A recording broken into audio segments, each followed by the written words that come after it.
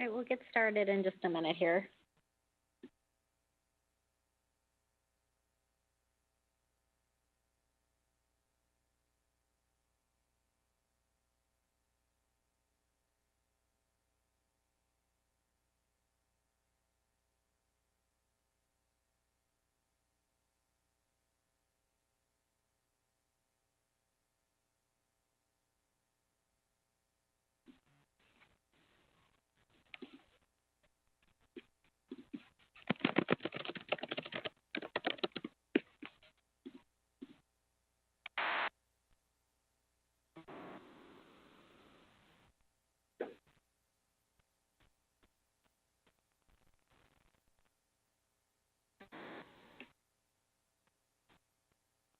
Okay, it is 5:30. At this time, are we ready to get started? Good, awesome. Okay, it is 5:30, and at this time, I'd like to call to order our Teaching, Learning, Equity, and People Services Committee meeting. Ms. Shope, may we please have a roll call for attendance? Yes. Tia Johnson. Here. Greg Schneider. Present. Megan Miller. Present. All members are present. All right, thank you so much. That takes us next to item 1C, approval of the agenda. Would anybody like to make a motion to approve our agenda this evening? So moved. Second. We have motion by Ms. Johnson, second by Mr. Schneider. Any discussion? Okay, hearing none, all those in favor, please say aye. Aye. Aye. All right, motion passes unanimously. That takes us next to item 1D, the approval of the minutes. Is there a motion to approve our committee meeting minutes from January 16th? So moved. Second. Okay, we have a motion by Schneider, second by Johnson. Any discussion? Hearing none, all those in favor, please say aye. Aye. Aye. All right, motion passes unanimously, and at this time, I am delighted to turn us over to our only agenda item for the evening. Mr. Jason Knoll of the Social Studies Group is going to be presenting to us. So, Mr. Knoll, whenever you're ready. Good evening, Teresa Mortek, Executive Director, Teaching and Learning and Equity. Before Jason gets started, I just wanted to highlight a little bit where we're going with social studies, because that's how our slide deck is framed. So last year, we were very fortunate to bring Jason on board. He's how many years were you a teacher?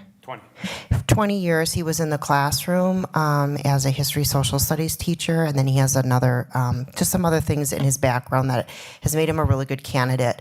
And when we were thinking about this position and doing this new hire, something that we really wanted to think about was, of course, continuing standards-aligned instruction for social studies and history, but also leaning into local context and relevancy. So if we're learning about U.S. history, what's that local kind of Beloit piece to it?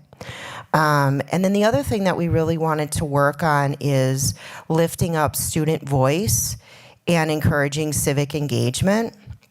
And so in thinking about relevancy and student voice and civic engagement, which is also a big turning piece that's happening in the standards and state work for social studies, has been a fun thing to plan. And so expect more to come in that, in our work that we're doing. And so again, that helps to frame some of the pieces that we've pulled out tonight for you to hear about as an update.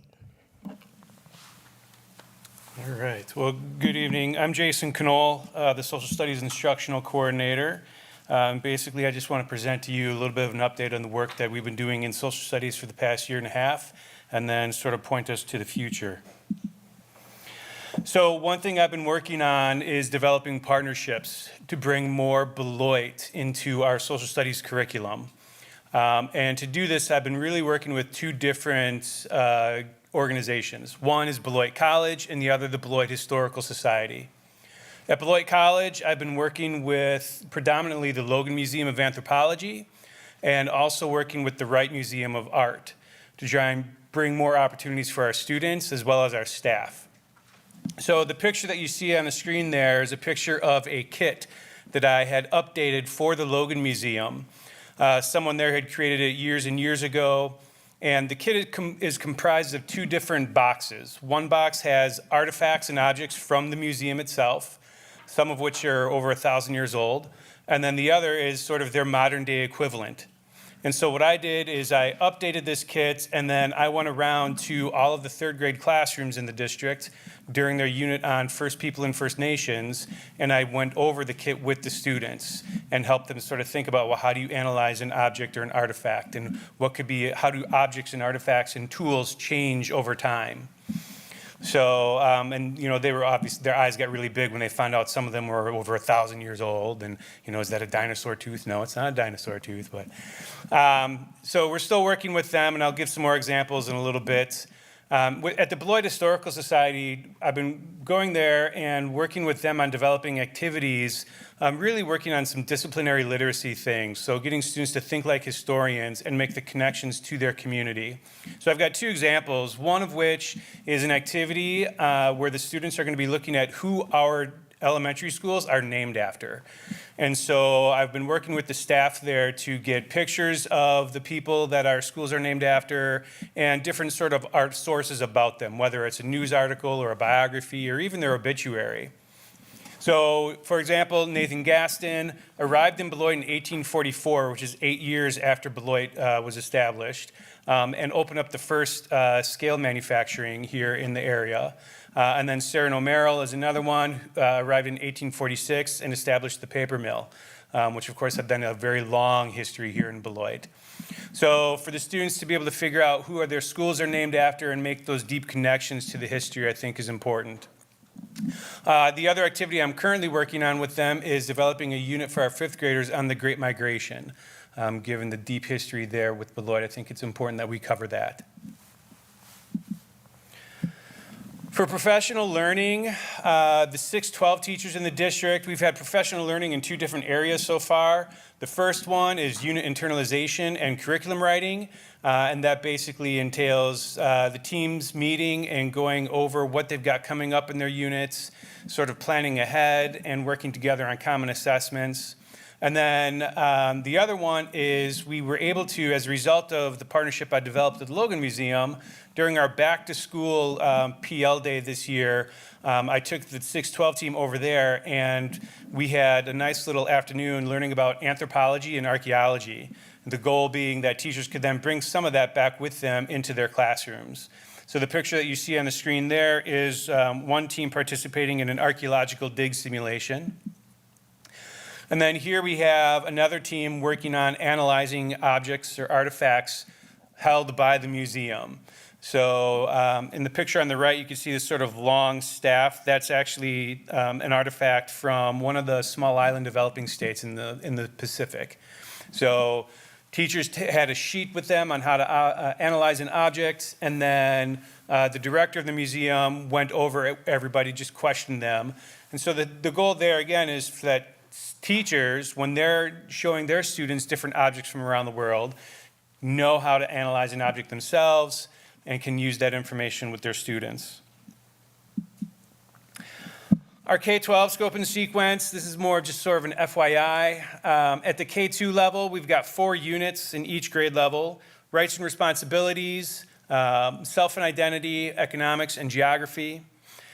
At the 3-5 level, we're getting more aligned with DPI's suggested scope and sequence, and this is to incorporate more Wisconsin and U.S. history.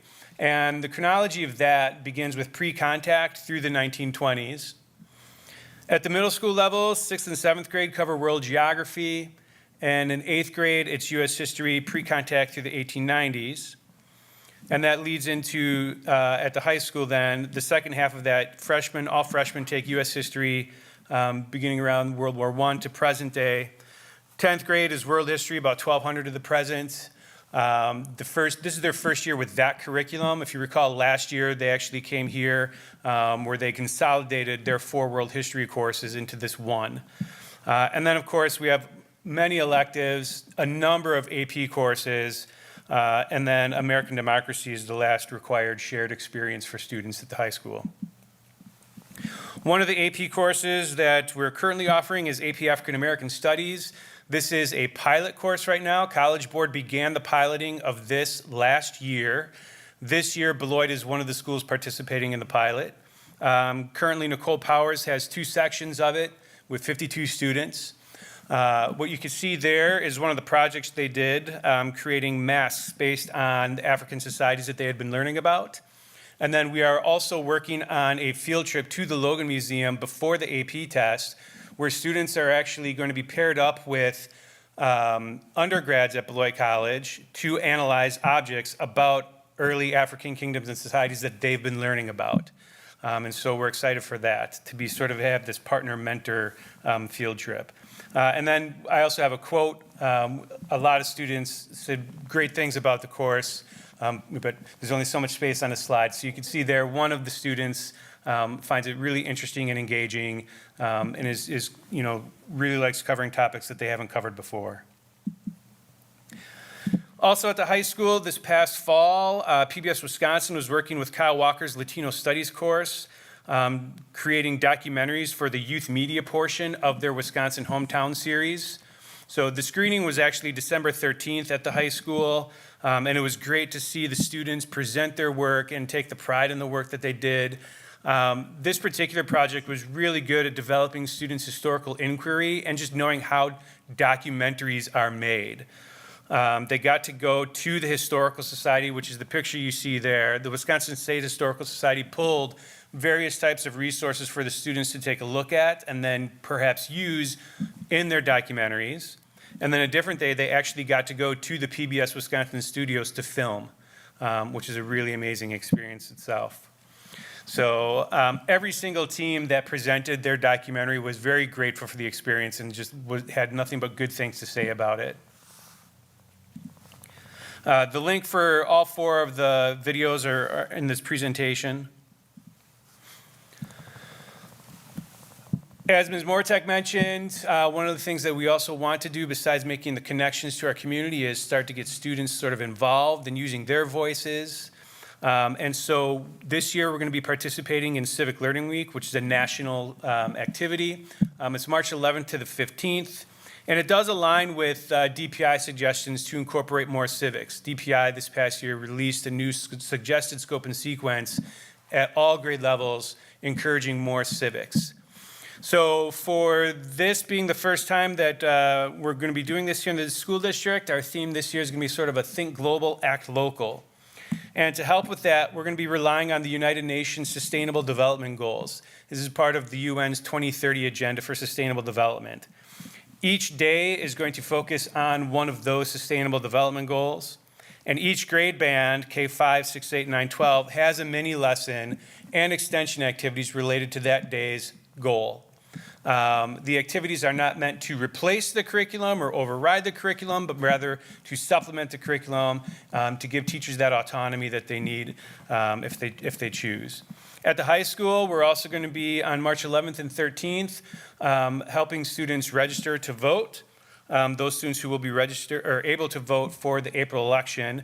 So we've got officials from the Rock County Clerk's Office, the Beloit City Clerk's Office, as well as the League of Women Voters coming in to help students with that process. Pointing to the future, 2 things to kind of be aware of is that in March, a number of us are going to be attending the Wisconsin Council for Social Studies annual conference. We'll be taking a team from the high school to go up there. Nicole Powers is going to be presenting a session on teaching AP African American Studies, because next year is the first year that any school across the country can teach that course. I encouraged her to give a presentation on what her experience has been like, and sort of then, inform other teachers or schools who might be interested in taking that on themselves also.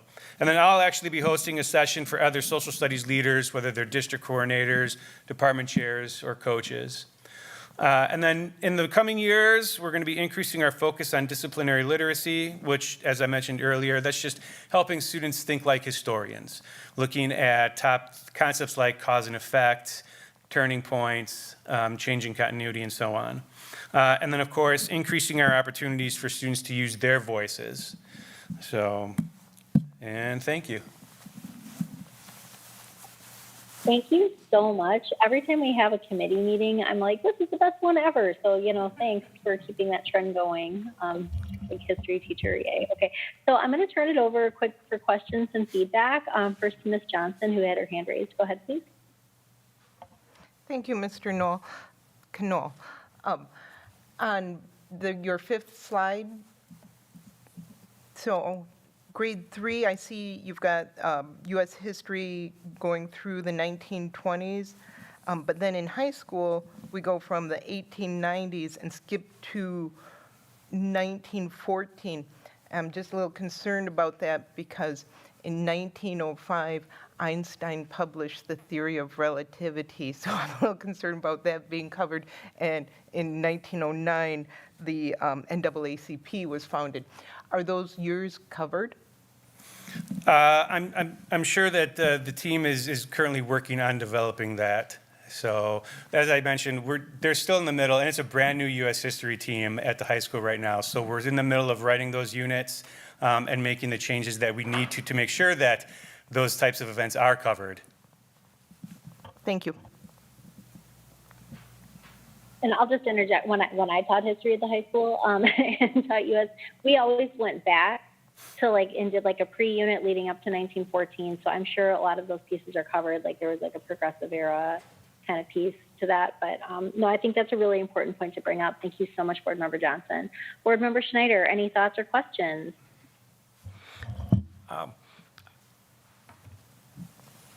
I like the new concepts as we expand on history.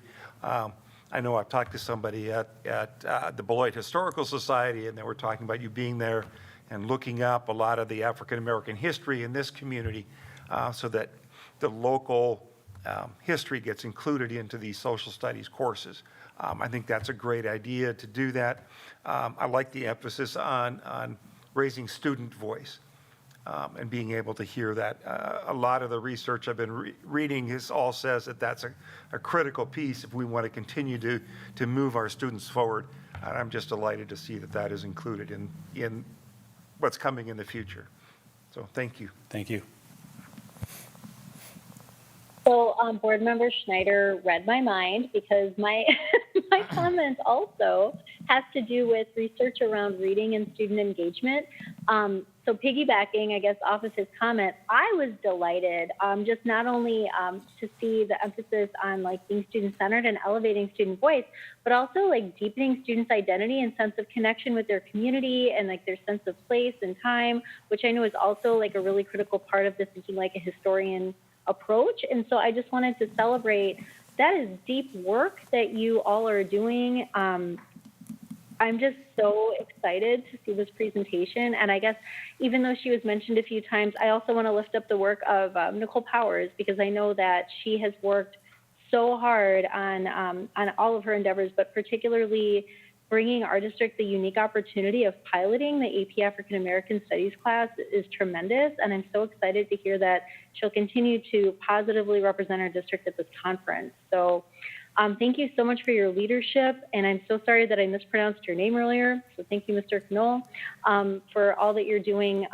in this capacity to help grow and continue to deepen the work that we're doing with social studies.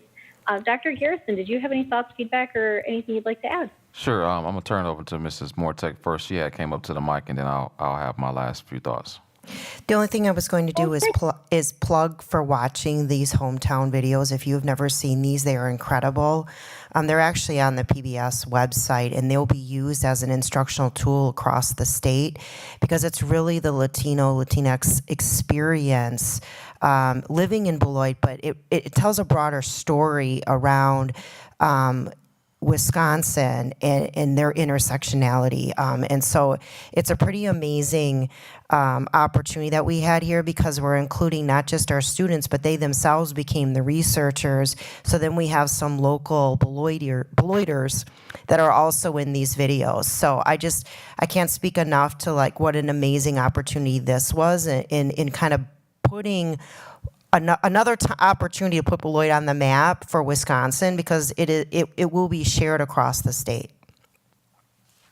Thank you. And, one of the things I would like to say is, as we continue to look at history, it's not all about the things that happened in the past. Naturally, things are happening right now in which history is being made. And there's a connection to that in the state standards now where books and things are still very important, but they're also focusing now more on current events, historical figures, opportunities to make those connections both in the past and, of course, to the present. And I think that's interesting too, especially when we start thinking about how events is more personal, and it could be a more personal connection to the events that are happening, and the students can actually glean more from a historical perspective. So I like the history teacher thought that you mentioned, Mrs. Miller, all the way back to, right now, kids can learn from some of the current events that are happening right now in our society and tie those same themes to the state standards, which is a way for us to continue to move our conversations forward in our social studies curriculum. So again, to me, history is evolving. And we do still need to teach some of the things that did happen in the past, but also make those connections to some of the things that are happening right now. And hearing Mr. Cano share some of the thoughts around how our students are playing more of a local control aspect to that is very important as well, because you don't see that in a lot of cities where you look at your history and really try to look at Beloit history and tie that to some of our students' learning, which is also very important. So again, thank you so much to the team for giving us this update, especially when, there's so many updates that we could actually do. This is also a very important one. Thank you. Thank you so much. Absolutely. Yeah, I love that students are meaning makers and practitioners. Awesome stuff. Our next meeting date then and our meeting closing will be, it's not loading up for me here. Oh, there it is. Nope, it didn't. I lied. There it is. March 19th, 2024. And for some reason, the time's not up there, but I believe we'll be at 5:30. So join us then next time. Does anybody else have any thoughts or comments before we adjourn?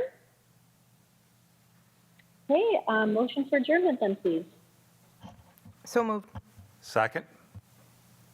Okay, motion by Ms. Johnson, second by Mr. Schneider. Any discussion? Hearing none, all those in favor, please say aye. Aye. Aye.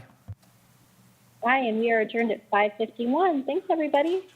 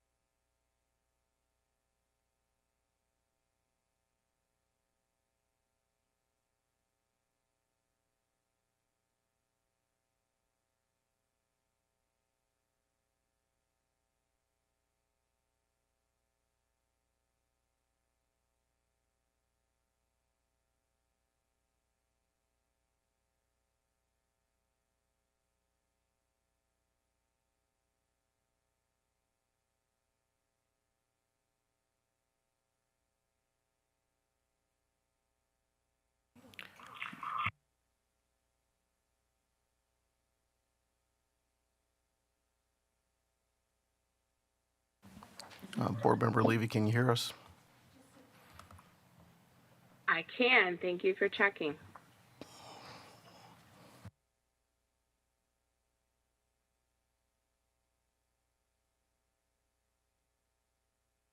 Go. A call to order the February 20th, 2024 Human Resources Committee meeting to order at 6:33 p.m. Mrs. Shope, could we have a roll call, please? Yes.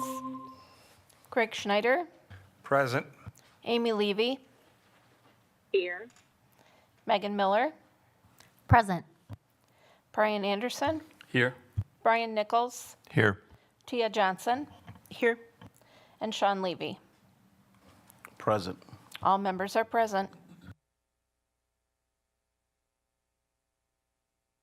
Is there a motion for the approval of the agenda? So moved. So moved. Second. Okay. It's been moved by Board Member Greg Schneider and seconded by Board Member Tia Johnson. Is there any discussion? Hearing none, all those in favor signify by saying aye. Aye. Aye. Aye. Aye. The motion passes unanimously. Is there a motion for the approval of the minutes? So moved. Is there a second? Second. It's been moved by Board Member Brian Nichols to approve the minutes, and with a second by Board Member Brian Anderson. Is there any discussion? Hearing none, all those in favor signify by saying aye. Aye. Aye. Aye. Aye. Aye, the motion passes unanimously. We're now on to 2A. A motion may be made to convene the Human Resources Committee into closed session pursuant to Section 19.85, parentheses 1, parentheses C of the Wisconsin State Statutes relative to considering employment recommendation exhibits. Is there a motion? So moved. Is there a second? Second. It's been moved by Board Member Amy Levy, seconded by Board Member Tia Johnson. Is there any discussion? Hearing none, Mrs. Shope, could we have a roll call vote to go into closed session, please? Yes. Tia Johnson, Aye. Brian Nichols, Aye. Brian Anderson, Aye. Megan Miller, Aye. Amy Levy, Aye. Greg Schneider, Aye. and Sean Levy. Aye. Motion carried unanimously. We do have a closed session link, so we'll close out of our, oh, I just closed out. So we'll close out of the public meeting. And we can do it back. These things out here like this.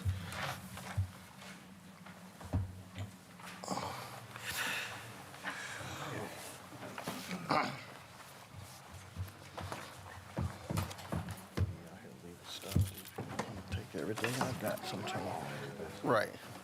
Leave my wallet around here. I don't want to do that.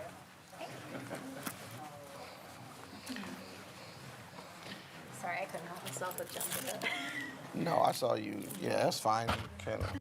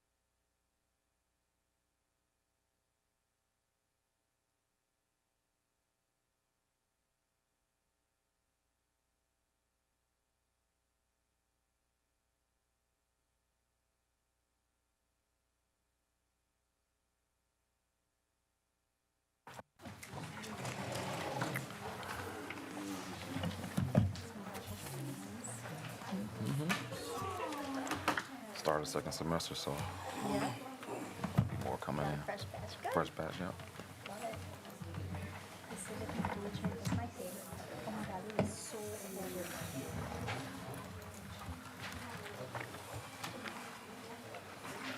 Wow. Am I right? Yeah, you're right.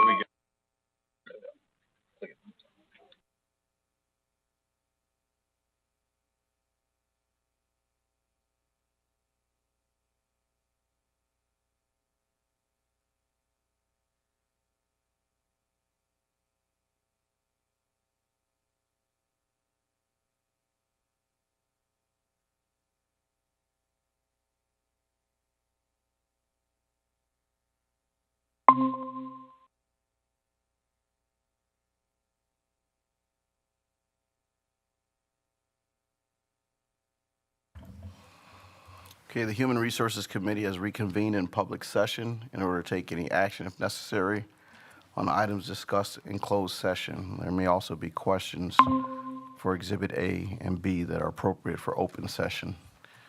Board members, are there any questions for Exhibit A and B?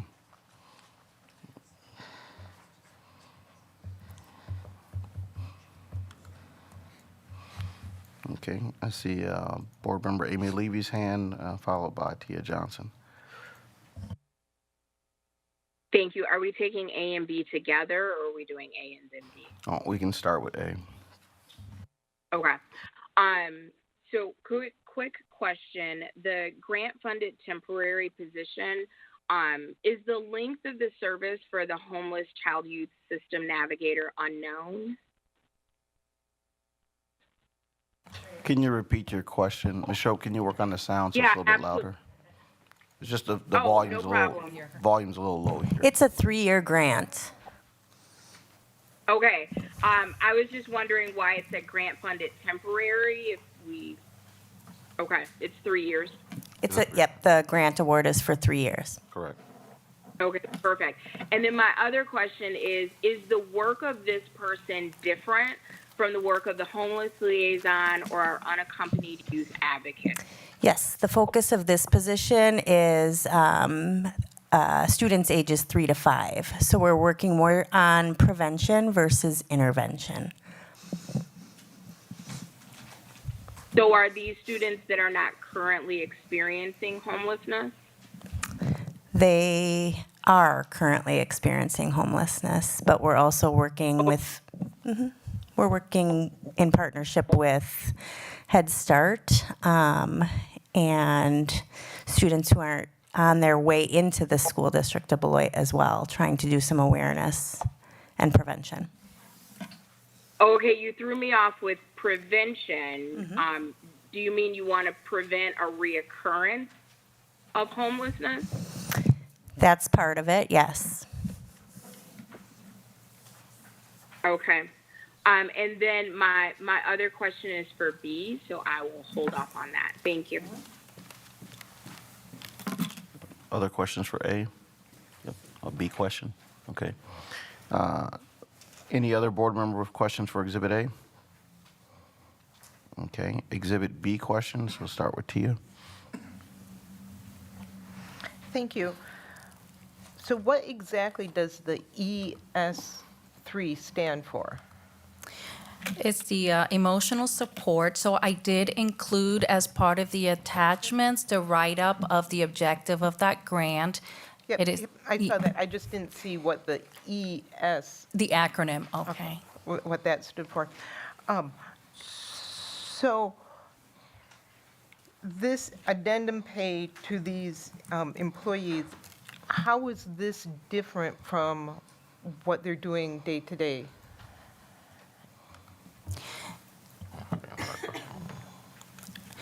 So the difference is that this is work that they're doing outside the scope of their duties. The objective of the grant, which was a 3-year grant, it was presented to the board back in 2021 school year, was basically to track down and increase the reporting and the data for the special ed students with IEPs. So during the regular school day, the staff members work directly with our students. The additional hours are dedicated exclusively to the compiling of and addressing the requirements of the grant, so as to not take away time from student services.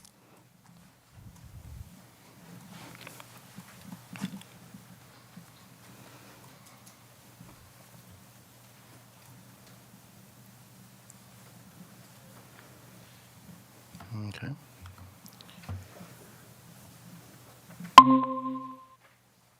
Are there any other Exhibit B questions?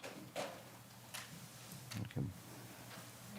I do if no one else does, but I can wait. I'll go ahead, Board Member Levy. Thank you. So a couple questions on the same topic, so I'll start there. I'm having a little difficulty understanding the difference between grant-funded tasks and an addendum. If someone can give me an overview of those differences. Sure. So addenda refers to anything that is a piece of pay provided to particularly a contract employee that is outside the scope of what they're contracted by the district to do. Now, from time to time, the Board of Educators is presented with the addendum matrix.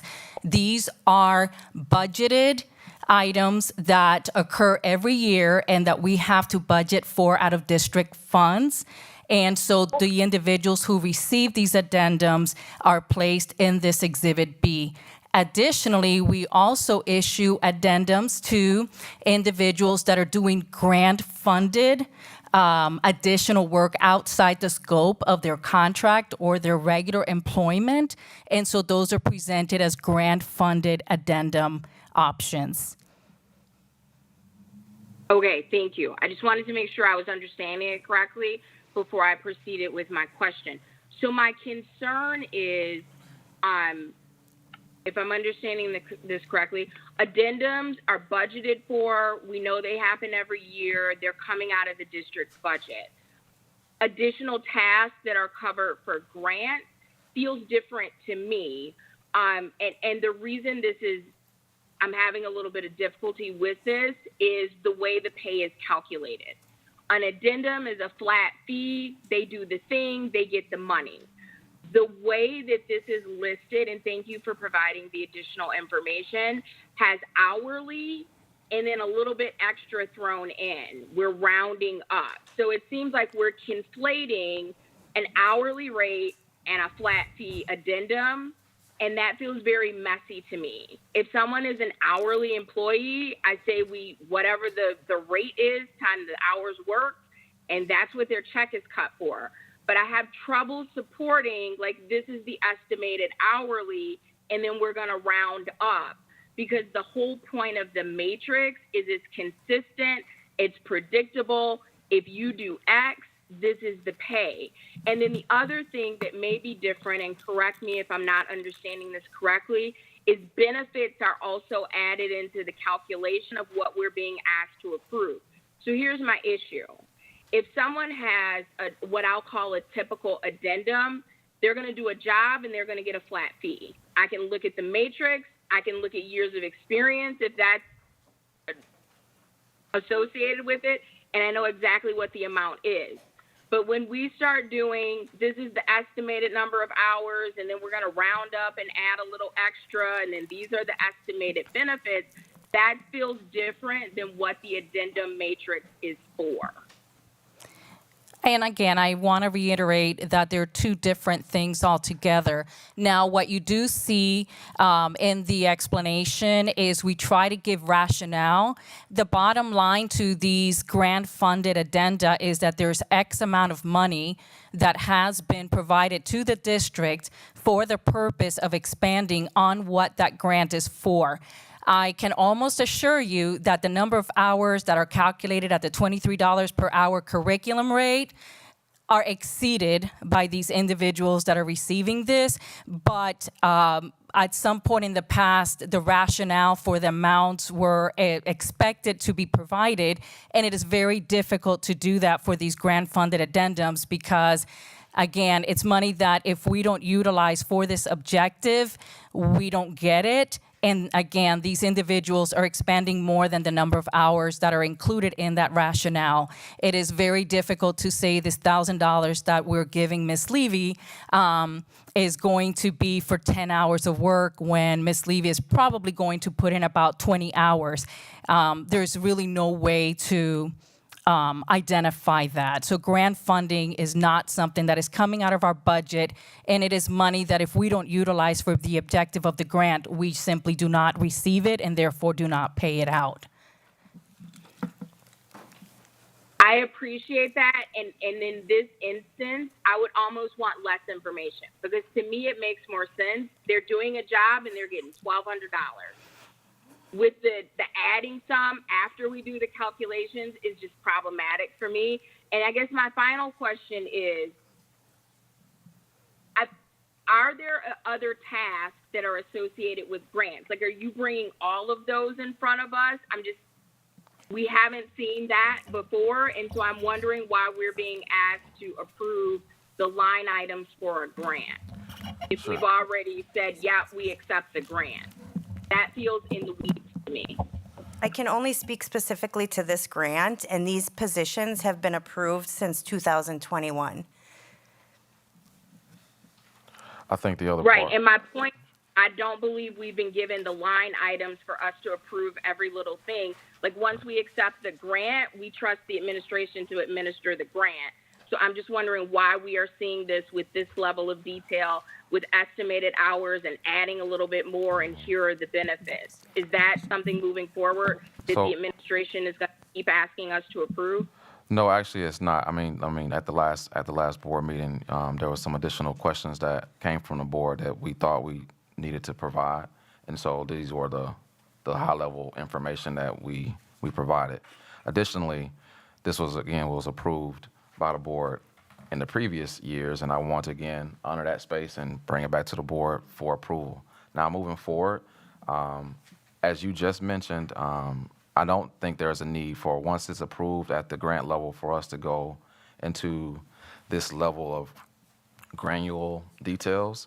And so that's my space that I'm operating from now. I just wanted to follow what the board had approved in the past in this situation, bring it back, because it's the last year of it, and move from there. Again, from the additional questions that came from last week, we provided as much detail as I thought we should have provided, and that's kind of why you got all this information now.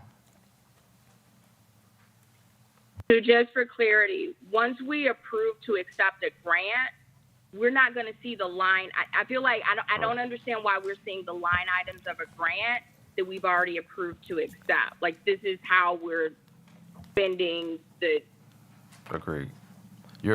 Again, based off of what I was able to review from this being approved by the board last time, my practice is, if it's been approved at the board level before, my goal is to bring it back to the board level for its approval. From last time, there was additional questions, and again, we brought this additional information. But like you just mentioned, once it's approved, once the grant is approved, it's up to us to administer the grant at the local level, at the school level. And so that's not something that I do not believe we should be bringing to you all moving forward. I'm just following what I thought we should follow based off of the questions that was provided. And again, all I did was follow past practice. Since this grant has been in place, this is the third and last year. each time the addendum for each of the recipients was brought to the board. So all I did was, lather, rinse, repeat of what the expectation was. So I concur. If we don't need to bring this granular information to the board, I would be more than happy to oblige. Just for clarification, this, at our last meeting, this was held over, correct? And so the administration provided additional details because board members felt that they needed that information. So this information is being presented to board members again as the administration is seeking approval of something that we have approved since 2021. Just for clarification, I don't think we've approved all of the components of the grant since 2021. We approved the grant and then they moved forward. This was being treated as an addendum that was not included on the matrix. I didn't realize at that point, because I'm the one that asked the questions about it, that we were going to get into the weeds of a grant that was already approved. And I respect that. However, in my response to the email that was sent to me, I did include the information about the approval process by the Board of Educators back in 2022, where the addendum was brought in as part of Exhibit B for approval for the ES3. And all I did was repeat the same process that the board obviously expected back then on this last year of the grant. I am totally in agreement with not moving forward, not providing this once a grant has been approved. I just wanted to provide you with the explanation as to the why it was there in the first place, why additional information was provided, and why it is back before the board tonight. There's nothing else from administration. Are there any other Exhibit B questions? Yeah, I do have a question. If we could, again, if someone else did, I can yield. It's on you, Board Member Levy. Perfect. Thank you so much. Just a quick question. Is the administration stating that Coach Johnson, because she's already receiving an addendum as an assistant coach, that she is going to receive two addendums? The addendum for the assistant coach, which has already been approved, and then a prorated addendum to serve as the head coach simultaneously. I just wanted to be clear, is that what the administration is recommending? Yes. Yes, ma'am. Okay, so she's going to be conducting both roles at the same time. We wouldn't take away her previous pay and not prorate for what she's doing currently. So. No. My question is, the expectation, she's doing assistant coach duties and head coach duties at the same time, and that's why the original addendum that's already in place, which I don't think anyone is recommending that be pulled, and then the prorated for the additional head coach responsibilities. I just wanted to make sure I was clear. You're clear. Thank you so much. So I have some B questions. For the example, with the assistant coach, coaching positions receive addendums, and we're looking at the number of contests that a coach may serve in. So if there's 10 contests, the person fulfilling that role fulfills all 10, serves during the duration of the contract, receives the full contract. In this situation, since this coach was the assistant, but now that coach is taking on the head coaching responsibilities for whatever portion of contests that are remaining, they are not getting the assistant coach addendum. They're getting the head coach addendum for those last contests while they're in that role, correct? We calculated the difference between the assistant and the head coach amounts. So she will be receiving, because we don't pay these out until after the sport is complete for the season. And so we calculated the number of games at which she was only at the assistant coach capacity. And then we prorated what she would make at the head coach and deducted the difference to come up with what is presented as the additional piece of pay for her to reflect that. Thank you. Board Member Levy? So that's different than what I just asked. So what I asked was her assistant coach addendum, and she's also getting the head coach addendum. Is she operating in both roles, which I'm completely fine with. I just wanted to be clear what we were doing. What is on this paper is the prorated for the head coach. This doesn't speak to the assistant coach because that's already been dealt with. So what is happening is she keeps her assistant coach stipend for the full season. In addition to that, she's getting a second stipend that's prorated at the head coach level for her years of experience if you follow the matrix. That's why I asked my first question, and I was told, yes, that's what's happening. Now, Ms. Almendares, are you saying that something different is happening? So the difference that we calculated was the number of games that the previous head coach had addressed, and then we calculated the number of games that were still left, and that difference is what we are putting on the board docs tonight for approval, because she will be taking on those additional duties that a head coach would have while still at her capacity. So it's a full addendum and a prorated addendum? Correct. Because the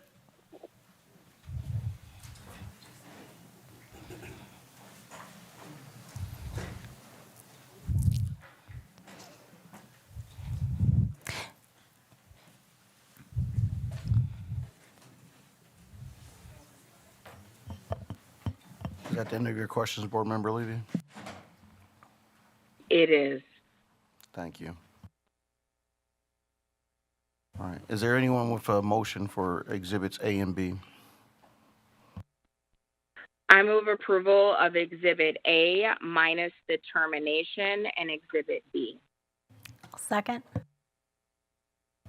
It's been moved and by Board Member Amy Levy and seconded by Board Member Megan Miller. Is there any discussion? Hearing none, all those in favor signify by saying aye. Aye. Aye. Aye. Aye. Aye. Aye. All right, motion passes unanimously.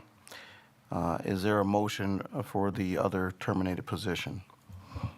So moved. Second. It's been moved by Board Member Megan Miller, seconded by Brian Anderson.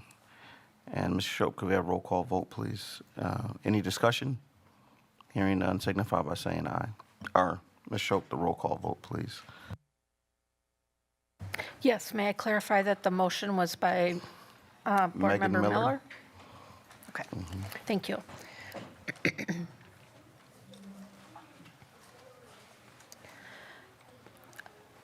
Tia Johnson, Aye. Brian Nichols, Aye. Brian Anderson, Aye. Megan Miller, Aye. Amy Levy, Nay. Greg Schneider, and Sean Levy. Aye. Motion carried 6-1.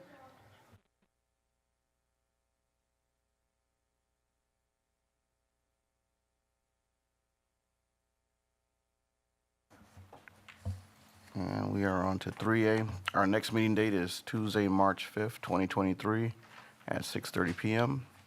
Is there a motion for adjournment? So moved. Second. Been moved by Brian Nichols, seconded by Brian Anderson. Is there any discussion? Hearing none, all those in favor signify by saying aye. Aye. Aye. Aye. Aye. Aye. And the motion passes unanimously.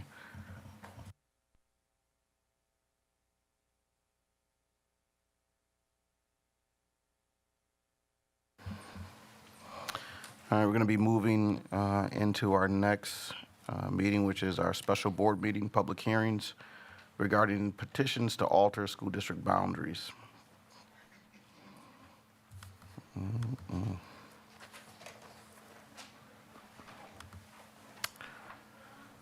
I'm going to call this February 20th, 24th special board meeting to order at 7:25 p.m. Mr. Shope, could I have a roll call, please? Yes.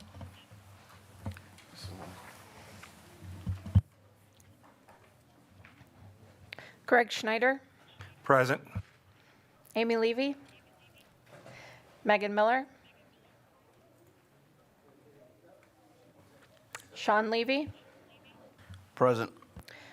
Brian Anderson, Here. Brian Nichols, Here. Tia Johnson, Here.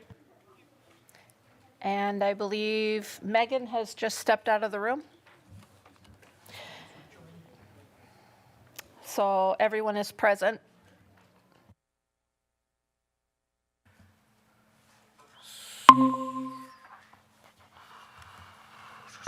I apologize, Ms. Shope.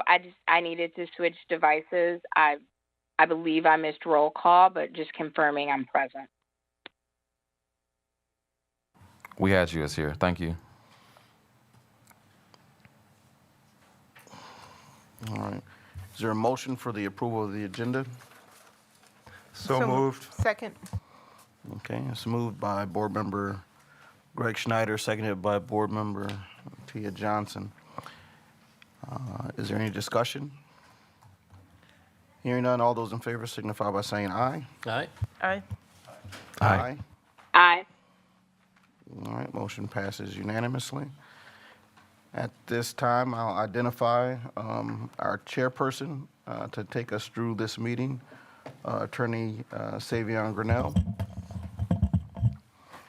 And he'll lead us through this special meeting for petitions to alter school district boundaries. All right. Good evening, everybody. My name is Attorney Savion Grinnell. I'm here on behalf of the school board and will be acting as the chairperson for this special meeting on the public hearing for the petitions of detachment. At this point in time, I'd like to pass it over to Dr. Garrison to read the notice of the meeting. Sure, the notice was properly noticed on Friday. I apologize, I did not have that date. What was Friday? I think it was the 16th. Yep, Friday the 16th, and that's why we're here today on Tuesday the 20th to conduct the public hearings regarding petitions to alter our school district boundaries. All right, and at this point in time, starting from my left all the way back down, could we have an introduction of the present school board members, please, including any who might be participating virtually? Tia Johnson. Brian Nichols. Brian Anderson. Sean Levy. Megan Miller, Greg Schneider. Amy Levy. Thank you. And we're first going to be starting off with the Riley petition, the Riley J. Flory. Am I saying that correctly? Is it Flory? That's right. Okay. And Elizabeth A. Flory. But first, before we do that, I do want to make sure that the audience, including the board members, know the statutory basis for making the decision for this particular petition that we are going to be discussing today. This is under Wisconsin Statute 117.12. And after a petition is filed with two affected school boards and two affected school districts, this one being the school district of Beloit, the other district being the Beloit-Turner School District, during the month of February, each affected school board must give the petitioners an opportunity to meet with the board to present reasons for the proposed reorganization before adopting a resolution either granting or denying the detachment. In this case, you have a petitioner wanting to detach particular parcel from the school district of Beloit and attach that particular parcel to the Beloit-Turner School District. And so each affected school district must vote to adopt a proposed reorganization, either granting that petition or denying that particular petition. All right. And in order to do so, there must be certain criteria that each affected school board must go through. And those particular criteria are in Wisconsin Statute 117.15. And I apologize, and they are a little long, but I am going to go through those particular criteria for the benefit of everybody in the room, and most particularly the school board members. So, in making a decision under Wisconsin Statutes 117.08 to 117.132, a school board shall consider the following factors as they affect the educational welfare of all of the children residing in all of the affected school districts, and may consider other appropriate factors. Number one, the geographical and topographical characteristics of the affected school districts, including the estimated travel time to and from school for the pupils in the school district. Number two, the educational needs of all of the children residing in the affected school districts, the educational programs currently offered by each affected school district, and the ability and commitment of each school district to meet those needs and continue to offer those educational programs. Number three, if territory is proposed to be detached from one school district and attached to an adjoining school district, or proposed to be included in a new school district under 117.05, whether the proposed detachment will have any adverse effect on the program currently offered by the school district from which the territory is proposed to be detached, including both curricular and extracurricular aspects of that program. Number four, the testimony of and written statements filed by the residents of the affected school districts. Number five, the estimated fiscal effect of the proposed reorganization on the affected school districts, including the effect of the apportionment of assets and liabilities. Number six, whether the proposed reorganization will make any part of a school district's territory non-contiguous. Number seven, the socioeconomic level and racial composition of the pupils who reside or will reside in territory proposed to be detached from one school district and attached to an adjoining school district, and territory proposed to be included in a new school district under Section 117.105, or in school district proposed to be consolidated, or in a school district proposed to be dissolved.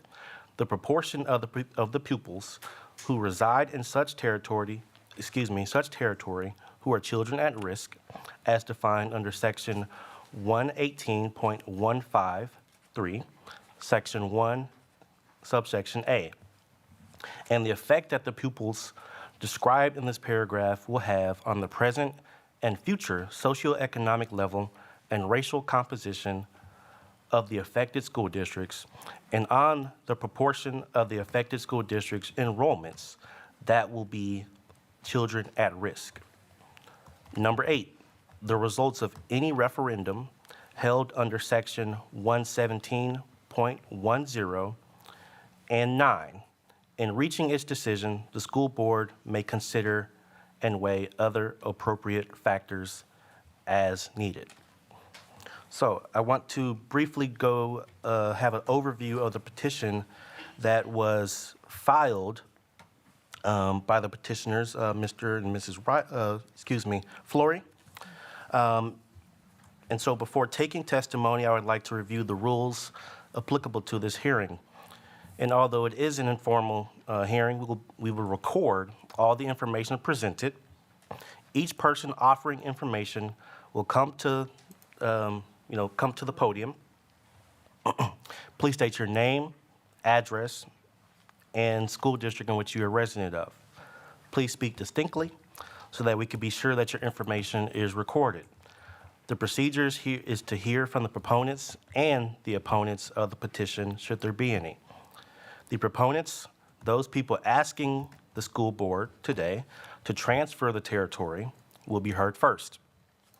Following the proponents, the opponents of the petition, those who do not want the territory to be transferred, will be heard, if there are any. Following the initial presentation by the proponents and opponents, There will be a short time allotted for rebuttal and or summation by both sides in the same order as before. And so at this point in time, we have the petition that was filed, let's see, by the Florys, and they ask for property to be detached from the Beloit School District to the Turner School District. And at this point in time, the number of pupils residing in the territory to be described would be 3. All right.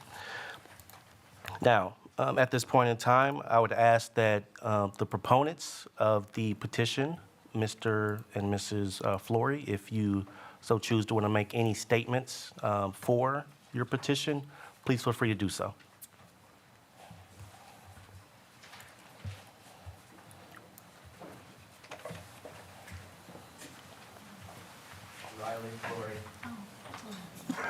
Riley Flory, 3404 Prairie Avenue, Beloit, Wisconsin. I just want to thank you guys for taking your time to receive the petition, and that's all. And all 3 of my children are not in the district now. That's not on the petition. But thank you very much.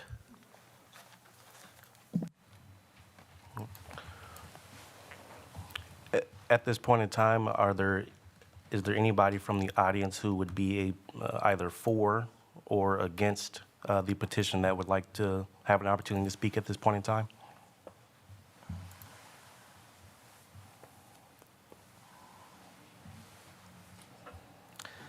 Seeing that there are none, I will move forward. Board members, did you have any questions for the petitioner? All right. Seeing, Yeah, what is the purpose for seeking the detachment? yeah,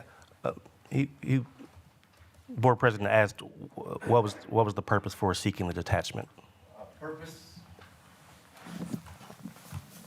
The reason me and my wife and I proposed it was to get all of our kids in the same school district, and they can get busing to their school district. And if you look at the boundary map, we're like a secluded island there where we're at. We just wanted to have it all be conjoining the same.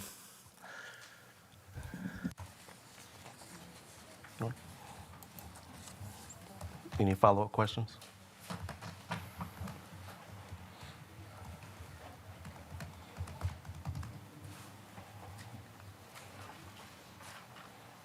I guess just as I'm trying to get familiar with the property, understanding like some of the non-contiguous borders between the Beloit Turner School District and the School District of Beloit, you're saying you're in one of those funny spaces where you're in the city, but not in the city, or in the school district, but... Yeah, we are city. We are the city of Beloit, actual city, but everyone around us is township, and everybody in our area is Turner schools. We're the only ones on that side that is city schools. Okay, thank you. Any other questions from board members? Yes, sir. I have my hand raised. I'm not sure if it was noticed or not. Just a question for clarification. Is the parent saying that because they are in the boundaries of the school district of Beloit, they are ineligible for busing for the district where their students attend? And if they were in the district where their students currently attend, they would then be able to receive busing. Did I understand that correctly? So there's multiple answers to that question. So one of my students now go to Lincoln Academy. So he would then go to Turner, and then he would be able to get bused along with my other 2 children if they were to be in the district of Turner. Right now, they cannot ride the bus. Did that answer the question, ma'am?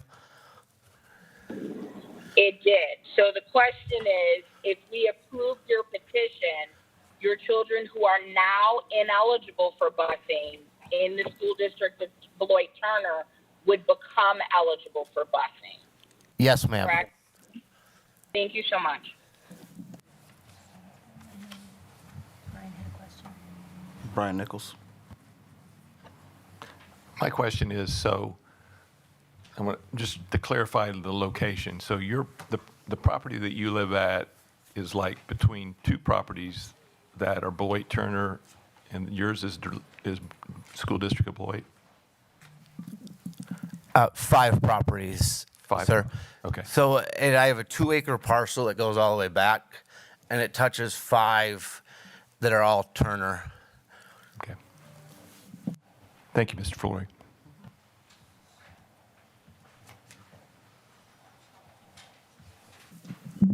If it would please the board, I can project a map for you, if that would be helpful. That would be helpful. I thought it might be.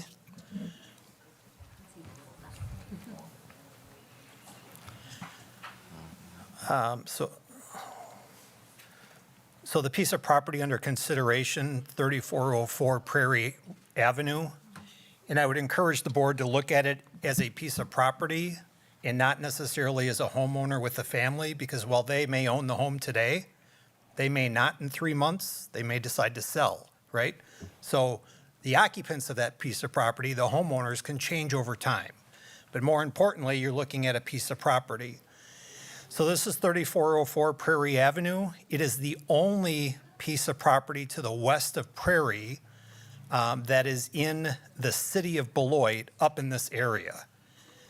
These yellow pieces of property over on the right-hand side are the school district of Beloit, east of Prairie Road. But this blue piece of property here to the west of Prairie Road, labeled for whatever reason Security Farms, and maybe you know history on that, I don't. But that is the piece of property in question.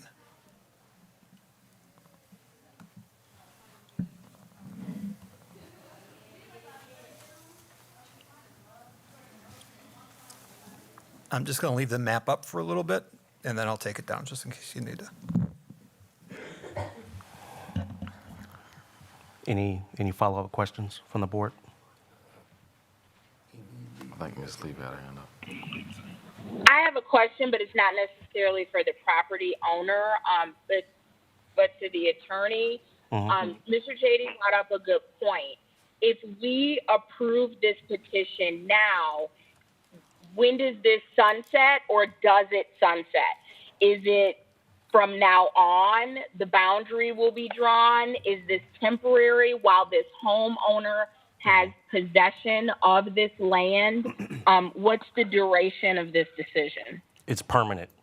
As of July 1 of this year, it will be permanent until somebody else goes through the process all over again to file a detachment, and the school boards, the adjoining school boards would have to both approve the detachment. So if Beloit Turner approved their petition, and if this school board approves their petition, as of July 1 of this year, it will permanently become essentially a part of the Beloit Turner School District.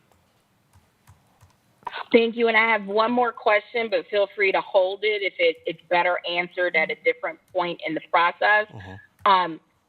Does the school district of Beloit, by shrinking our boundaries, what is the harm to the district?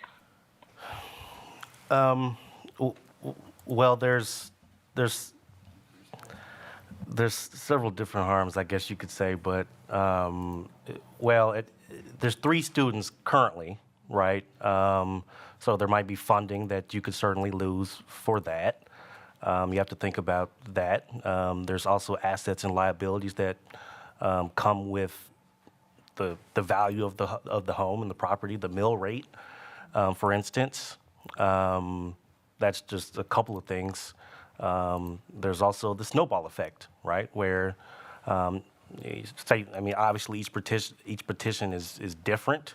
It's a case-by-case scenario, but if you have one detachment this year and you approve it, and then so forth and so on, you start chipping away at the properties that are attached to your particular district. So, I mean, there's reasons for it and there's reasons against it. Obviously, each situation is a case-by-case scenario.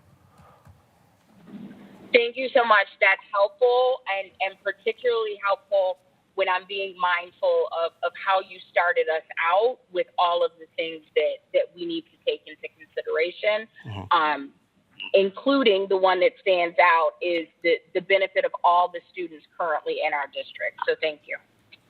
You're welcome. Any questions before I move forward?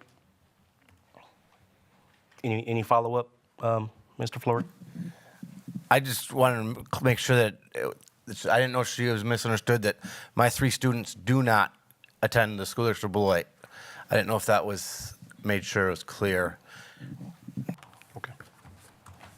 All right, thank you.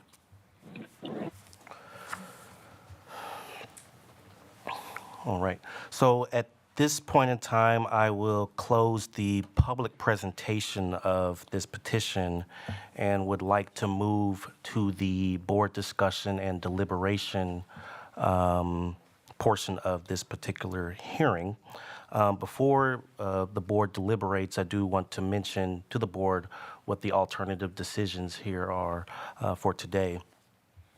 As the board deliberates, please consider the following: that the board can grant the request for transfer of the territory described in the petition, or it could deny the request for transfer of the territory described in the petition. Now, as for board deliberations, those will take place right in front of everybody in public. The only information presented hereafter will be on the request of the school board members concerning the information received by them or brought out in this meeting. If there are any questions, the board may ask them. Each board member that would like to state their thoughts on this petition may do so at any point in time. When stating your thoughts, please address the factors discussed at the outset of this hearing. You may also consider other factors as well. I do believe that a copy of the factors have been provided to you for consideration. So as you discuss and deliberate, please consider those factors which have been provided to you.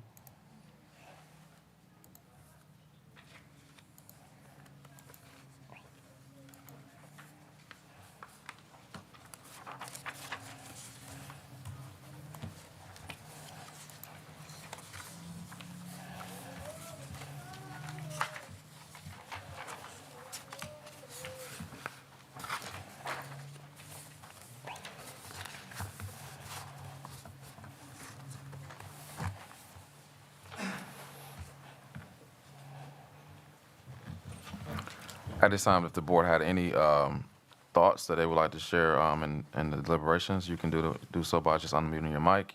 And if not, then our attorney, Greenwell, will proceed with the next actions.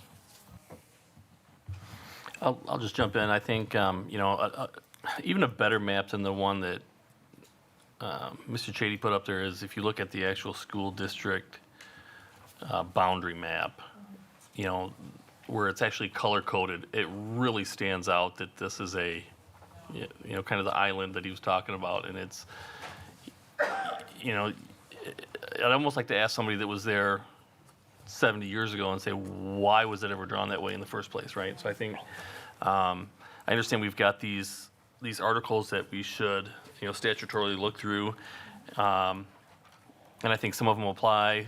Maybe some of them don't necessarily, but we take them all into account. But I think from just a common sense standpoint, you look at that map, and I'd say it's a pretty defining property line on Prairie Avenue that, I think would prevent that snowball effect. I think that was the only piece that, when you talk about the harm to the district, would prevent that going forward. Again, just in my opinion. So I think for that reason, I'll be supporting it. Attorney Grinnell, oh, I'm sorry. Board Member Johnson? Oh, I am in agreement if it was property along a contiguous boundary, but it's out there. So I'm with Board Member Anderson wondering why is it there? It seems kind of odd.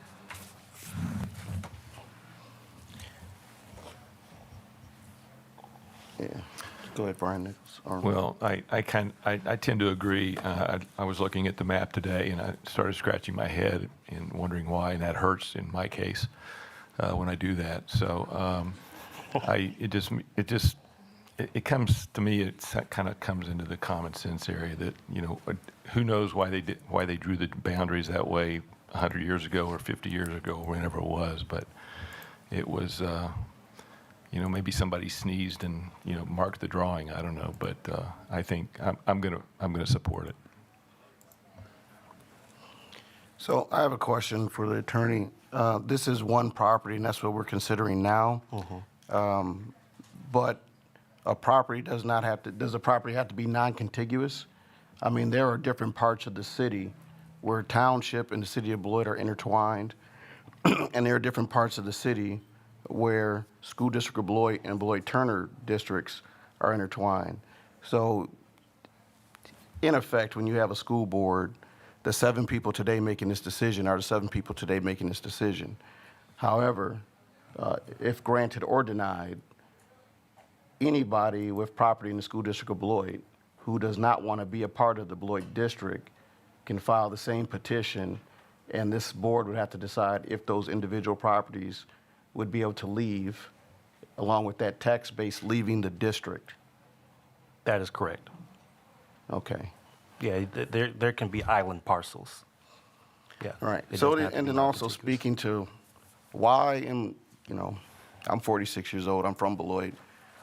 Why is part of Sherland, South Beloit, and the other part Beloit? Why, when you go down Wisconsin Avenue, is that the township? Hey, I wasn't a part of making those decisions, but I am a part of making this decision.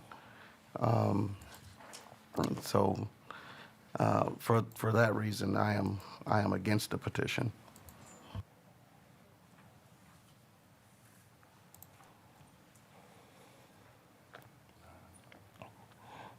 Any other comments from the board?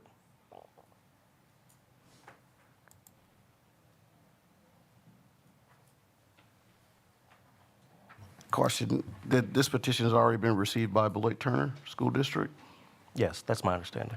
Did they vote to accept this parcel into their property, into their district?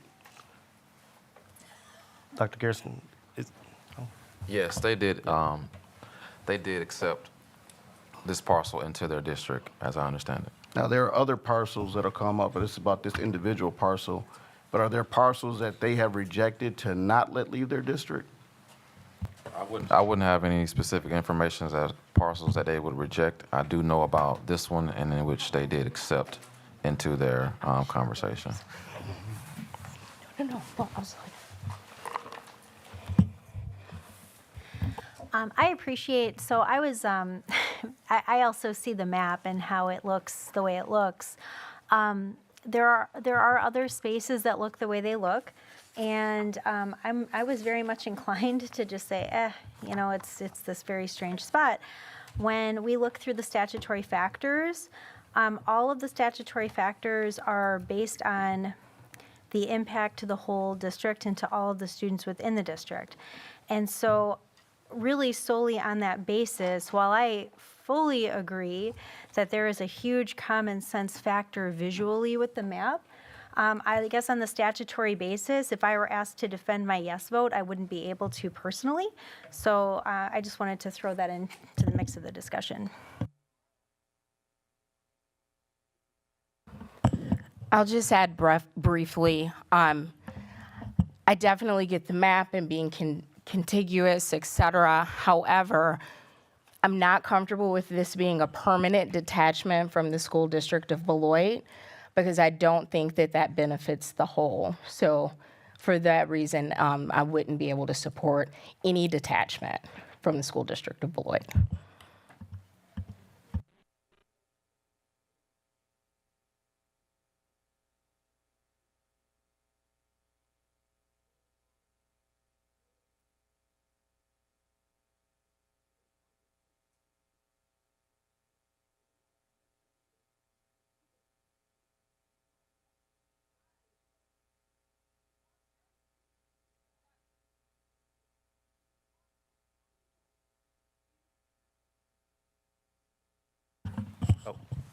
Thank you.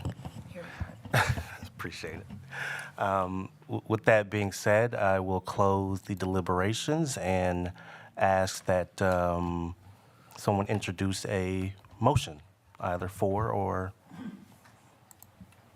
approval or for denying the reorganization.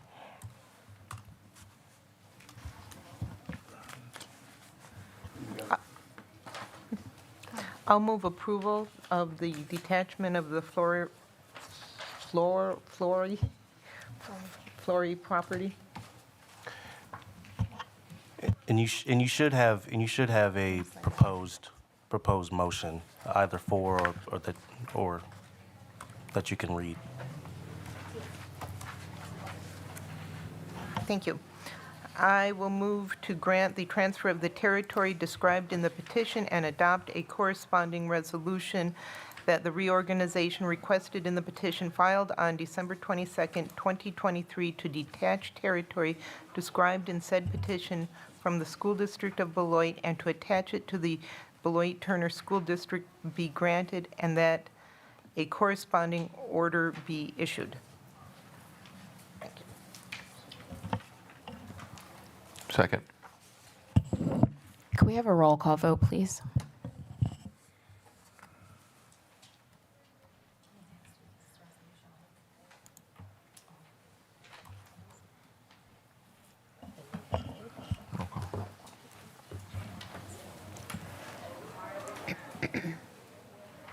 Yes.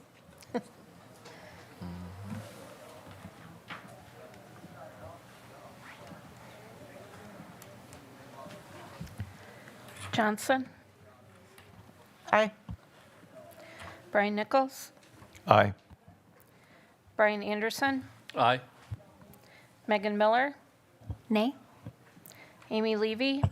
Nay. Greg Schneider? Nay. Sean Levy? Nay. The motion failed, 4-3.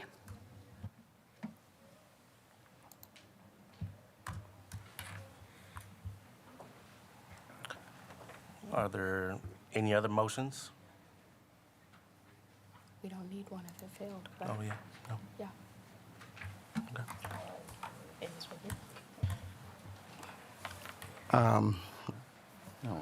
Oh, got it. Okay.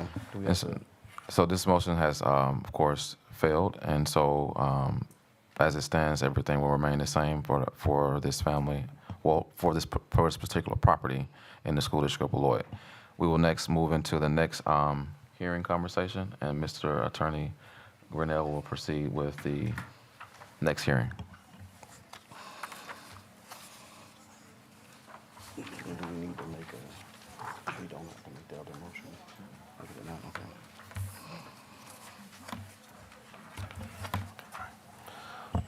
All right.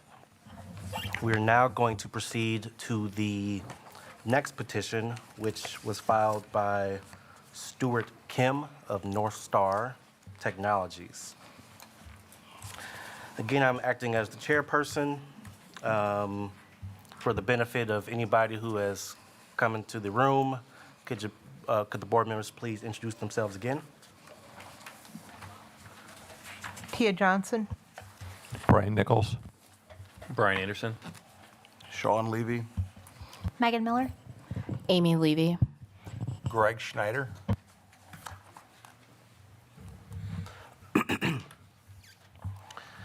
I apologize in advance for everybody who's stayed and had to listen to all the long introduction about the statutory process and et cetera, but I apologize. These are two separate public hearings, so the process has to be the same.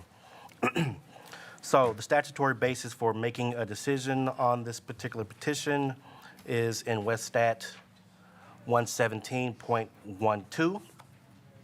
That indicates that after a petition has been filed, during the month of February, each affected school board must give the petitioners an opportunity to meet with the board to present reasons for the proposed reorganization before adopting a resolution either granting or denying the detachment.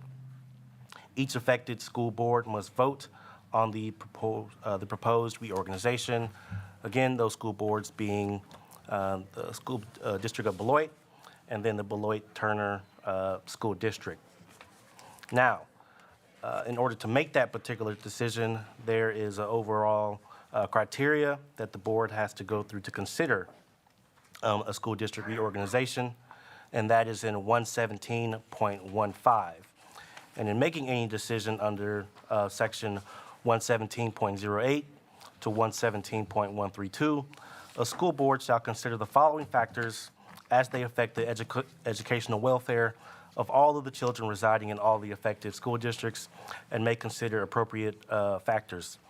Number one, the geographical and topographical characteristics of the affected school districts, including the estimated travel time to and from for pupils in the school districts. Number two, the educational needs of all of the children residing in the affected school districts, the educational programs currently offered by each affected school district, and the ability and commitment of each school district to meet those needs and continue to offer those educational programs.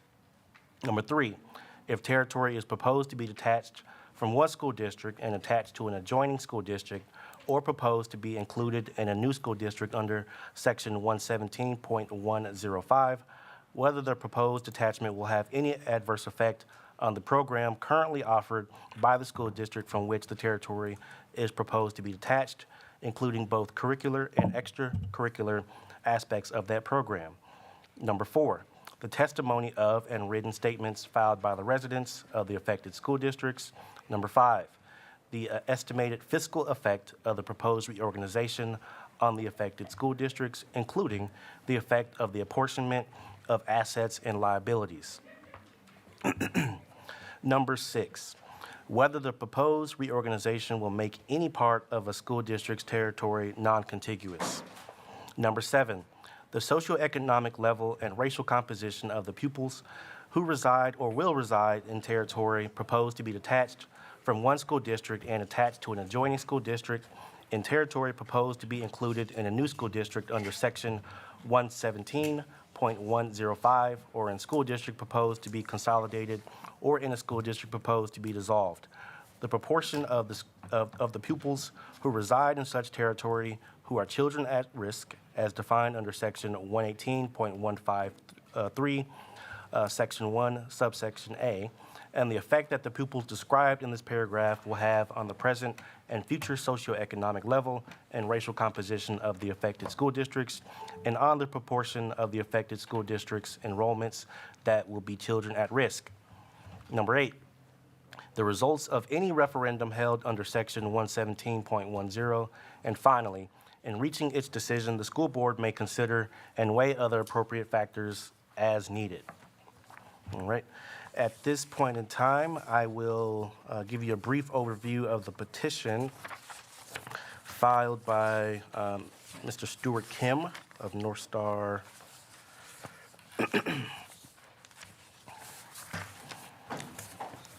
All right.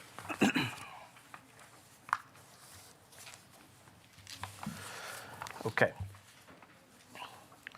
So this petition was filed on August 10th of 2023. It proposes to detach property from the Beloit-Turner School District and attach that to the Beloit, the School District of Beloit. Let's see here. Before taking testimony, I would like to review the rules applicable to this hearing. This, of course, is an informal hearing, but we will record all the information presented. Each person offering information will come to the come to the podium where you may stand. Please state your name, address, and school district in which you are associated with. Speak distinctively so that we can be sure that your information is recorded. The procedure is to hear from the proponents and opponents of the petition. The proponents, those people asking the school board to transfer the territory, will be heard first. Following the proponents, the opponents of the petition, those people who do not want the territory transferred will be heard. Following the initial presentations by the proponents and opponents, there will be a short time allotted for rebuttal or summation by both sides in the same order as before. And of course, the board is allowed to ask any questions that it may wish to do so at that point in time. So, with that being said, is there anybody that is the petitioner here and would like to speak? Or is there anybody that is a proponent that would like for the transfer to take place and would like to speak?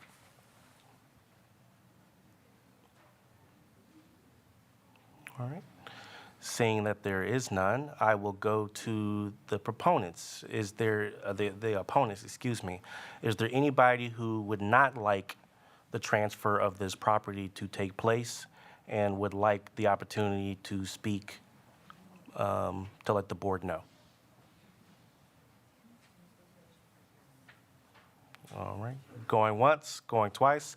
Seeing that there is nobody to speak either on behalf or against this particular petition, I will close the public presentation portion of this particular petition and move to the board deliberation phase for this particular petition.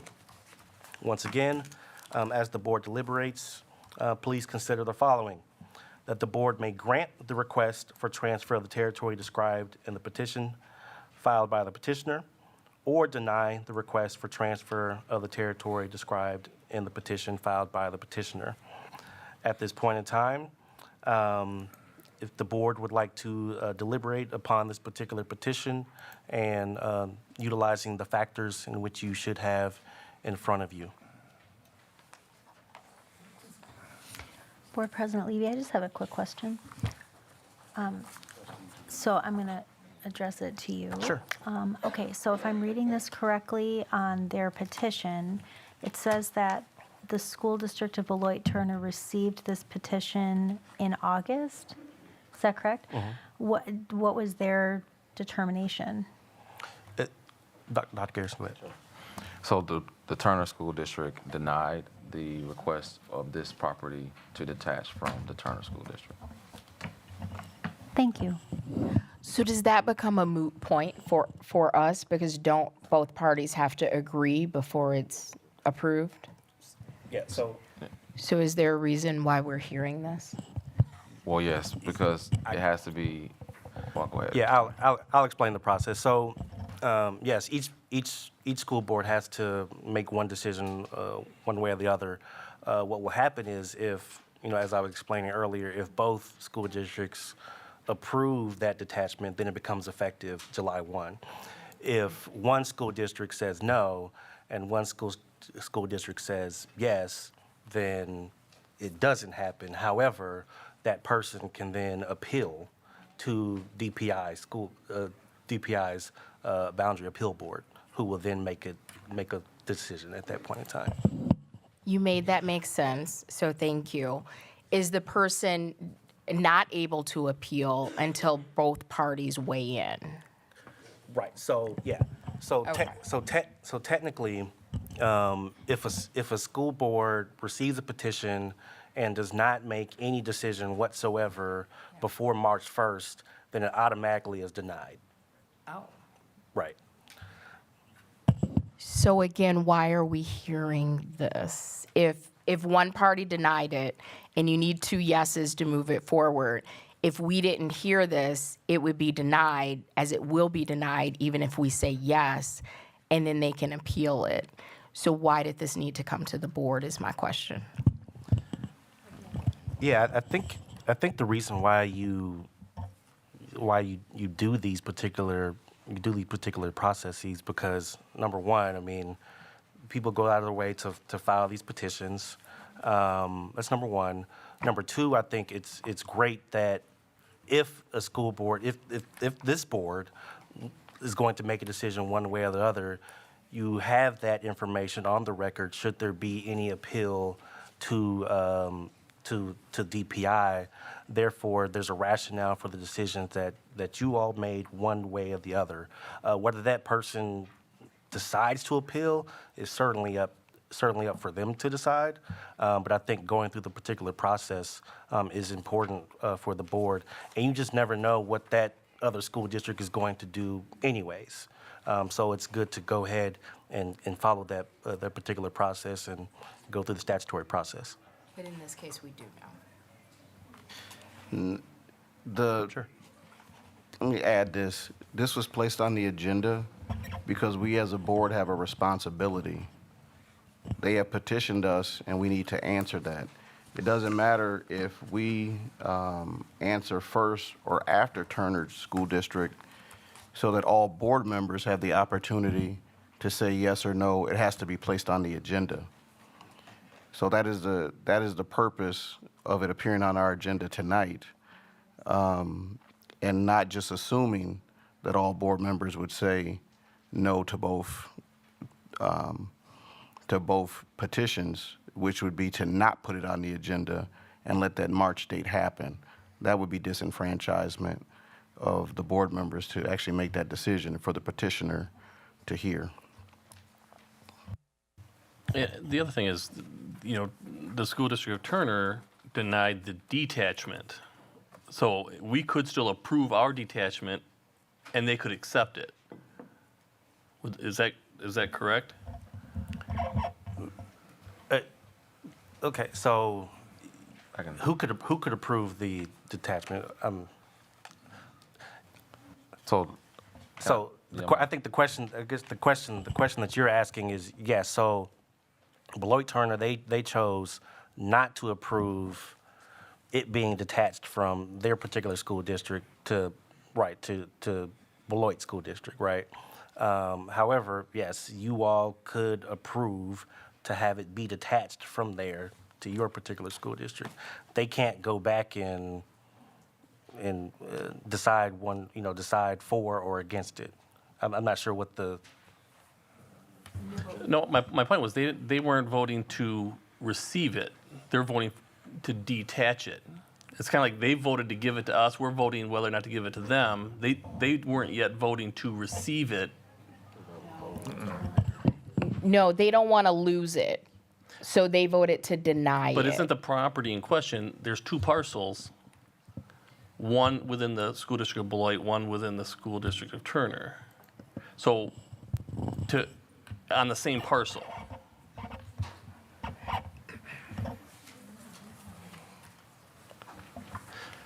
I don't think that's the case, Mr. Anderson, but we do have our attorney here, and he can help me with that thought. I will say that let me just finish. I will say that currently the Beloit Turner School District decided not to allow this detachment of this business from their school district. So now it's in our hands to decide whether or not we will accept them or not. And then that'll give the process its closure, and or the next steps will be the appeal process that the group will have to go through. If we accept this group into the Beloit School District, then they can go through the process at that point of appeal. I mean, I guess I'd ask the attorney to verify, but I think this started with the two parcels were combined through Plan Commission, and the inadvertent effect of that was a year later, hey, these can't be in, now we have this one parcel of property, it can't be in two different taxing jurisdictions. So it needs to go one way or the other. So that's why both sides, right, are petitioning each direction. So if everybody declines it, there's going to be, that property probably has to be reparceled into two lots again. I believe Mr. Anderson is correct on that. My interactions with the city, that was my understanding as well, yes. So keep in mind that Northstar has requested a detachment for a piece of property from Beloit Turner, who denied it last week. They are asking the school district of Beloit to attach that piece of property, which is the question that's before the board. Again, this property wants to be, according to the petition, wants to be a part of our boundaries.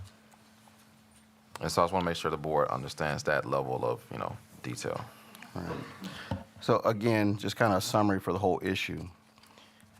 We just made one decision about a parcel of land, which is a home, and that was denied. And if it was approved, because the Turner School District had already accepted that parcel of land into their property, that tax base and that tax portion that comes from that property will go to Turner and not Beloit. Now we have a Northstar Medical Technologies, a business that you're saying part of the land is in the school district of Beloit and part of the land is in Turner. The company has asked to be a part of the school district of Beloit, and that means that that tax base that comes from that property would also come to Beloit. Turner has denied it because, for whatever reason, but they did not approve it coming to Beloit, but we need to make a decision today. And that would be, when we consider all the factors of the possible benefits, it is that we would be increasing the tax base for the school district, possibly, in that action.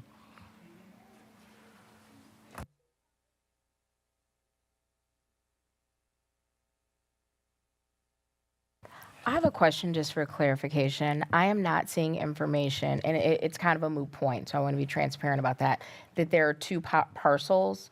Also, the maps that are before us, when was this information provided?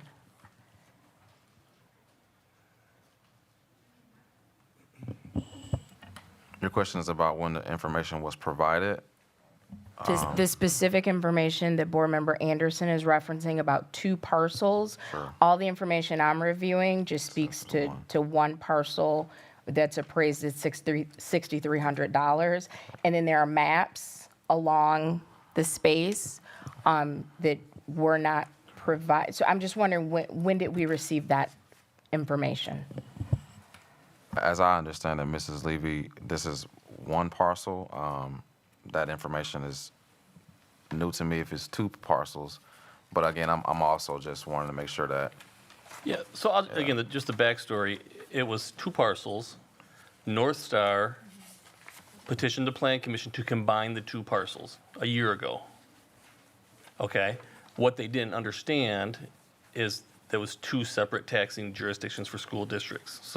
So now they've got to go back and it's got to be fixed, or something's got to change. So either the Beloit half has to go into the Turner half, or the Turner half has to go into the Beloit half, or the parcel gets resplit up. So my question, you are operating off of information that the entire board doesn't have? Correct. Okay. Thank you. That was my question. And my other question, there are maps up here that were not received by the board. And so I'm just wondering why that is. May I? Yeah. Like these maps? The maps? That's in the packet. Okay, the packet that was handed out tonight? Okay. Thank you.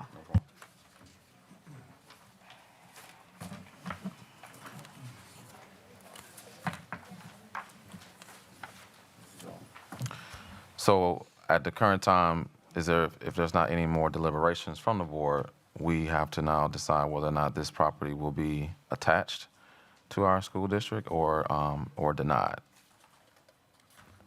And so, just like the last conversation, someone will have to make a motion to either approve and/or deny. Or are we skipping in the weighing in process? We're just going straight to the vote? The board can do. Okay, I just wanted to understand process. I am not in support of this. I'm a fan of consistency.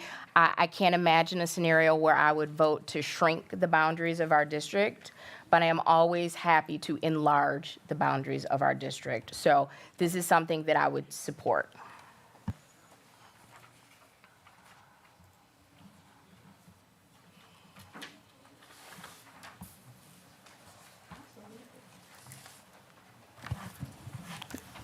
Is there anybody else from the board that would like to weigh in? Just for clarity, for when everybody's voting, we're not voting to attach. You're voting whether or not to detach it. So it will not bring this property into the school district of Beloit. No, that's not accurate. No. So what you are doing is essentially you are approving the petition. The petition is to detach it from Beloit Turner to your school district. So technically, yes, you are voting to detach it from one school district to yours.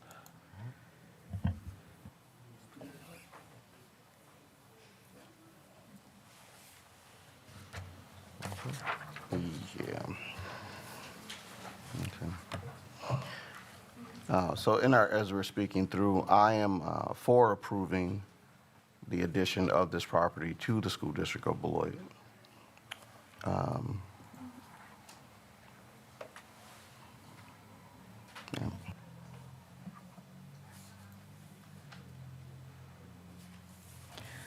I'll just weigh in. So looking at the statutory considerations, granted there are no current resident children, of course, it's a business-owned space.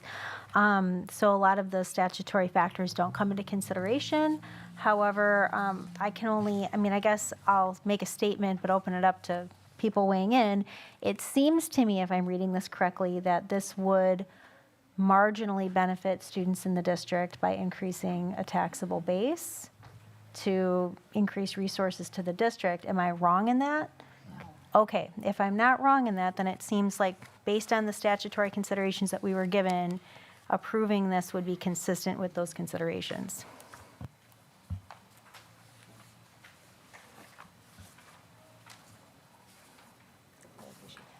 So I definitely don't want to cut off any discussion among the board, but unless there is other, I move to transfer the territory described in the petition, to adopt a corresponding resolution that the reorganization requested in the petition filed on August 10th, 2023, to detach territory described in the petition from the school district of Beloit Turner and attach it to the school district of Beloit be granted and that corresponding order be issued. Second.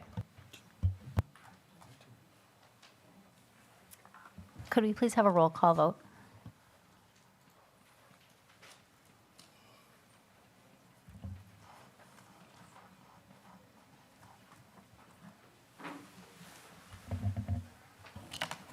I just need clarification on who the second was.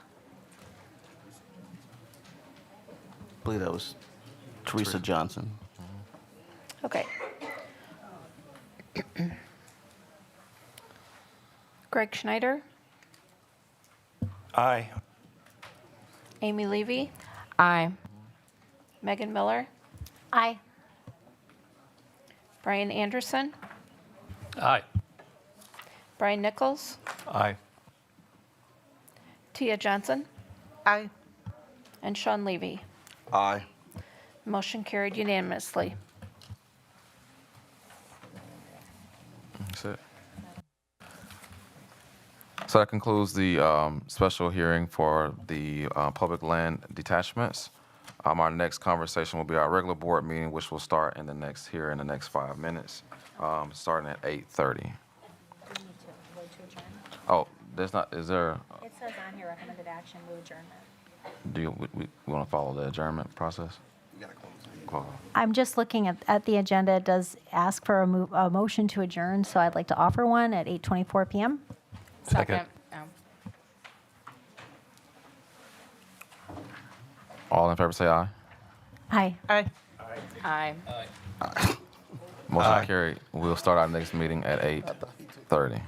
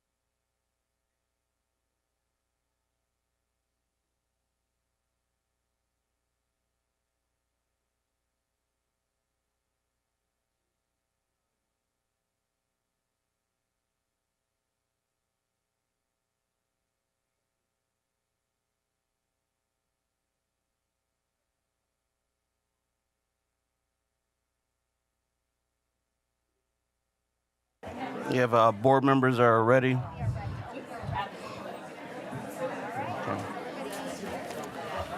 All right. This is good. This is good.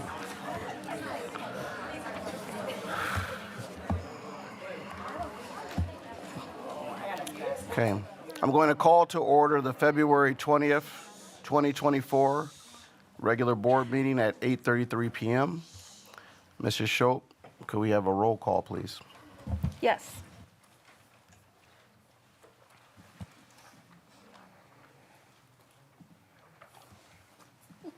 Sorry. Tia Johnson. Present. Brian Nichols. Here. Brian Anderson. Here. Megan Miller. Present. Amy Levy. Here. Greg Schneider. Present. And Sean Levy. Present. All members are present. All right, the Board of Education would like to let our families and viewers know that our regular board meetings are being simultaneously interpreted. You can watch the Spanish interpreted meeting through the link found at the board website under the Watch Meetings tab with tonight's date. In order to accommodate this interpretation, we will be monitoring the pace of our meeting to allow time for the interpretation, and I would like to remind our board members and others speaking to please speak one at a time. Thank you so much for your consideration and understanding. Is there a motion for the approval of the agenda? So moved. Second. Been moved by Board Member Megan Miller and seconded by Board Member Brian Nichols. Is there any discussion? Hearing none, all those in favor signify by saying aye. Aye. Aye. Aye. Aye. Motion passes unanimously, and I will lead us in our Pledge of Allegiance.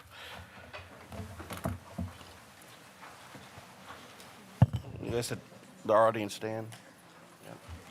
I pledge allegiance to the flag of the United States of America and to the republic for which it stands, one nation, under God, indivisible, with liberty and justice for all.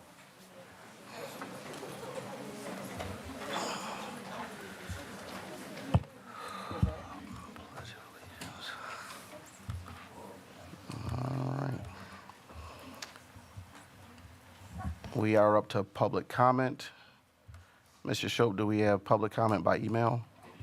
Yes, I do. I do have one, though, that was submitted after the deadline.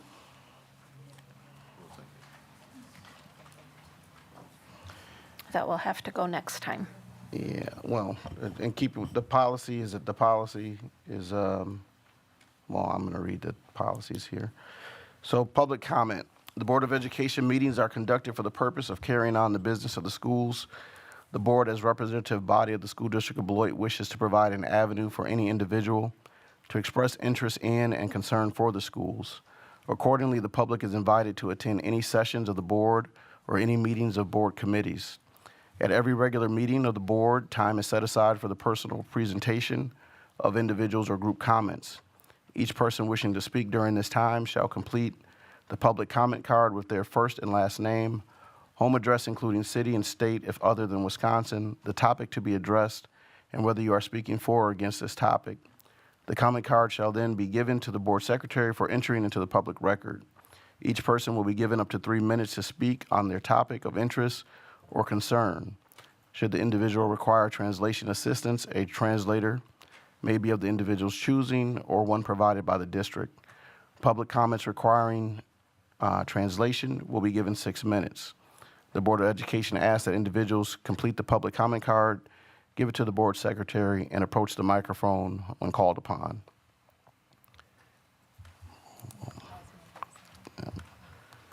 Just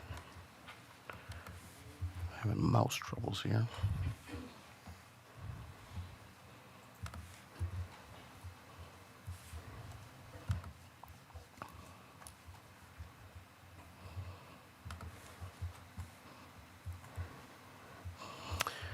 Board of Education meetings are conducted for the purpose of carrying on the business of the schools. The board, as a representative body of the School District of Beloit, wishes to provide an avenue for any individual to express interest in and concern for the schools.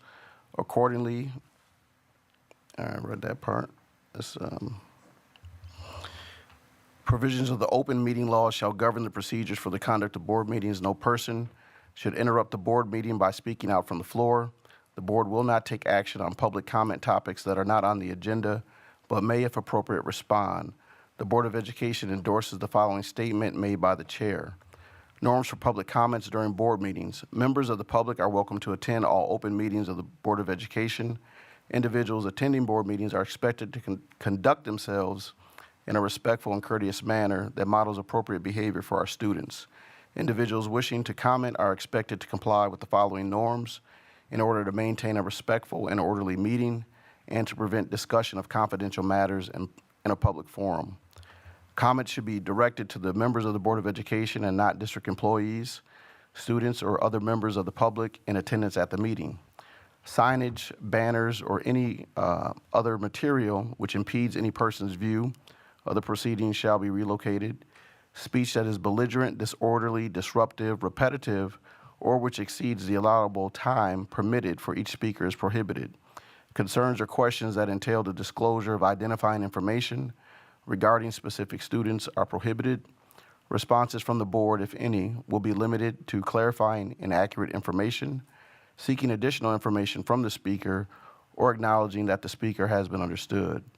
The board will not debate with an individual, and the board may not take action on an item raised during public comment that is not on the meeting notice/agenda. The chair will interrupt and rule an individual who violates any of these norms out of order.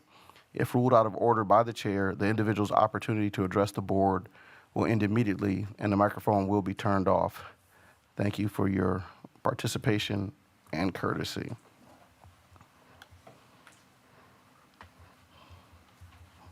All right.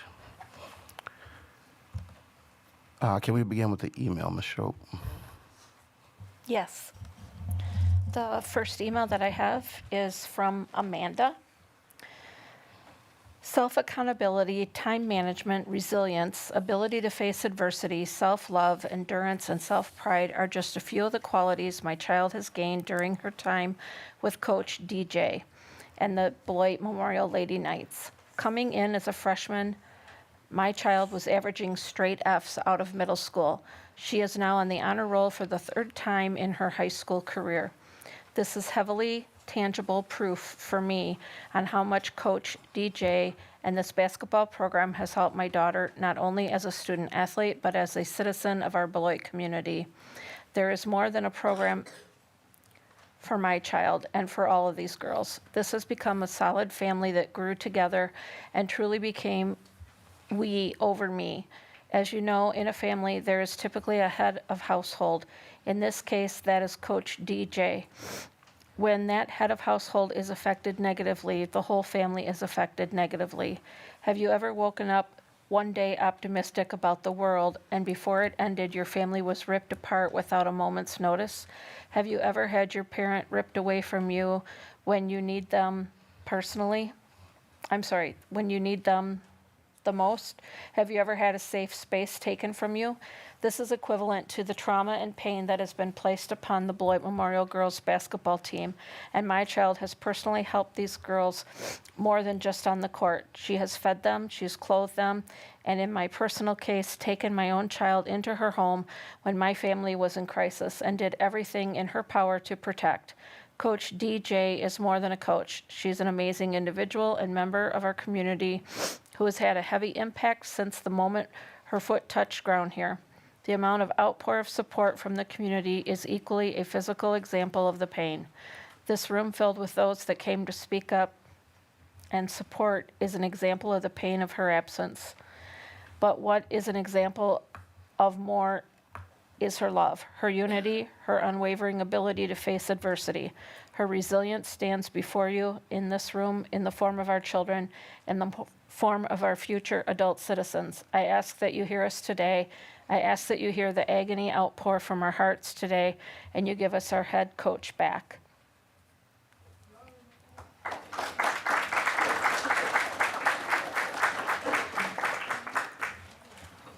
The next email is from Tiffany. I wanted to attend this meeting in person. That's the respect our coach deserves.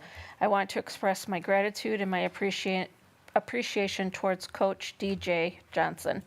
As a mom who has reached out to Coach DJ in the past, not about basketball, but my daughter's mental health. She is not only there for my daughter, but myself as well. We cannot say thank you enough for you being there for us.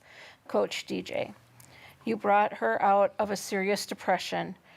It didn't stop there.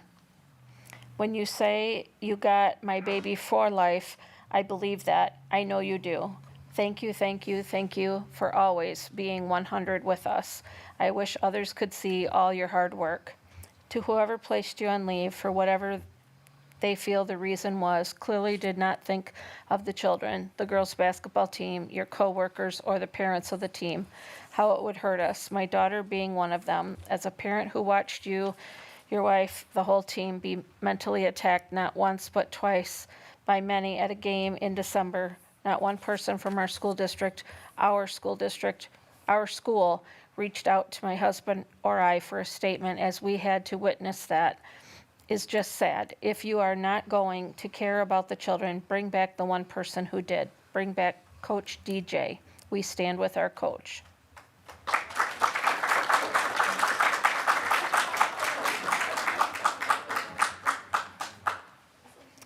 The next email I have is from Kenneth. I am writing to express my strong support for Coach Delana Johnson and the invaluable contributions she has made to our girls' basketball program, the development of our student athletes, and the overall positive culture within our school.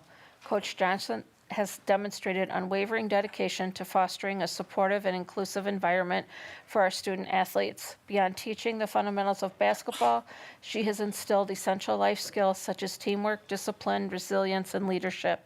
The impact of these teachings extends far beyond the court, shaping the character of our students and preparing them for success in various aspects of their lives. One of the key strengths of Coach Johnson is her ability to recognize and nurture the unique talents and potential within each player. By promoting a culture of respect, accountability, and hard work, she has not only elevated our girls' basketball program, but has also positively influenced the entire school community.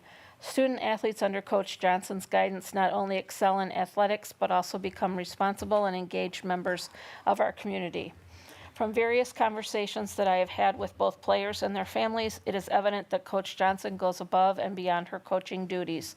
She serves as mentor, role model, and source of inspiration for our students. The positive rapport she has built with both players and their families speaks volumes about her commitment to creating a nurturing and enriching experience for everyone involved. In conclusion, I wholeheartedly support Coach Delana Johnson. Her impact on student athletes and the overall school culture is immeasurable, and I believe her continued leadership will contribute to the continued success and growth of our basketball program and the positive development of our students. Thank you for considering my comments.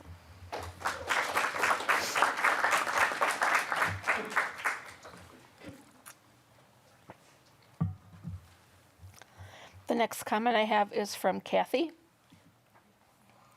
To whom this may concern, I would like to comment on the recent administrative leave that was issued to Coach Delana Johnson. Without much explanation on why this happened, it is hard to understand. As a parent of a former player of Coach Johnson's, I can tell you that she has turned the girls' basketball program around and given many girls opportunities that they wouldn't have been exposed to without her. We haven't always seen eye to eye on some things, but she did instill many core values into my daughter that she has taken with her and applied to her basketball career at her new school. This is so much bigger than basketball. This is about the relationships that she has developed with the girls on and off the court. There are many things that the coach and her staff have done for these young ladies, from giving them rides home, giving them a safe space to be able to vent about situations, or providing food for some of the girls who may not have a stable source. While the district may look at things through a different lens, I think that as a board and district, you should look through a different one. The incident that has been given as the reason for the suspension/leave is something that every single athlete and coach has experienced before. Cussing is not grounds for leave, maybe a warning, but not an administrative leave.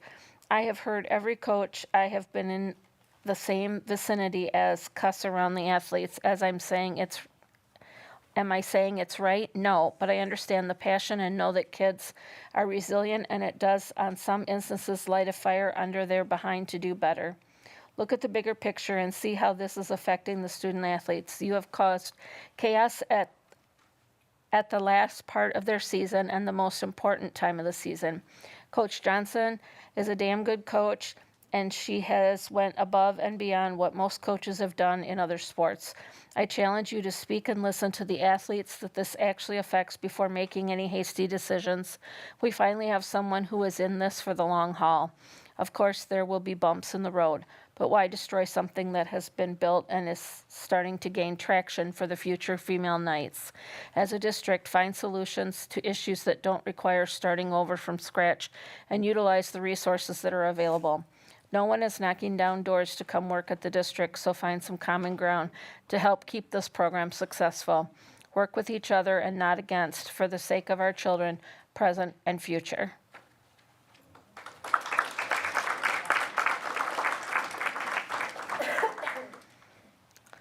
The next one is from Courtney. Good evening. As a parent of the third-year basketball player of Coach DJ, I am writing on behalf of myself and my daughter. I have seen firsthand the blood, sweat, and tears she's put into not only the program, but also her players. My daughter has been playing basketball since the 2nd grade. Up until her freshman year of high school, she unfortunately was never given the consistency and dedication from coaching staff like she has from Coach DJ. Coach has brought so much life to the girls' basketball program and stability. She's taught my daughter so much more than just basketball. She's been an excellent mentor, provided support and guidance to inspire all the girls to be their very best version of themselves. From team bonding events, a simple listening ear, transportation, and to many basketball showcases, a warm meal when needed, and literally the clothes on her back. She's provided for every single player in some sort of way. Unfortunately, it's still very unclear why she was placed on administrative leave, and it hurts that we are now here fighting to get our coach back. But for someone who can give our girls correction when needed without causing resentment from a group of teenage girls speaks volumes. I hope a resolution is found and the school district of Beloit doesn't lose an extraordinary asset.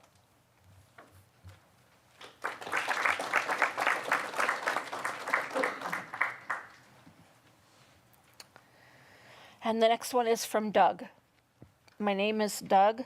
I have coached youth sports in the Beloit area for the last 45 years, including the Beloit Memorial Girls Basketball Team in a summer league years ago at Hononegah High School. I first met Coach Johnson at a 3-on-3 basketball fundraiser she was running for the Junior Knights. She had 5 teams in the tourney and was coaching each one. I was impressed with her passion for the game and how she transferred that passion to her players. The players listened and respected her, and her calm demeanor set the tone for the play on the court. I reached out to her after the games were over and wanted to set up a scrimmage with our Turner girls. She offered to have a combined practice with the Beloit girls and Turner girls. We met at the Barkin Arena, and we had a very productive skill-building session followed by a scrimmage. Coach Johnson then brought all of the girls together at the end, and she gave an encouraging talk to both teams, and then asked each team to name 3 things that they thought that the other team did well during the scrimmage. It was a nice evening. During the course of the following basketball season, we played the Junior Knights 4 times. The games were close, and Coach Johnson continued to impress with her passion and knowledge of the game of basketball. The love of her players for the game and their coach was on full display. The improvement of her players was nothing short of amazing. Coach Johnson continues to spend countless hours creating and developing an outstanding Junior Knights program, and she makes herself available at 5 o'clock a.m. for any players who want to come to the gym and put in the work. She is a dedicated, passionate coach and is a valuable asset to the entire Beloit girls basketball program.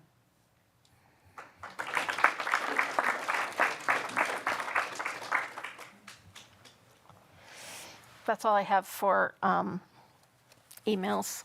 Okay. Do you have a public comment in the room? Yes, I do. Okay. How many do we have? I'm sorry? How many do we have?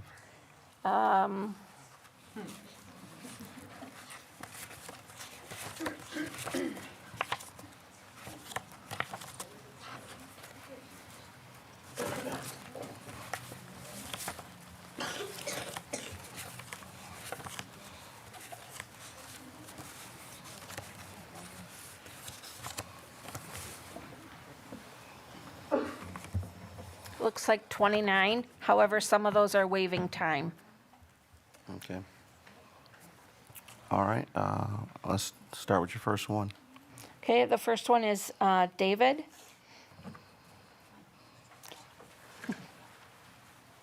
87 minutes.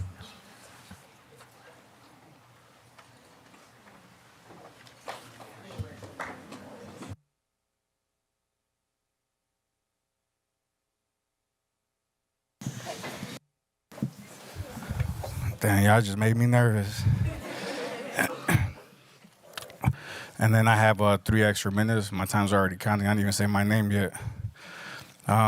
So my name is David Ramirez Carrera Jr., 1056 Bluff, in the beautiful city of Beloit, Wisconsin. Y'all started coming in. I know a lot of y'all parents. And it's crazy because a lot of y'all look like them. Some don't, some ugly, just playing. But it's crazy seeing y'all because it's a whole room full of kids. And my card, I put my subject to be Coach DJ, but it's a little bit more than just Coach DJ too, because when you start talking about her, you start going into other subjects.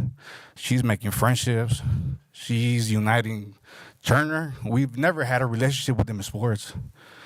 Man, when all these Facebook posts about all the kids and all the good stuff that they're doing, y'all being respectful, y'all getting good grades, somebody's behind y'all about what y'all doing. Like, we need that.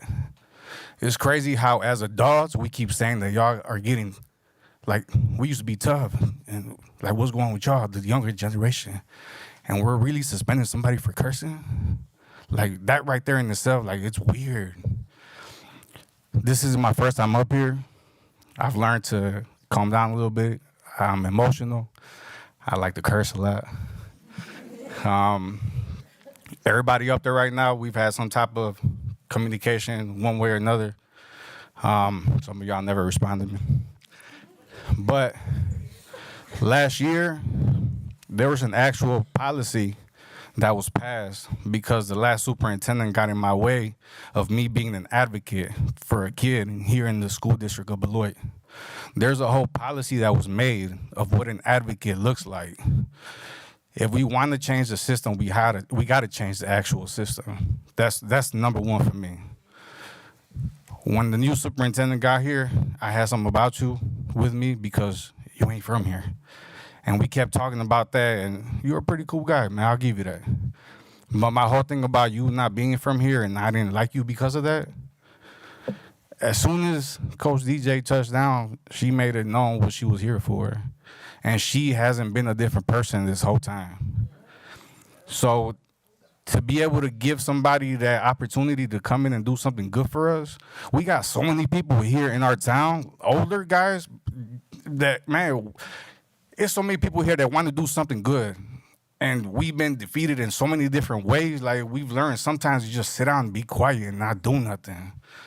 And then somebody like Coach DJ comes around and is like, I see people in the room that I never seen before in the same room.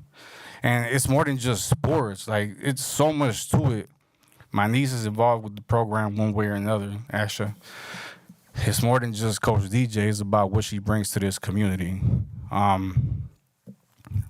Another topic, too, just along with Coach DJ, I think that it has to do a lot of the way we personify and we keep looking at females here. It's a whole thing where it's not just Coach DJ that's been dragged in the ground sometimes. It's other people that have cool-ass programs here. And just because they're women or they're females or however you want to put it, sometimes they don't get that recognition that they should. I have daughters, my brothers, like, it's just so many different people that I want to see that kind of pride come from a female where it's like, I can do it too.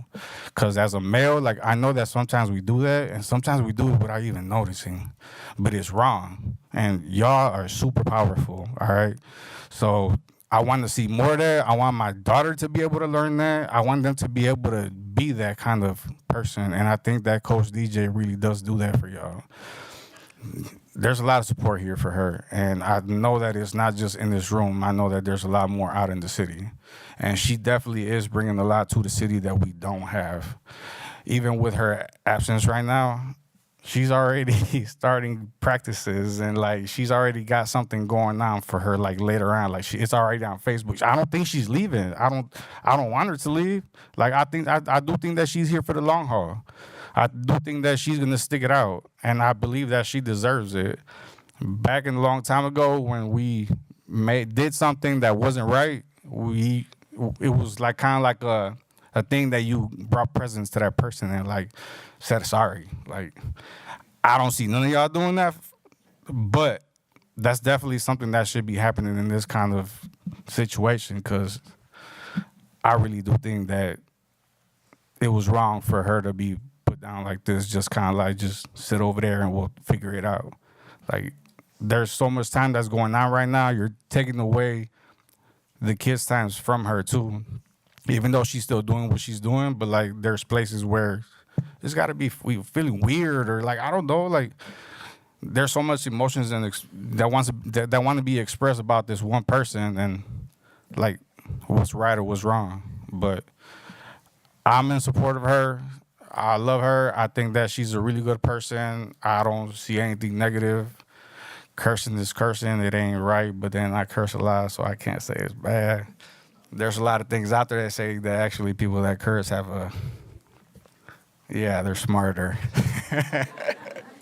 So, I mean, my 6 minutes are almost up. But for the younger crowd, man, you guys have a way to make a change. And like y'all coming here and doing this type of stuff, this is where the things happen that y'all don't even know about. And then in school, when things come up and it's like, oh, where'd that come from? In this room, this is where a lot of that stuff gets decided. So with y'all being here and showing that support for her, like I think that's really huge, and I really do appreciate it. Not just as a older person talking to a younger crowd, but we're still same community. We're the same people. We're still Beloit. I've been here since '98. I came from Chicago. You asked me where I'm from Beloit. So thank y'all for coming. Definitely in support of Coach DJ.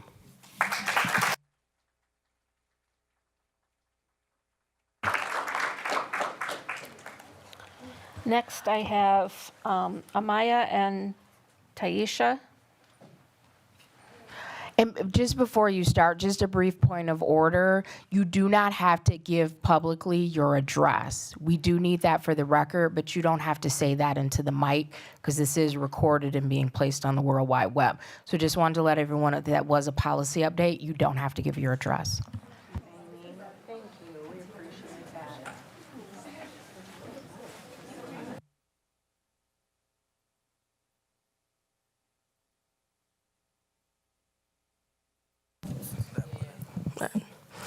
Good evening. My name is Amaya King, and I am a senior and a member of the girls' varsity basketball team at Beloit Memorial.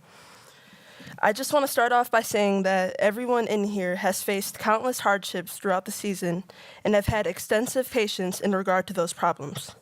So we all ask for you guys to be patient as well tonight and give everyone, not just the first people you hear speak, your undivided attention, because everyone here has something important to say, and we will relay that no matter how long it takes.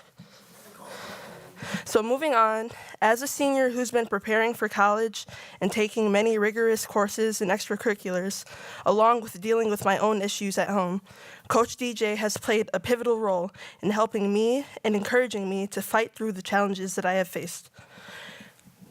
Whether it comes to providing me with food, clothing, transportation, or simply letting me take some time to complete my assignments during practice, Coach DJ has consistently been there for not only me, but everybody in this program.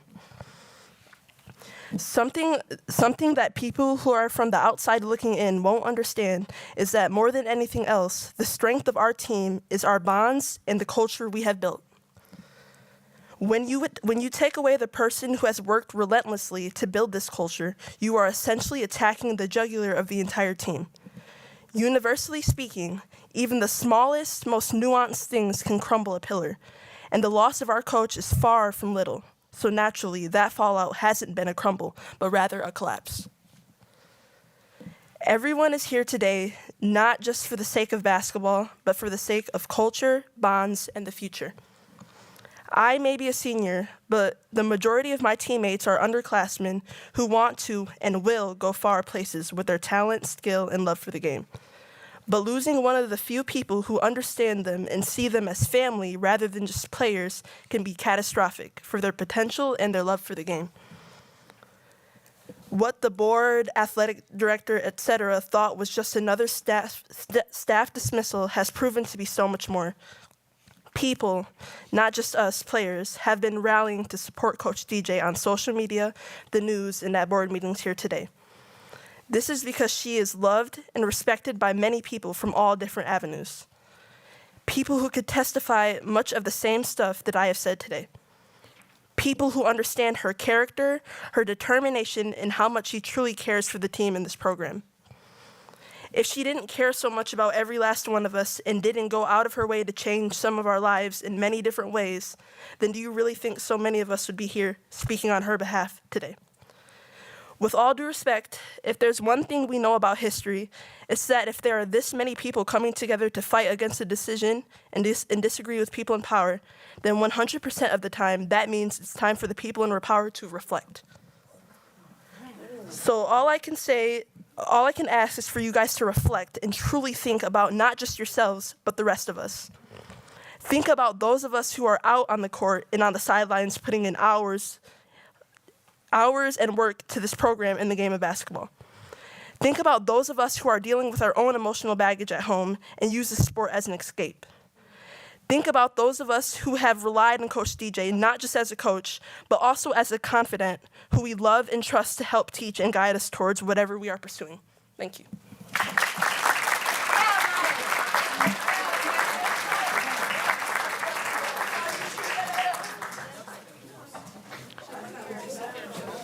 Next, I have Camille.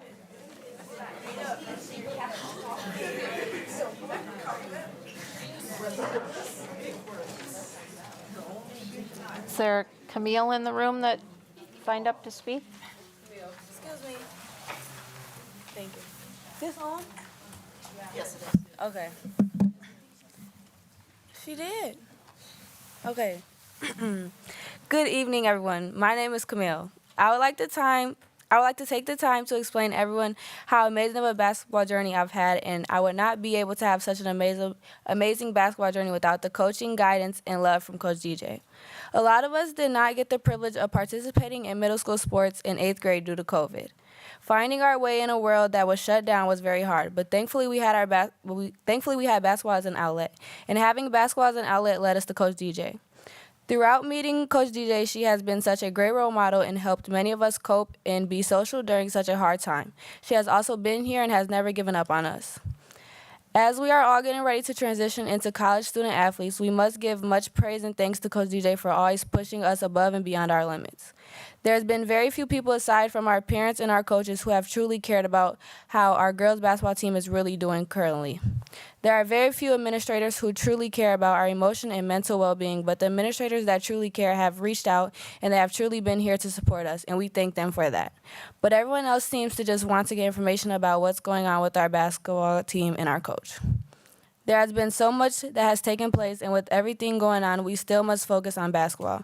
We have our regional game on Friday, and we have to play without our head coach there. We need our coach, and we need our guidance and love back with us now. Thank you.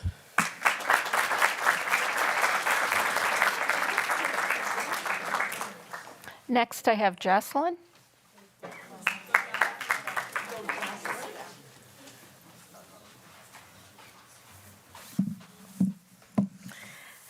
Hello all. My name is Jocelyn Tibbetts, a junior and Beloit Memorial girls basketball player as well as a captain of 3 years. I've entered high school with half a year of 7th grade and no 8th grade year due to COVID.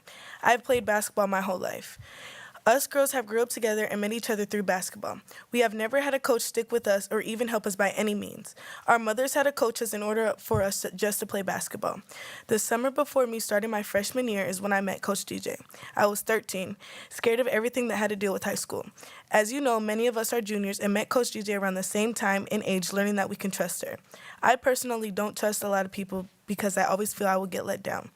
Coach DJ has never let me down and has never made me second guess anything she does for our program or for myself. She taught me to never give up and never settle for less. She was the reason why I continue playing basketball. She's the reason I am the person who I have grown into today. She pushes me academically and taught me so many things mentally. I didn't understand so many things that go into basketball in school as my little 13-year-old self started high school. I can speak for everyone when I say this. This whole program has learned so many things in life to get wherever they want to be in life, from the only coaches that believes us, been through thick and thin, and has rebuilt a whole program from scratch. And lastly, a bond and memories no one can take away from us. I really hope whoever is in control of this decision and situation sees that she means way more to us than I can see. It's way deeper than basketball.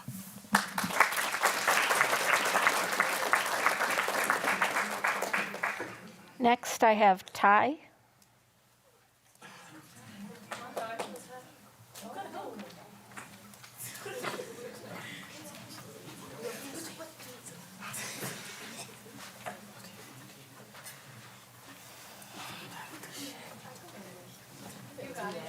Okay.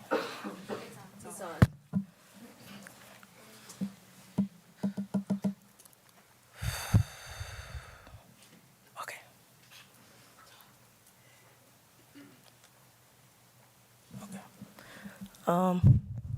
Sorry, that's a lot of people.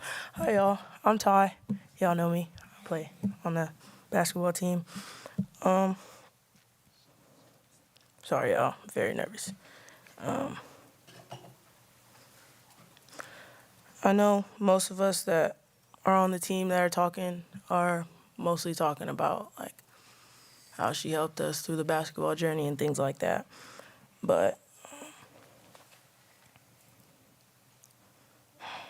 Coach DJ has helped me through my own personal issues since coming into the program as a freshman. I had a lot of household issues going on and just a lot of stuff going on. And I didn't really know her at first, but somehow it was like she knew me. And she kind of noticed I was struggling. She was just kind of like there with open arms at all times. And she really gained my trust, as Jossie said. And at one point in time, I did end up having to be removed from my home at one point. And I was in like a foster family, a foster home, things like that. And Coach DJ was there with me throughout the whole journey, from, like everyone keeps saying, from feeding me, from putting clothes on my back, helping me find programs to do so I could distract myself and my mind, things like that. And my mom was one of the public comments, Amanda, and like she said, she did end up taking me into her home at one point. We had a bad situation, and she just, she took me into the house and just really comforted me and let me speak. She let me talk. She taught me things about myself I didn't know. She taught me ways to cope. She taught me ways to deal with other people. She taught me ways to calm my anger. She taught me ways to deal with everything, really. So I guess my point of all this is that I just hope y'all as a board, y'all as whatever y'all are, that y'all realize like it's just a lot deeper than her just being a coach. Just really sit there and think about that. Yeah.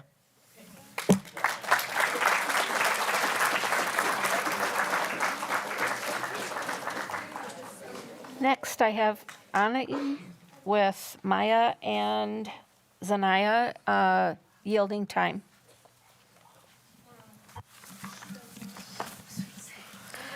Good evening. My name is Anaya Arroyo, and I am a junior at Beloit Memorial High School.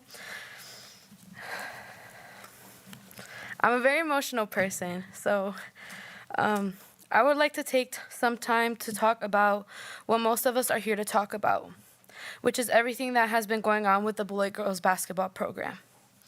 For those who know me, know that I was a girls basketball manager my freshman and sophomore year.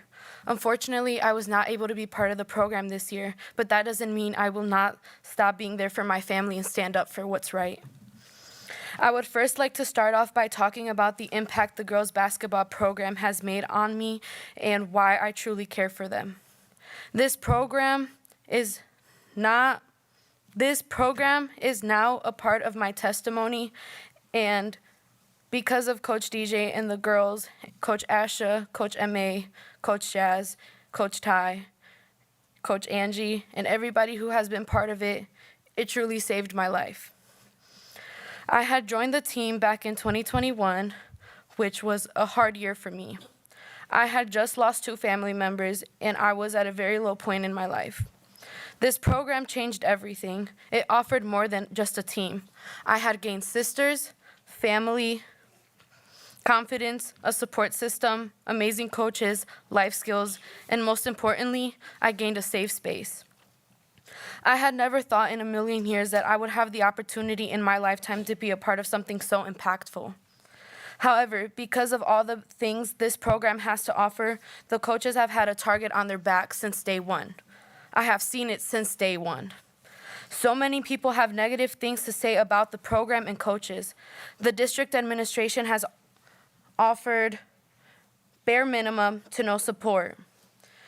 You may ask why I may feel this way, and let me give you a few examples of it. My freshman year, the girls had experienced racism during their game against Janesville Parker, and because the district administrative didn't take action, our team captain at the time had to take action and time to send emails out to get her questions answered on why it was allowed. And till this day, many people don't know anything about it because nothing was done about it. The school did not offer any type of support to the girls when this incident occurred and was never talked about again.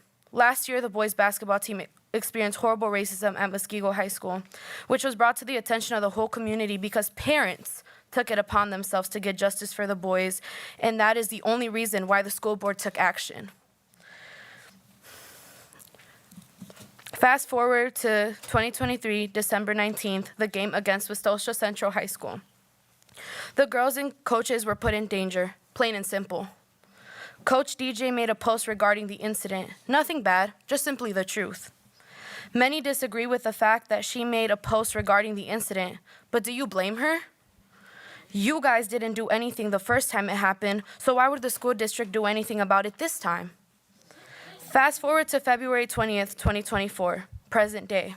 No answers about what happened, supposedly still an investigation, which I still don't understand what has to be investigated. And Coach DJ on administrative leave. Many say it is about the post, and others say it's because of her being reported of cussing to the girls in the locker room, which we don't know the answers to, because till this day, no answers have been given.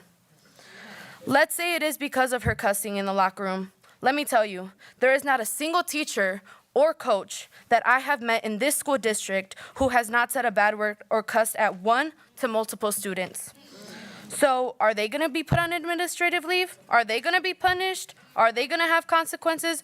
Or is this simply the school district tearing down a program that has been built up from the ground back up? If the school district is all about the students, have you guys taken the time to think about how the girls are doing?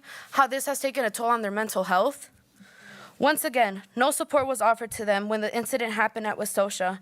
But when you guys take away their head coach, Coach DJ, then they are offered support? All of this is taking a toll on their mental health because I have seen it, but you guys wouldn't see it because you don't take the time to answer their questions or give them a reasoning on why you took away their leader, their safe person, Coach DJ. Coach DJ has made an impact on so many young people, including mine, and I can say, which is way more than some people in this room have ever made. If it wasn't for her and Coach Asha giving their all to this program, there would be no girls basketball program. They offer so much to this community just for it to be torn apart. I have had many coaches, but nobody compares to them. They go above and beyond what they get paid to do. And because of the examples they have set for me and many other youth, we are able to succeed. Coach DJ is such a genuine person. I have never met someone like her. She was and still is someone I look up to. She has gone out of her way countless times to make sure me and other girls know that we have a safe person to go to when we need it. As many other girls have explained that they have had issues in their households, so have I, but she has been there every step of the way. As many other girls have also talked about the issues regarding their mental health, and as you heard from emails from parents that have had concerns about their daughter's well-being, Coach DJ was there for all of it. But where were you guys? No matter the day and time, she made time for us. It truly hurts me to know that so many people are against someone who has always shown nothing but love. I don't know whether us being here to defend Coach DJ and ask for answers means anything to you guys, but let me say one thing. You guys are seriously causing so much hurt to the girls, community, and school district by taking Coach DJ away. We need answers, and we need them now. Thank you.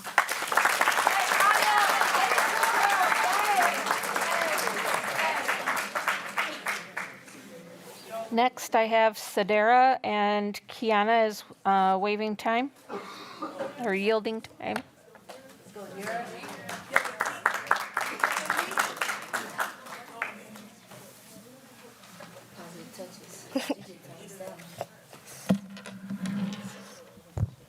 Good evening. My name is Sadir Richardson. I'm a junior that attends Beloit Memorial High School. Coach DJ has been my best coach and the coach I've had for the past 3 years. She has been, sorry. You're okay. Sorry. I can't even talk. My bad. Coach DJ has been my best coach and the coach I've had for the past 3 years. She has been by my side as a coach since I've stepped foot on the basketball court at Beloit Memorial. I started off scoring 3.5 points a game to 9.2. Coach DJ has definitely helped me improve my basketball skills. Coach DJ has gotten me to be a great basketball player, as well as the great young woman I'm becoming today. Coach DJ makes me believe I'm a good basketball player. Every time I have a question about what I need to do in the gym to get better, I ask Coach DJ. Every time I have a question about how I look on the court, I ask Coach DJ. Coach DJ is the reason I am playing so well today. Coach DJ has had a big impact on my basketball career so far. She has helped me to keep going even when I wanted to quit so badly. Coach DJ and I have a great coach and player relationship. She's the coach I think every player would want. She teaches me more than basketball. She has taught me how to handle things off the court, as well as such as not pouring all my love into basketball and having a life outside of this. She has taught me how to be a leader. She has taught me how to be a role model to my little sister. She has been like a second mother to me. Coach DJ has provided me guidance and support throughout all the 3 years in high school. I feel as though all of you sitting here in front of me today that have the power to give my coach her beloved job back should deeply consider handing that back over to her very soon. Half of us are about to graduate next year, and we just want a great final year of high school basketball with our coach. We want our respect back. We want to stop being questioned. We want to stop being judged. Because since when or how long has it been since y'all have had a good girls basketball team and a coaching staff that cares? Thank you.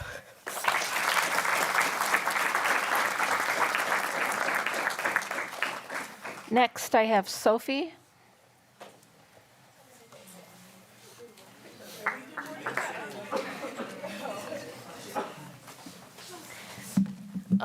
My name is Sophie, and I'm also going to read one of our other teammates, Dulce Figueroa's thing. So she says, before Coach DJ, girls basketball was a joke here at Beloit Memorial High School, and all our coach has done is rebuild this program. She's helped with fundraising for the program, providing opportunities for us, and making us all feel together. We are a family that's more than teammates. We're sisters. Overall, Coach DJ has not done anything but support and uplift our girls basketball team.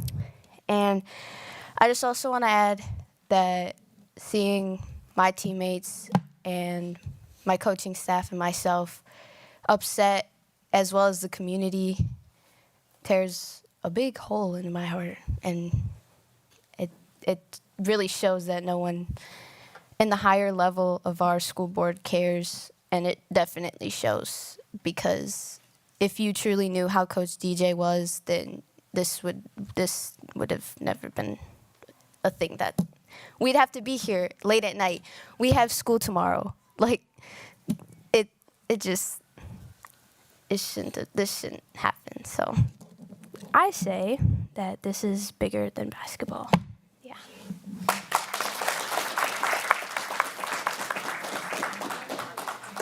Next, I have Sharia.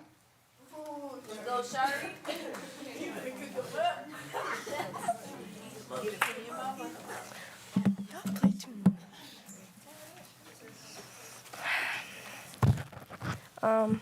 My name is Asharia Cook, and I'm a freshman who plays at the varsity level at Beloit Memorial High School. After playing a good game, Tuesday, January 30th, against Wilmot High School, we came back into the locker room, happy, laughing, giggling that day with our coach. But soon after, we were then told that our coach is being suspended. We didn't know why and had no answers. We still have no answers. We don't know when or if she's going to be allowed to come back. And from what I'm hearing, our coach, Delana Johnson, is being investigated/suspended for some reason no one is telling us. She's being investigated for quote-unquote cussing at her players. Instead of a warning, she was just straight suspended. We are in high school.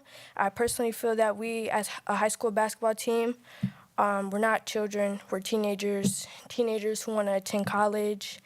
And honestly, cussing in college is, come on now, it's just a part of coaching. And as we grow older and older, there might be times in our jobs or in our workplaces that we get cussed at, and it's honestly just a part of life. We know at times our head coach might have been tough on us, but it was only tough love. Our coach has only wanted the best for us and wanted us to take things serious and play basketball together as one. And that's how coaches should be at Beloit Memorial, and that's how coaches are. After hearing our coach was being suspended, we started asking student athletes who attend our school, has their coach ever cussed at them while coaching? Most said yes, but I don't see their coaches being investigated or suspended. So why our coach? Our coach who provides for her team at all times. Our coach who always stands 10 toes behind her team no matter what the situation is. Our coach who's most players' motivation to keep going in the sport. Our head coach is getting took from us, and it might not seem that serious to you, but it is to us. This is way bigger than basketball. Thank you.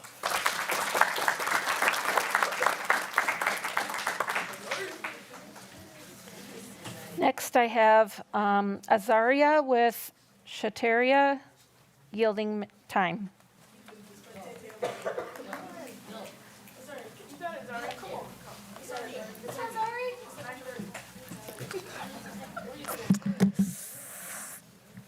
Okay. Good evening. My name is Azaria, and I am.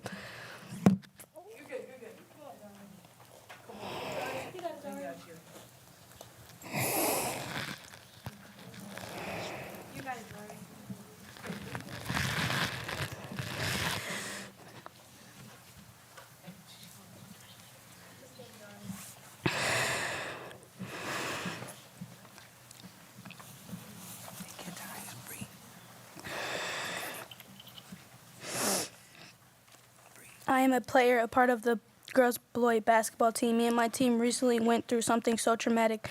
At the game against West Ocean Central, we witnessed our coach getting harassed and treated with no respect. We got treated like animals, and through that whole situation, somebody who had us no matter what was Coach DJ.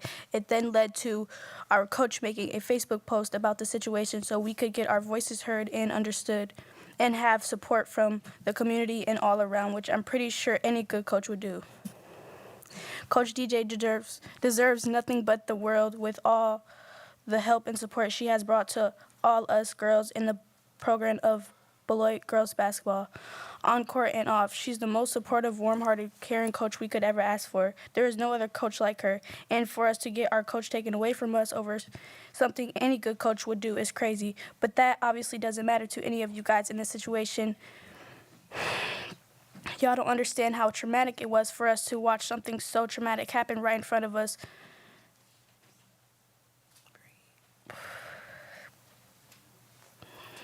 It shows weeks after y'all take our coach away and let the racism win.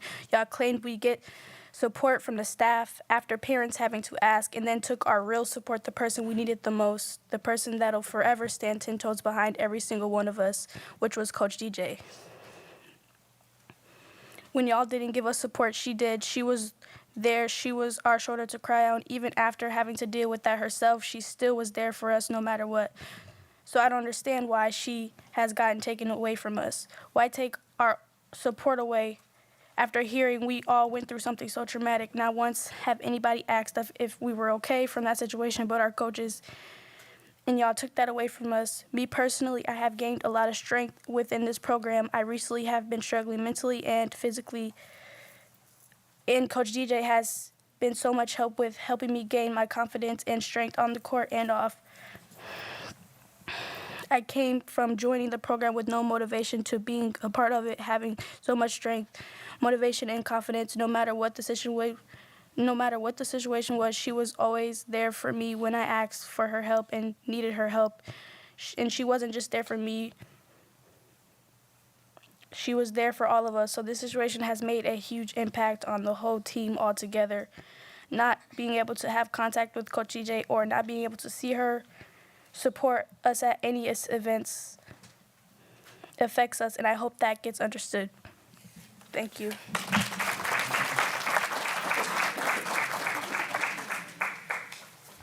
Next, I have Brittany.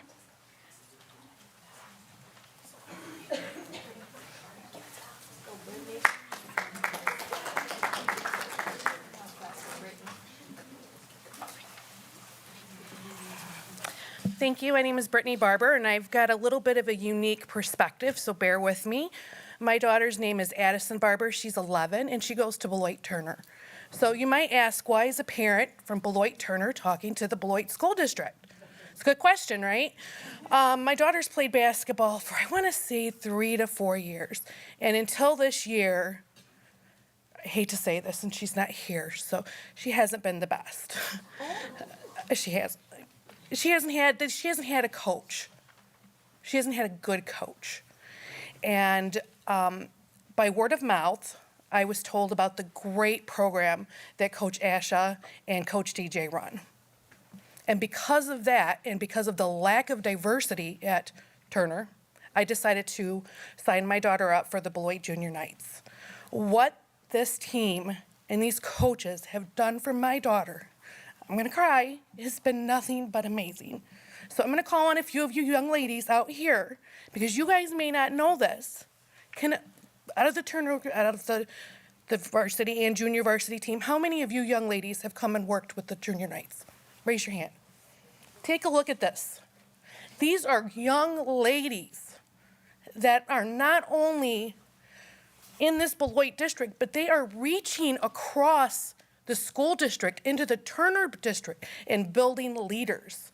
What Coach Asha and DJ and these girls have done is remarkable. My daughter has become a leader. She's found her voice. And you know what she's done? She's 11. She spoke to the superintendent at Turner. She's talked to the principal. She's ready to go to the school board herself due to racism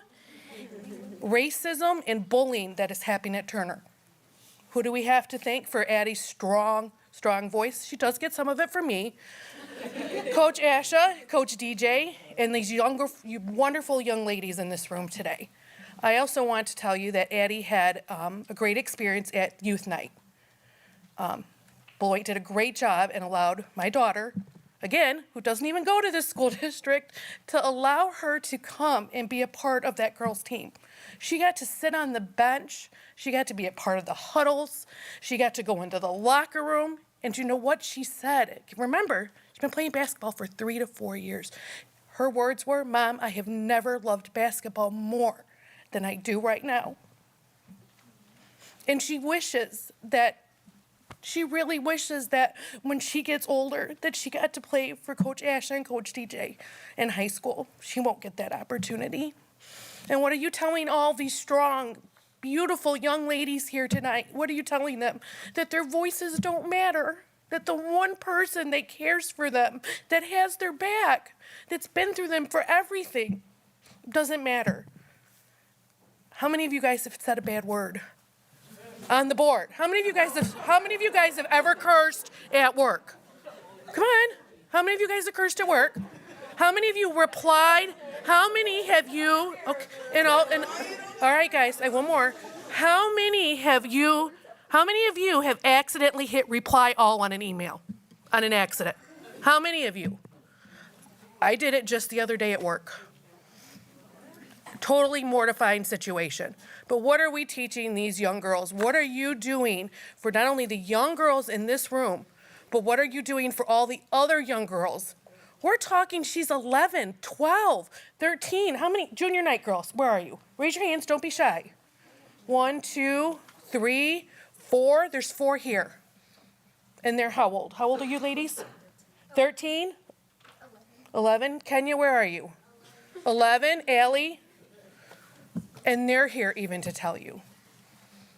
So I really beg you to reinstate Coach DJ, because it's not just the people in this room, it's having a ripple effect, and you're seeing great things that are coming into not only this district, but the Turner district because of these wonderful, amazing women. So please do what's the best thing you can do for all these young, amazing women is to reinstate Coach DJ.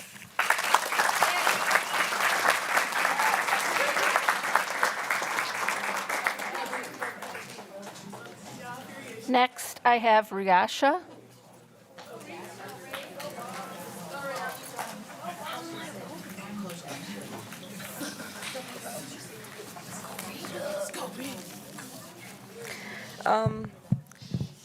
Hello, my name is Riasha Burrows, and I will be speaking for Carolyn Evans.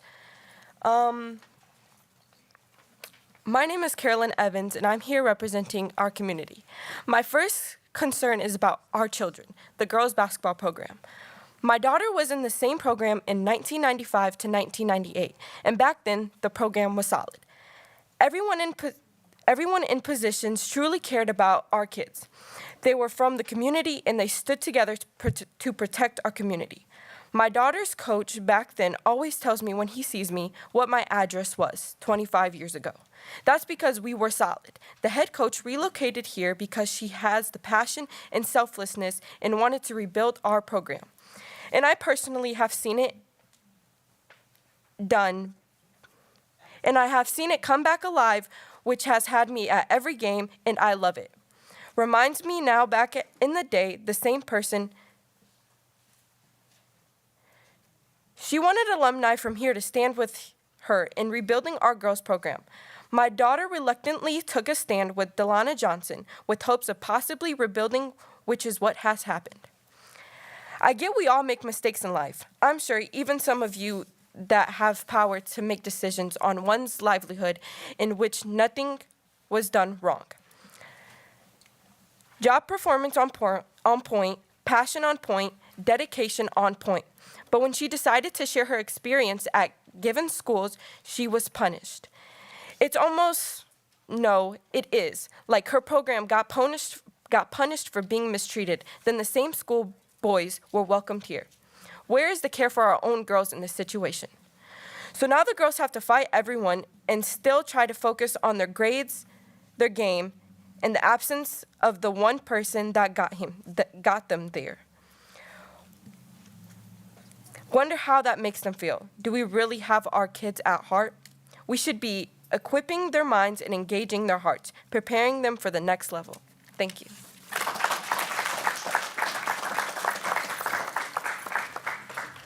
Next, I have Lanaya.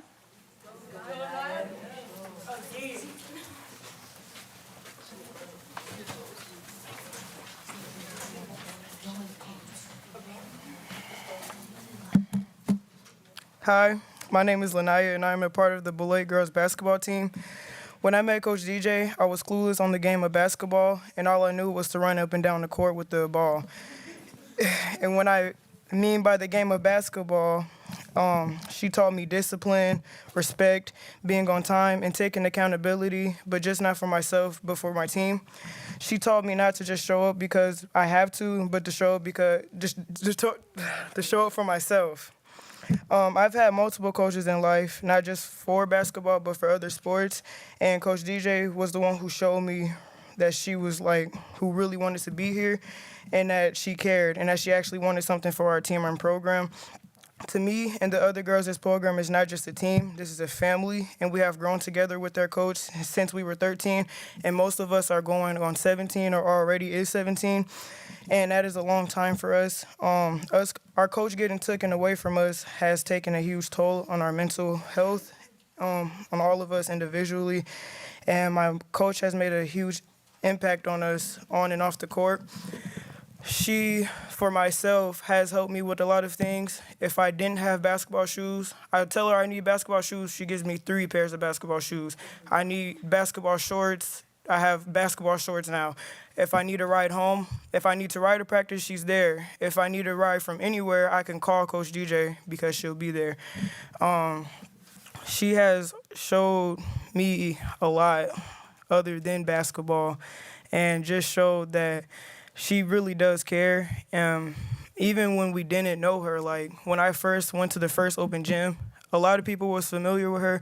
I didn't know her. Like I was like, who was this? And she showed me how to shoot. Like my jump shot was off. She showed me my jump shot.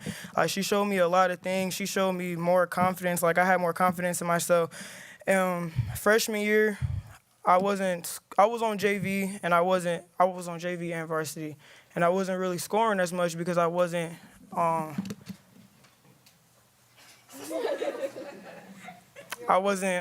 scoring as much. And she showed me how to get in the paint. She showed me how to shoot and more. I wish we can have our coach back because that is somebody who we need. And she showed us that she's here because she cares, not just for the check. Thank you. Next, I have Olivia.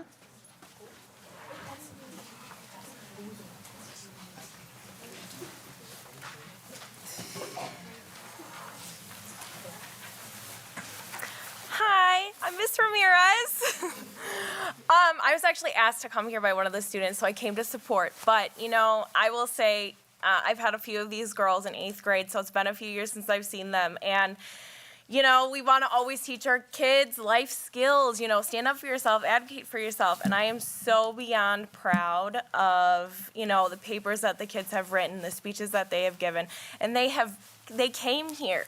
They talked to all of you. I mean, these are the skills that we're like aiming to teach them, and to see them all do it, I am beyond proud of so many of the girls.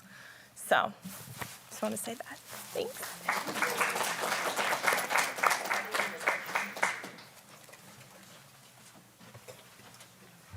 Next, I have Marianne.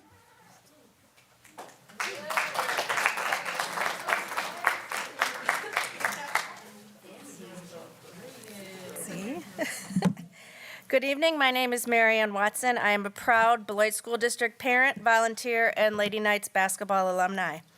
I met DJ in the summer of 2021 as she was planning for the upcoming season. She asked me to help out with the program, and I agreed without hesitation because I was energized at her dedication and vision for a program that had fallen by the wayside. My daughter was just finishing a roller coaster 3 years with 3 different coaches, no wins, and frankly, it was depressing to be a Lady Knights fan. Although the first year was rocky, as any season would be when started from nothing, there was pride and excitement for the first time in years, not just at the high school level, but also in the middle school feeder program that she and her wife built, the first of its kind for the girls' basketball program. Countless hours, sweat, tears, but most importantly, love were poured into these girls, not just during the season, but all year round. You've already heard from girls and their parents about her love and dedication to them, so I will focus instead on the extreme shift in direction and energy that transpired when the athletic director leadership changed from Joel Beard to John Dupuy. Before the season even started under John's leadership, Delana was referred to HR for minor things that could have been addressed with a simple conversation. Alarmed at being referred to HR, the coaching staff held a meeting with John and Ken Davis, assistant principal at Beloit Memorial High School. During that meeting, it was concluded that John had never brought concerns about any other program to HR and that his targeting of Delana was unfair and meritless, which Ken Davis observed and agreed with as well.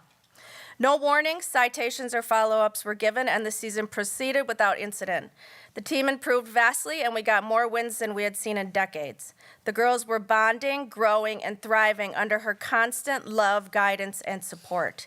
This season, as we're all aware, the girls and team endured a scary and demeaning evening at Westosha High School. An investigation was opened, statements were given by girls and coaches, and the season continued.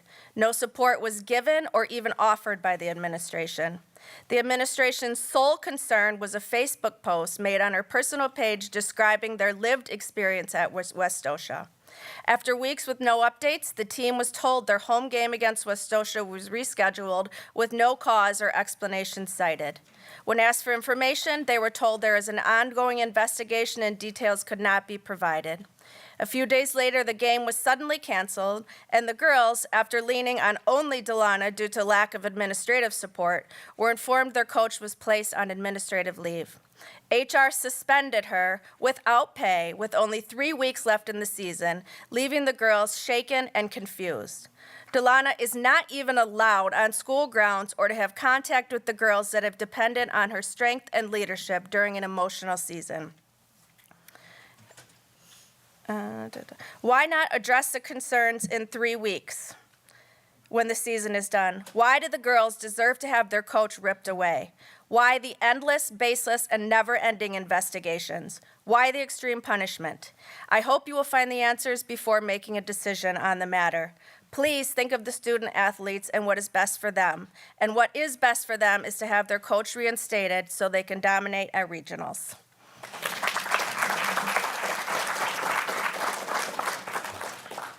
Next, I have Natalie.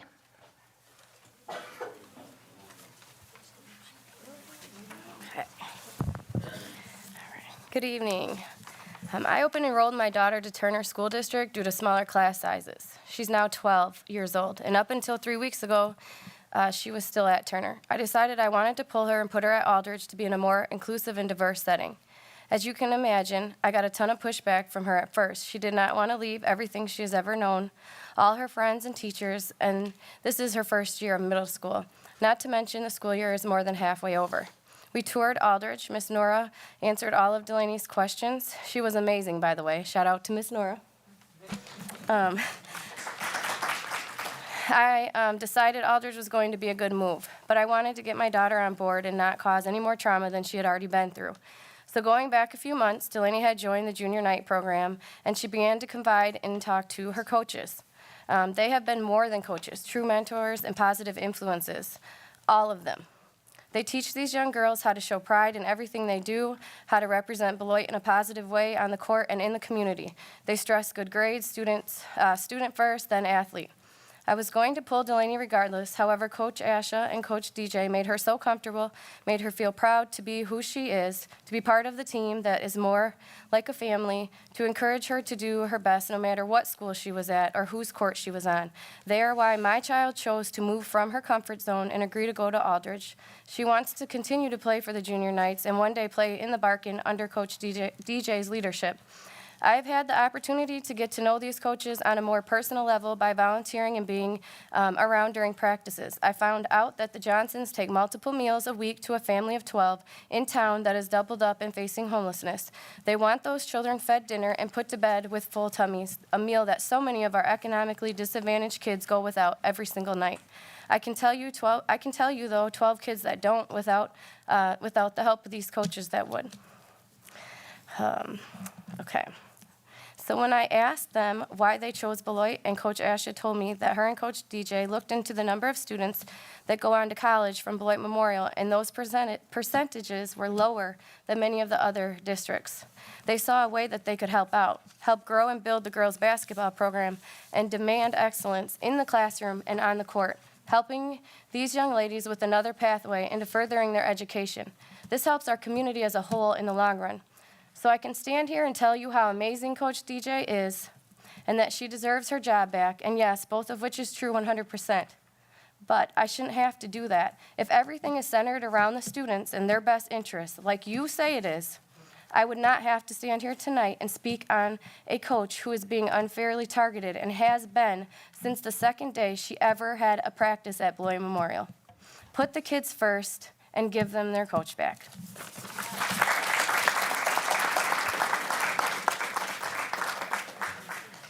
And the last person I have is Marissa with Zach and Roman yielding time.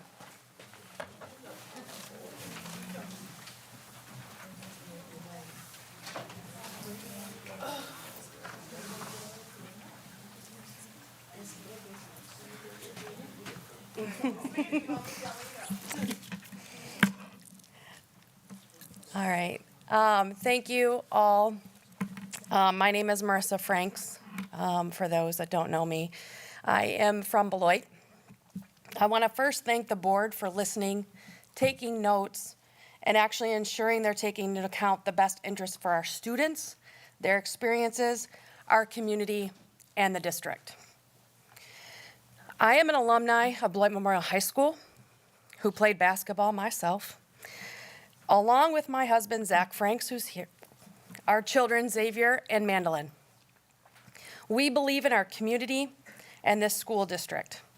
We're one of the odd ones that actually live out in Janesville School District with the Beloit zip code. So the earlier tonight, I understood all what was going on. We opened and enrolled our children into Beloit Memorial High School. And when we did that, Janesville School Districts actually laughed and said, "You said that backwards," because they've never had that happen before. I said, "No, we didn't. We bleed purple. This is our community. This is our home." We are here, many of these kids here, they're extended family of ours. We love all of you. I'm so proud of you guys tonight. Oh, you make my heart full. We also have been volunteers, Booster Club members. We have been part of the Athletic Association. We have been, many ways, blessed by being in this community.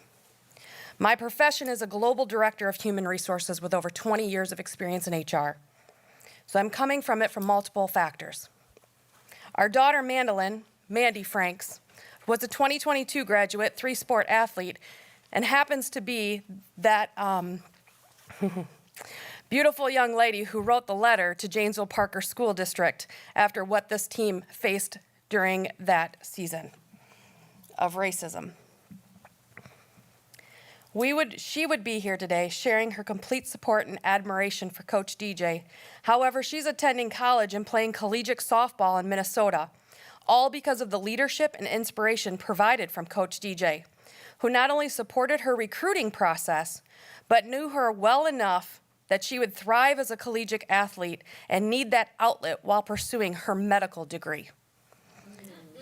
Mandy had 5 coaches for basketball in 4 years at Beloit Memorial High School. Her senior year was Coach DJ's first season. And at that time, we struggled to have enough players to fill 2 teams, be eligible to play due to grades. Bad attitudes, lack of structure, and discipline was rampant. Our coaches, as you heard tonight, have for the first time in a very long time brought care, passion, pride, discipline, and dedication to our girls' basketball program, not only in high school, but even developing our junior feeder program.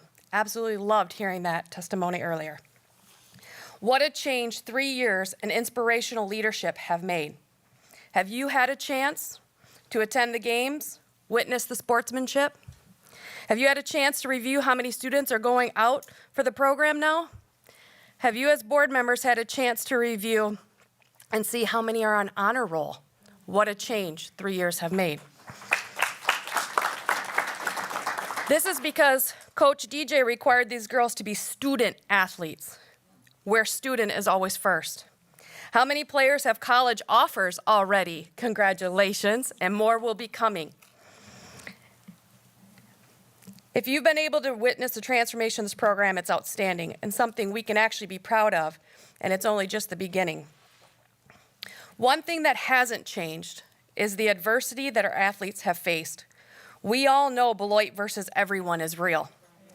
And we have had some horrible experiences with many schools in both the Big 8 and now the new conference. One thing that has changed is the level of support these coaches have brought to our girls to make sure our athletes keep their heads held high, handle everything with leadership and conviction, and that the level of accountability these coaches have requested from our district, our school board, WIAA, and other schools is the leadership we need at all levels. The accountability that aligns with our school district of Beloit's anti-racism statement, "We are stronger together," and Coach DJ has ensured we are living that mission. She is leading by example and protecting our girls first and foremost. The level of support has cost her her coaching role, depriving our athletes the rest of the season with their coach and the future of this program. This is not supporting our students during the greatest times of their needs, safety, and well-being. I'm asking the board to take a look into this further and search all the facts of what led to Coach DJ being placed on administrative unpaid leave pending an investigation. Reviewing the current employee handbook, the district has the right to make decisions on performance. It clearly doesn't state who the district actually is. Also, how these types of decisions are ensured that they're being handled fair and equitably.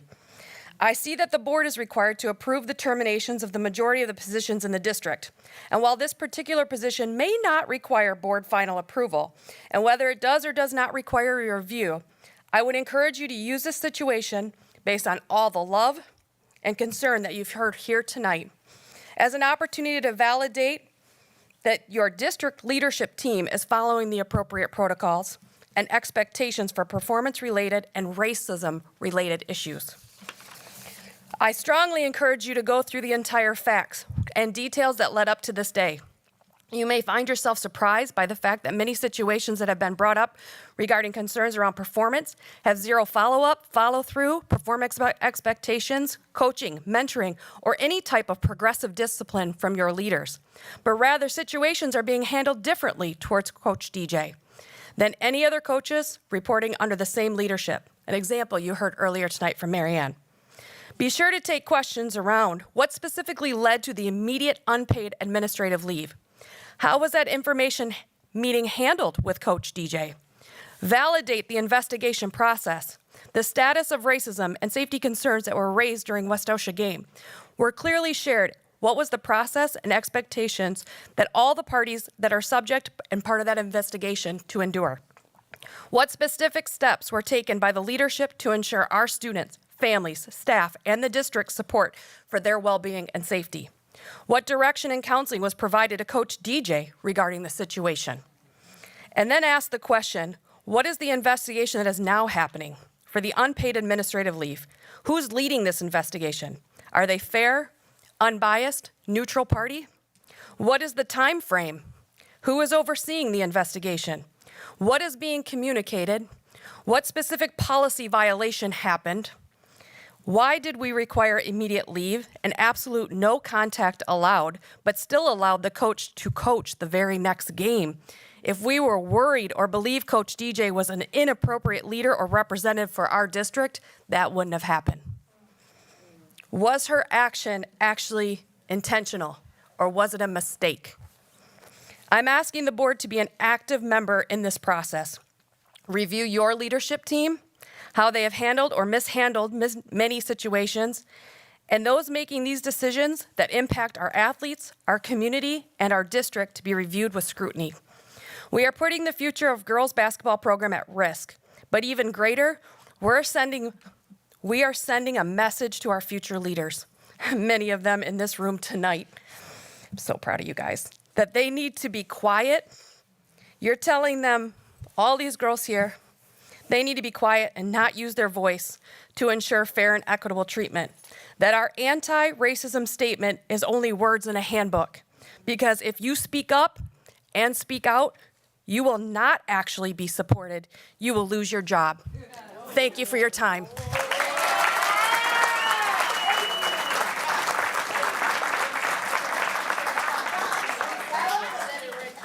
And my apologies, President Levy, but I did miss one. Rebecca Barnett, and Jayla is yielding time.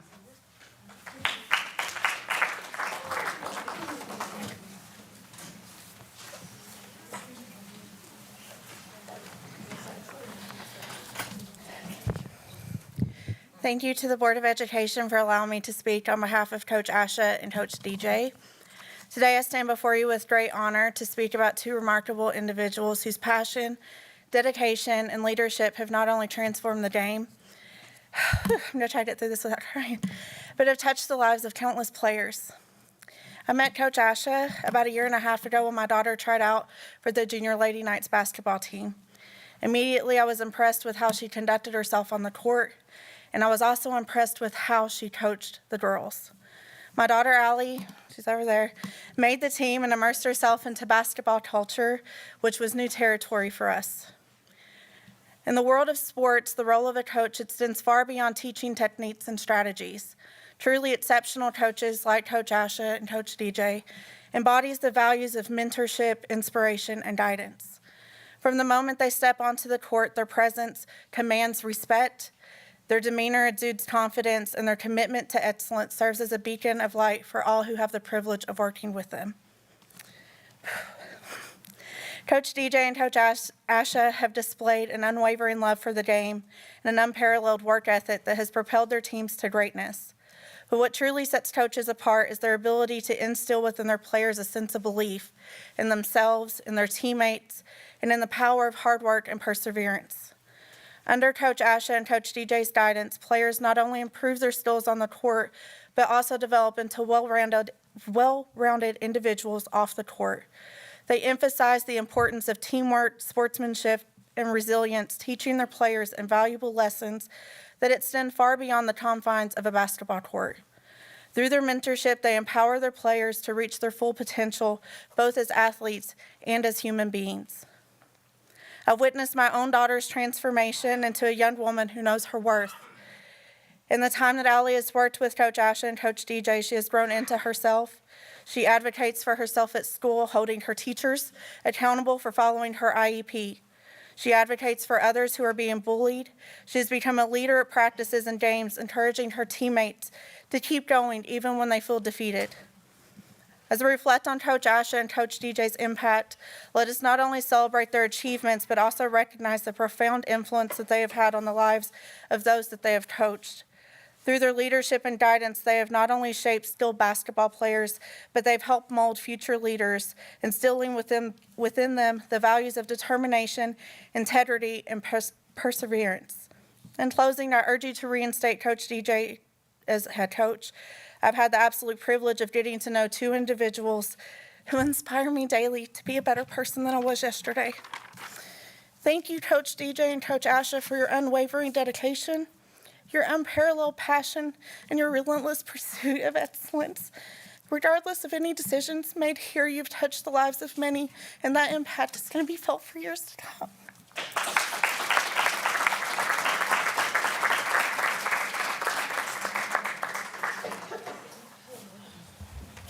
And that is all the public comment that I have.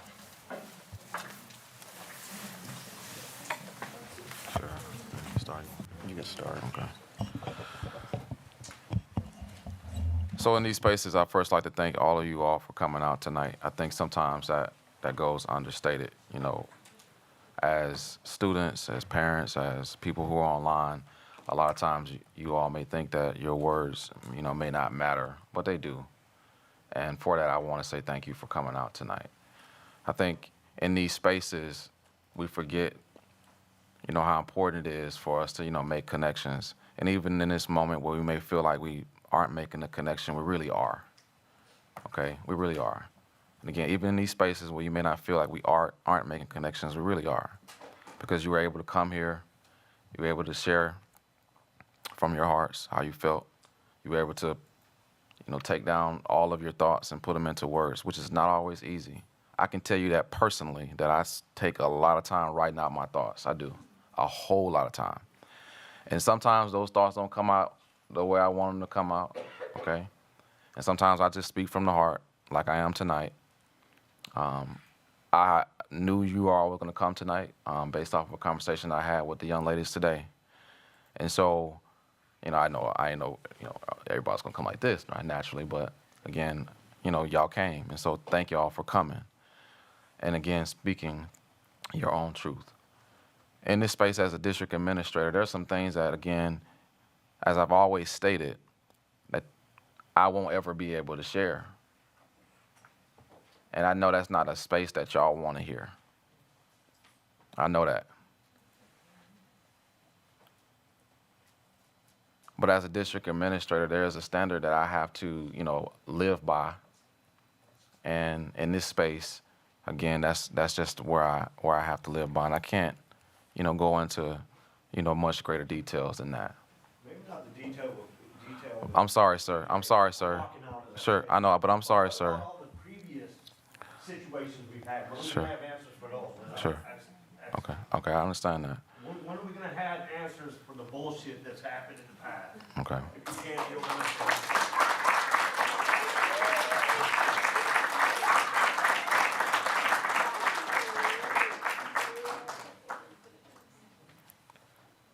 Listen, I appreciate your thoughts. I appreciate your claps. I appreciate your raw emotions. I do, because I've been in your seats before, and I won't ever take away this space from everyone in this room.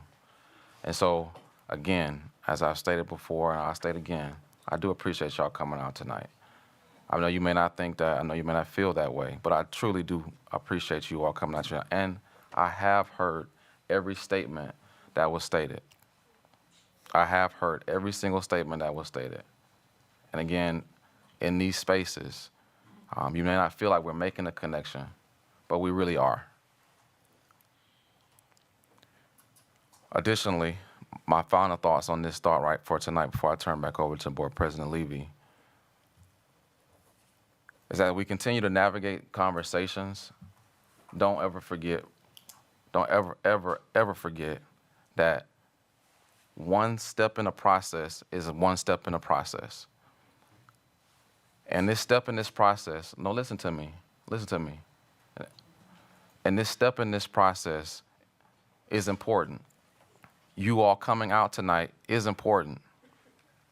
It's very important. Your voices in this conversation is very important. It did allow all of us that's sitting up here to hear what you had to say in the most respectful way that we could possibly have done it. And so, again, for that, I want to say thank you. I'll turn it over to Pro President Levy. So I thank Dr. Garrison.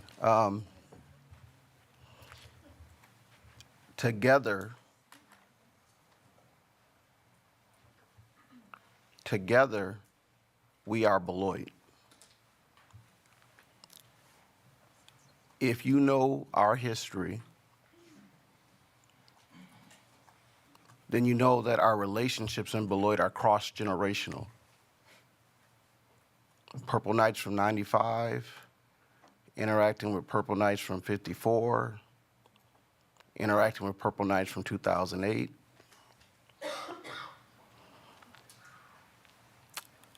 And the history of who we are as a community here on this land that belonged to the Native Americans, that was then settled by people from the northeastern part of our country, and then black people who came from Mississippi. I bring that up because of this. My grandfather was one of the only Negroes on one of the Beloit Memorial basketball teams. So what has happened to us in 2024 has not only happened in 2024. So part of this is to have an understanding of some things that happen in our community. It will take time to work through those issues. Like I said often, this is not a movie where at the end of all the speeches, everything will change to be the way that we would like it to be. We also know about our community that there are people that are not from Beloit, but by the contributions that they make to Beloit in the time that they've been here, that they are received and treated as if they are lifelong Beloiters. That is something that we have to keep in mind as we interact with each other, where we might have a difference of opinion on a situation. It has been said that family is a gymnasium where love is practiced. That family is a gymnasium where love is practiced.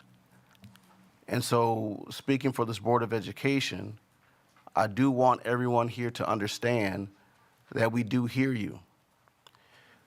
The reason that we're taking time to talk like this is because if we stay in the formal processes that happen in these meetings, people come and speak and then they leave and they don't understand what has actually happened. So with respect to the community members that are here and to the young people that have showed up tonight, that's why I'm taking this very slow and deliberate time to make sure that you understand our thoughts.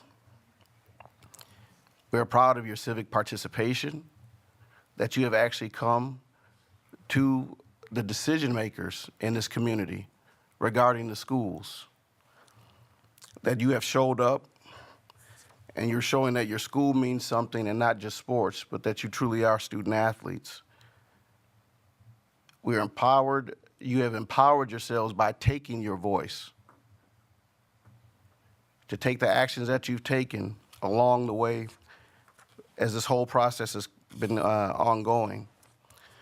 This is the technical part that you have to understand also.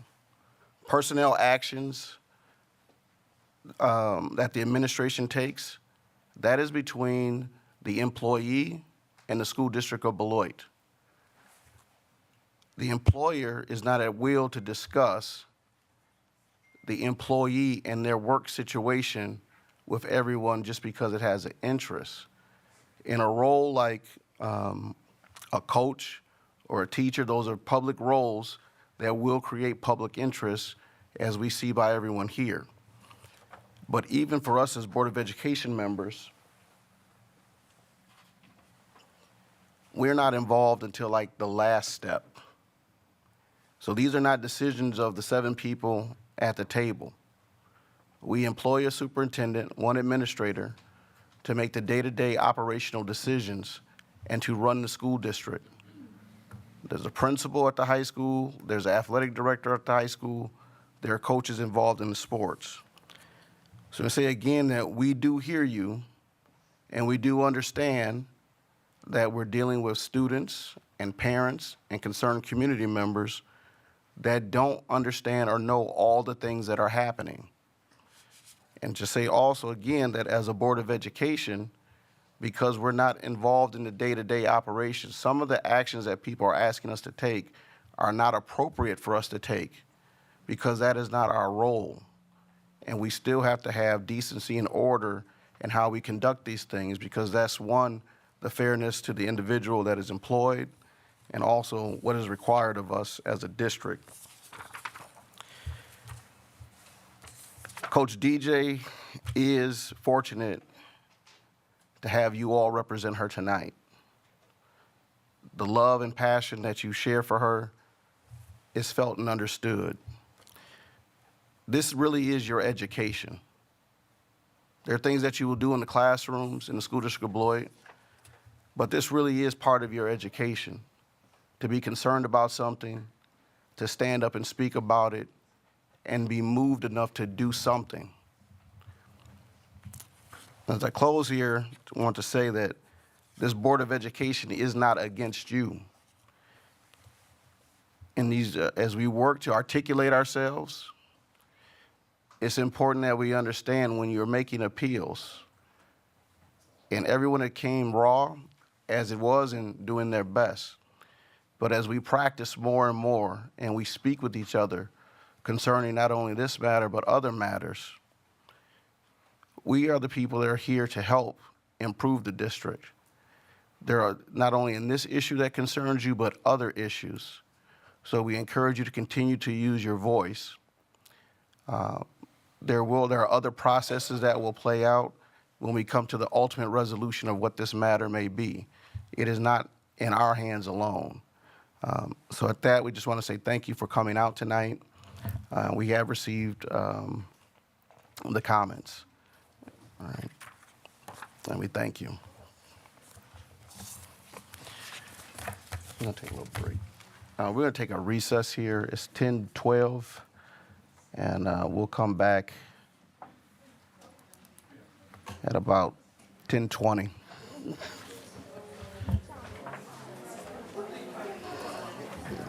I need a minute.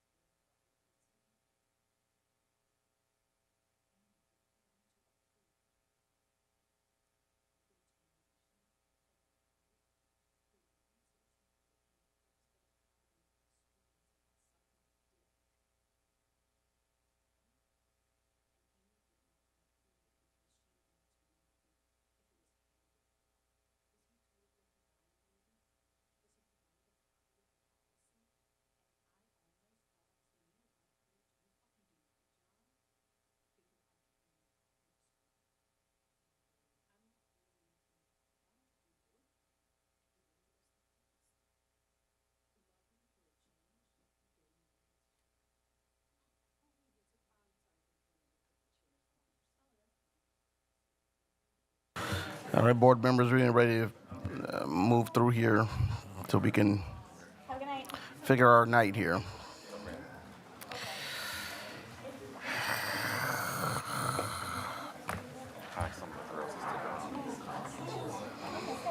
This is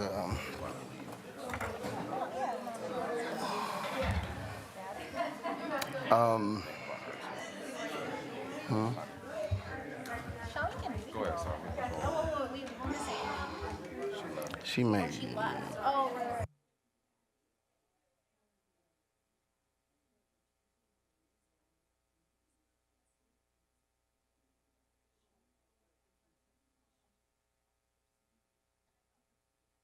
Bring it in person. Buckle up. You guys are gonna love it. She did. She's gonna come at us virtually. No, I need to not be with sleep. Mike is on here. All right, we're getting ready to begin the remainder of our meeting this evening. So we've had public comment. We are now at 3A, Student Board Report. I'll receive our Student Board Report. Thank you. There have been numerous challenges affecting the well-being and academic performance of our students lately. Regrettably, some of our students are considering leaving rather than persevering within our district. I wish I couldn't cover how many accomplishments our students are making right now, but it is clear that our athletic programs are at risk as some students feel underserved and unsupportive by the Beloit School District. So, Dr. Garrison and I have been conversing constantly to see how we can support our girls' basketball team. However, I'm sure we both recognize at this point no matter how much closure we provide, that cannot put the team's mind or heart at ease. But I recognize the way they've been going through things back to back, and honestly, this team deserves better. It's unfortunate what our girls have been through. I will not at this time disclose what exactly they've been through due to things being under investigation, but I will say one thing. Our athletic programs, our athletes, will probably be declining, I'd say, during this year alone, because many of these students are noticing that the school district of Beloit cannot serve them. They cannot serve their dreams. They cannot serve the district vision they tell the public they want to follow. In fact, some students have told me, and by some, I mean a group of 10 to 15, that they would rather experience far more unfortunate events like war or going back to the community where most of these girls live around and experience the gang violence than to see their peers struggle and never receive closure. To all those here, I hear you and I appreciate you. And I've been with you from the beginning, not only as your peer, but as your representative. And no words can undo what has been done. And to the board, I'm sorry that some leaders have lost their sense of when to lead and when to listen. There's a lot we need to grow on. We need to listen to our students, and I advise you all on this board to try to get in these classrooms, talk to our students, and let them know you are more than just a person who holds power, as today they have all voiced that. Let them know you are here to support them, even if it's not easy. We have so much to work on to not only better ourselves, but the community we all serve. And without change, we will truly end up needing more than just a referendum to repair our district. As I stated before, Dr. Garrison and I have spoken on such goals, such as an apology for how they've been told that their coach will not be with them, supported with action, more communication with students than what's already been done, listening, comprehending, and understanding our students' concerns. To the girls' basketball team and all those associated with them, your efforts are seen and heard. Truth will prevail.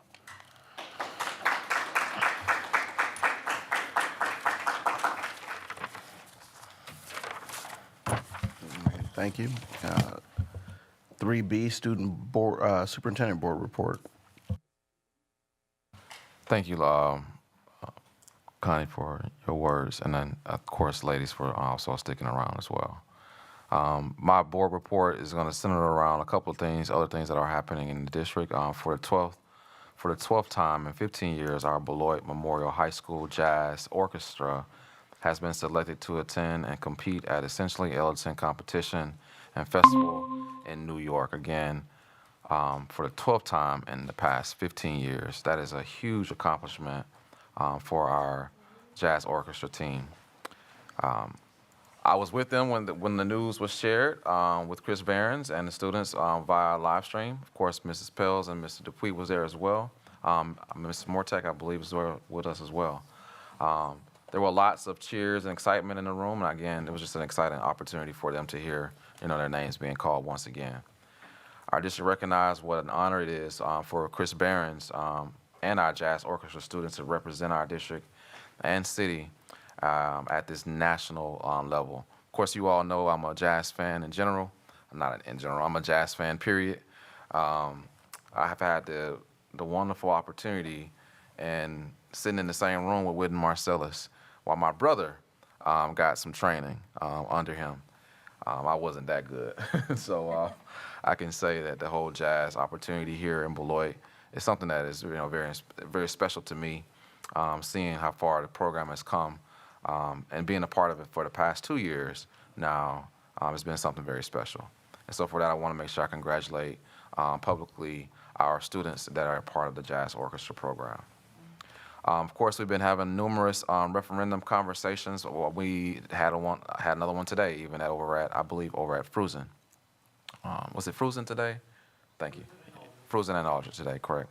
Our Beloit Learning Academy Expo was a huge success.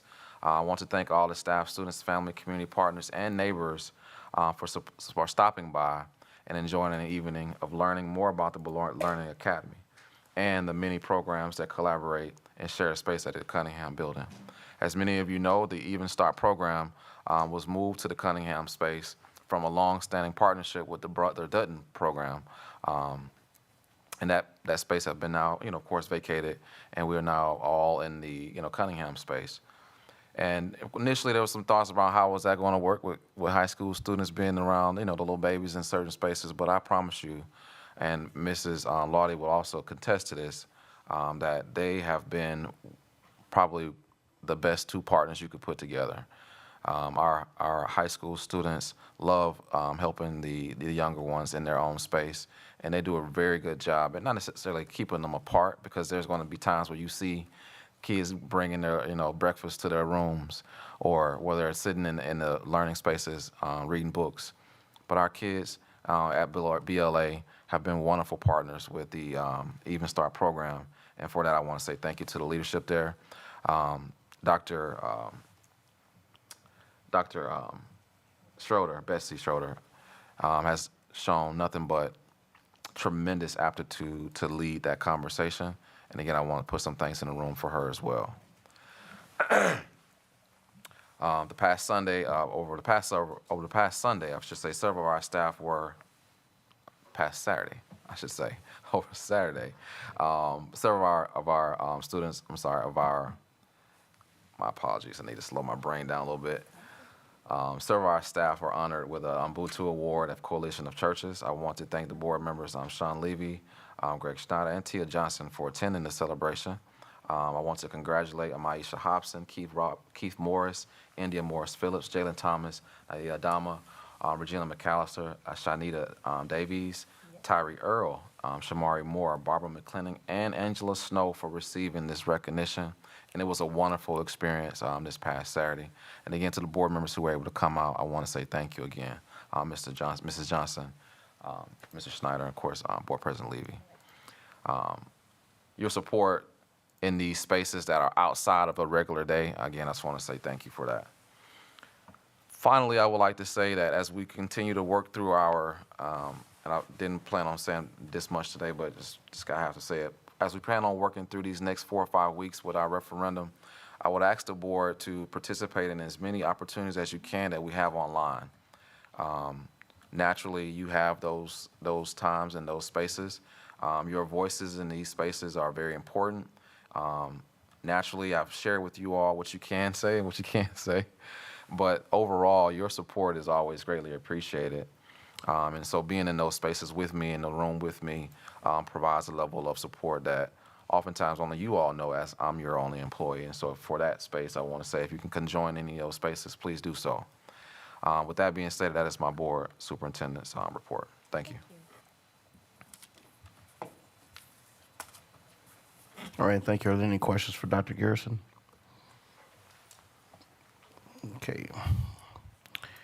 For committee and other board reports, and you can abbreviate them. Business Operations Finance Committee. We have not met since the last full board meeting, but we will meet again on March 5th at 5:30. Teaching, Learning, Equity, and Pupil Services Committee.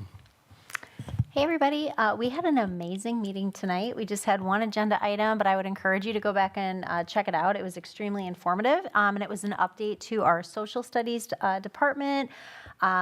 It was fabulous. It was like a parade of amazingness. Like I can't embody it all in a single report, but I will just share quickly that once again we have our educators presenting at like an esteemed conference just to showcase the amazing work that we have going on in Beloit.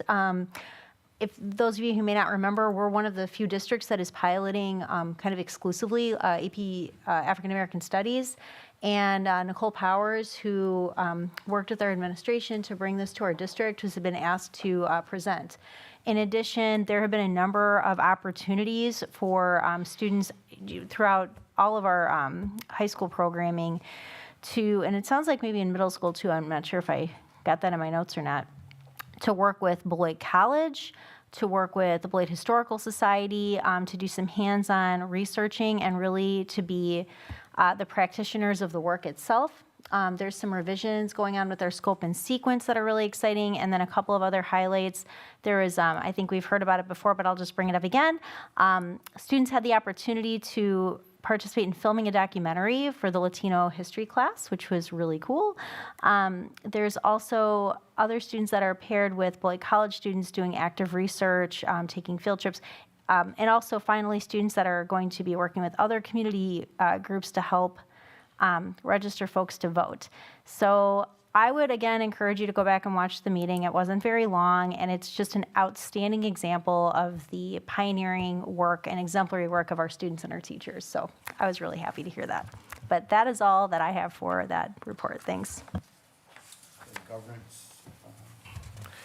In the Governance Committee in January, we talked about, I had a presentation from Neola about policy.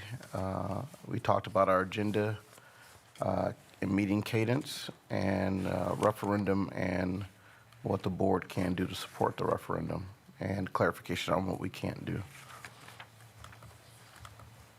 Legislative update. Hey, I'm back. So I did send out a legislative update that Ms. Shope was kind enough to post as well. Connie, I don't know if this is something that you want to bring back to some students. Like there's some pretty good information in here about reaching out to local representatives and things like that. So there's a PDF version. We also post them online. I can show you where. So for anybody still hanging with us, a couple of things to discuss. We did just have the WASB conference, and so on the second page of the report here, I included WASB resolutions after all the contact information from the different Assembly and Senate Education Committee representatives. Some highlights include language supporting the same standards of accountability for virtual charter schools as public schools, as well as a sweeping opposition to revenue limits. There's also, if you go down to page 4, I did include still hyperlinked on there the 12-page nonpartisan report that came out in November, highlighting the damage that revenue limits have done to public education funding and, of course, to students directly. This document is called K-12 on the Ballot, using referenda to fund public schools. But going back up to the WASB resolutions, there's also language supporting expanding the FTE allocations for school districts. which would include things like summer school and 4K.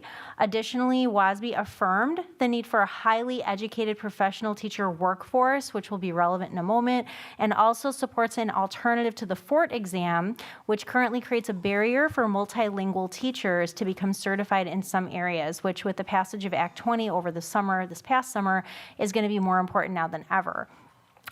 There are some legislative highlights. I took them directly from the WASB website if anybody wants to, and I hyperlinked the page there if anybody wants just to go right to that webpage. But the reason that I thought it was important to highlight that WASB just affirmed the need for a highly educated professional teacher workforce is that there is currently a bill in the state Senate that would allow school boards to employ a school district administrator who is not licensed by the Department of Public Instruction. So that is just something to watch. There are a number of this was a very busy week, the last 2 weeks for education bills. So you can kind of peruse those. There is, some of these bills are in support of things that have already been passed. For example, Senate Bill 990 relates to mandatory early literacy professional development, which is something that's of course going to happen anyway with the passage of Act 20. And I guess the last thing that I want to highlight is that we will be getting an update at a future Teaching, Learning, Equity, and People Service Committee meeting with our progress on Act 20, which relates to a K through 3 literacy requirement across the state. And I am very pleased to share that as of yesterday, the DPI did finally give their recommended list of curriculum that meets the requirements of Act 20. It was supposed to be published at the first of the year. They kind of kept kicking back the deadline. We just got it yesterday, and our Beloit curriculum is the first one on the list. So that's exciting news, and it sounds like there's some really good things to come for continued literacy discussions. So that is all I have for our legislative update at this time. Thank you. Policy Committee. The Policy Committee will meet on Wednesday, March 6th at 5:30.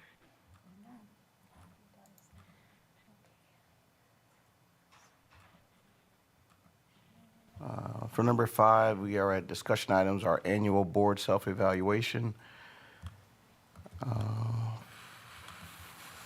Just a minute here.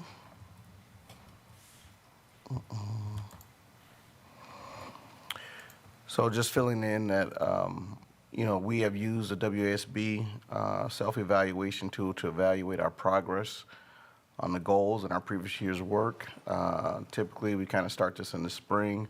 Our goal is to complete the survey before we have new members elected, so that those of us that have served can comment and give feedback on the work, and then we will turn around and use that report and its findings to shape the work of the board that'll be seated at the end of April. Also comparing where we are at to where some other state averages are at. To kind of just continuing on in that goal of being an effective board and doing our work. The link is in the executive content, and we are trying to get that done by March 19th. All right, and you'll receive some emails about that to get us there. Any discussion on that item? We're ready to move forward. Board Member Miller. Just really quickly, because I know it is 10:39, but I was hoping that what could come after the conclusion of looking at our school perceptions data, if we could use that data to inform future board professional development, I think that would be really helpful. There's been kind of like a culture that we've tried to establish of being continuous improvers and using our data to inform our own professional development, just like we ask of our teachers and of our students. So I would really appreciate a board discussion around that opportunity once we get the data. Understood. Thank you. Anybody else? All right, we're on to item 6A, audit services. I'll start that conversation off. Last week, we actually at previous board conversations, we've been talking about our audit and the possibilities of us moving over to a different auditing firm. Lauterbach and Alman is who we have kind of landed on as a new opportunity for us to move our audit services to. Kiwa Rose have been with us for a few years now. They've done great. They've done great work, but there are some cost savings, along with some other services that Lauterbach and Almond will provide to us that we believe will be a good change in this conversation. There will be some front-loaded work that will need to be done from the Business Services Office.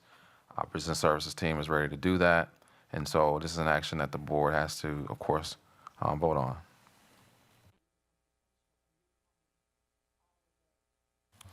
Any board members have questions, or is there a motion?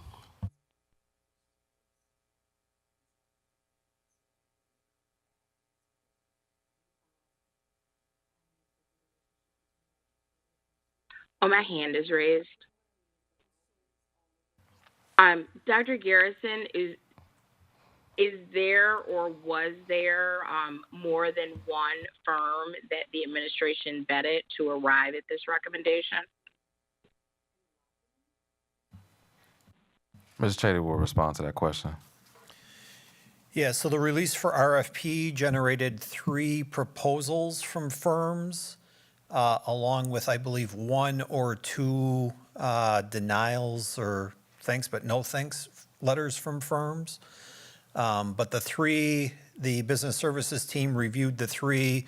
We easily ruled 1 out for cost reasons, which led us to Lauterbach and Amen and Kerber Rose for further consideration. They both scored fairly closely based upon their written submissions. The team had virtual meetings with them, and that's really where the separation took place, was in that virtual meetings. In the scoring then, I think, is reflective of that. Thank you so much for providing clarity.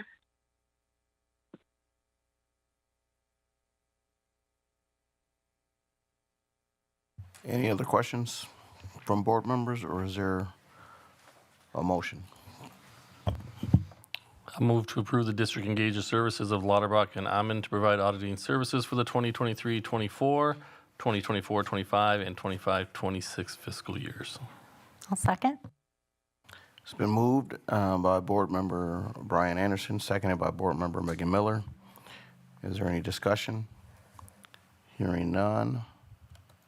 All those in favor signify by saying aye. Aye. Aye. Aye. Aye. Motion passes unanimously.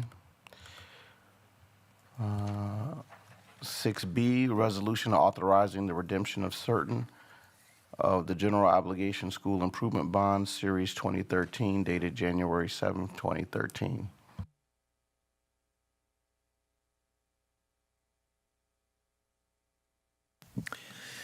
So this request is to essentially call the remaining obligations on our $57.7 million debt issuance from January 7th of 2013.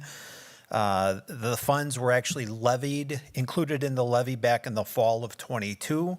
The last collection of that was received in August of 23, so we now have the full tax levy available to prepay those obligations. There's a timing component of that. The payment or the call date would be April 1st, which aligns with our current our current payment schedule on current principal and interest payments. Most importantly, I would point out that by taking board action on this call, the district has the opportunity to avoid payments of over $725,500 in future interest expense, let me rephrase that and get it right, interest expense in this case, on these obligations. Are there any questions from board members or ready to make a motion? I'll just reiterate that, and Mr. Chady did a good job of answering, my banker question so I could understand this, right? And that really we've received the funds, there's rules in place that we can't just hoard these funds and have unlimited earnings on them, because we can make more sitting in a deposit account than what we're paying on them, but we're not allowed to do that, right? So, so thank you for answering all those questions and helping me with my math problems. Yeah, I think I'll wait and see if there's any other questions. Any other board members with questions? I will move approval of Board Resolution 23-24.02, a resolution authorizing the redemption of certain of the general obligation school improvement bond series 2013 dated January 7, 2013. I'll second, and I'd like a roll call vote, please. Okay, is there any, it's been moved by Board Member Brian Anderson, seconded by Board Member Megan Miller. Is there any discussion? Hearing none, Mrs. Shope, could we have a roll call vote, please? Yes. Can I clarify? Was it Miller who seconded? Thank Miller you. was the second. Johnson? Aye. Nichols? Aye. Anderson? Aye. Miller? Aye. Amy Levy?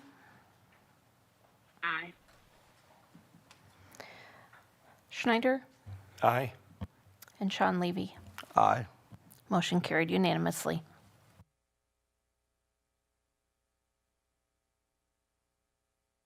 We're now at 7, our consent agenda. Typically, there's no separate discussion of the items unless a board member so requests, in which event the items will be removed from the general order of business and considered in their normal sequence on the agenda.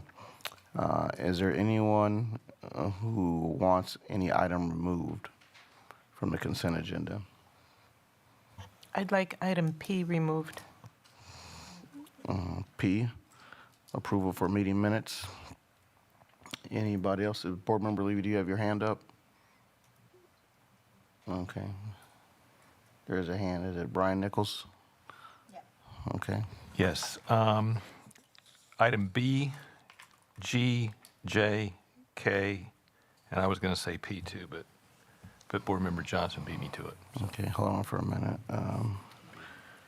B, G, G, J, K, B, G, J, K. And P is already. P's already, yeah. All right. P's done.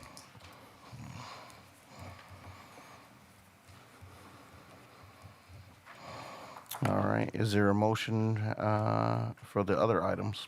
I move approval of the remaining items on the consent agenda. Second. It's been seconded. Motion made by Megan Miller, seconded by Greg Schneider. Any discussion? All right, hearing none. All those in favor signify by saying aye. Aye. Aye. Aye. Aye. Aye. Aye. Motion passes unanimously. B. Third paragraph, just like we discussed at the last meeting, I think we should dispense with the he, she on the fourth line of the third paragraph to just include they, which is all encompassing, covers everybody in the district, including us. So I move that we change the wording there. Again, fourth line, third paragraph down, delete he, she, and change it, just leave it at they comes in contact with. I think that should be there. Period. Okay. Good point. Yeah. Good catch. Thank you. Happy to help.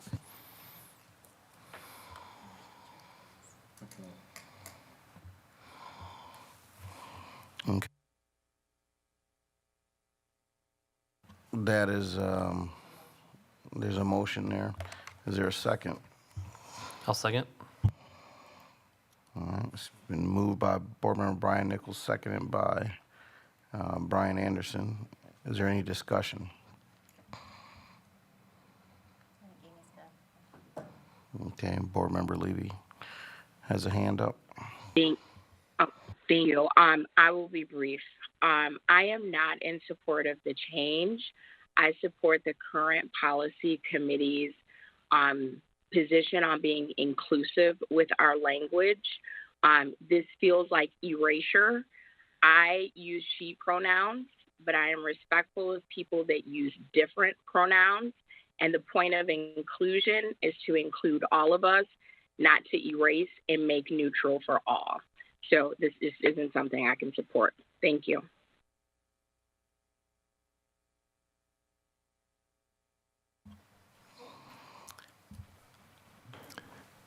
I would just submit that they is completely all inclusive. That covers the whole human race.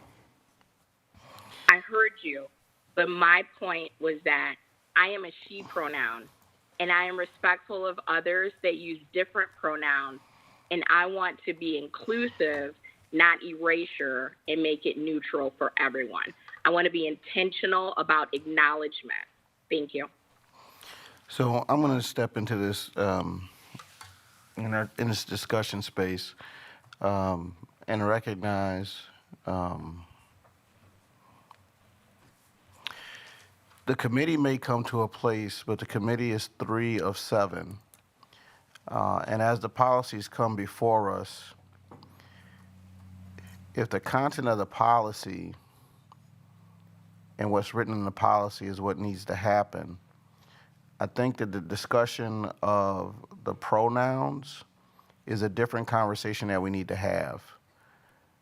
Because as we come to the policy points, this is the space that we're always going to find ourselves in. So that is something for us to consider down the road about how are we going to handle policy. Because if we don't have a common board position where 4 people or at least 4 people are at, then, you know, like I said, we don't have boards of 3 and we don't have boards of 1. We gotta figure how we're gonna do so we can move forward. But this is the space to have the discussion at the full board level. So that's just my thought on that. Is there any other discussion?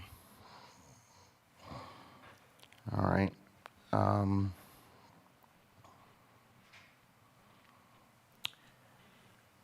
There's been a motion to accept the policy as amended with the they in that space for the pronouns there. Is there any other discussion? All those in favor signify I'd by like saying. a roll call vote, please. No, I'd like a roll call vote, please. Mr. Shoker, a roll call vote, please. Yes. Greg Schneider, Nay. Amy Levy, Nay. Megan Miller, Nay? Brian Anderson, Aye. Brian Nichols, Aye. Teresa Johnson, Aye. and Sean Levy. I'm going to say nay today. I'm sorry? Nay. Motion failed, 3-4.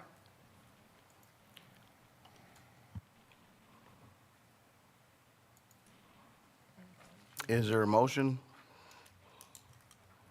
I'll tell you why. I move approval of item B as presented. I'll second. It's been moved by Board Member Amy Levy, seconded by Board Member Megan Miller. Is there any discussion? I have an item for discussion. I voted nay on purpose on that last one, so I can have this moment of discussion.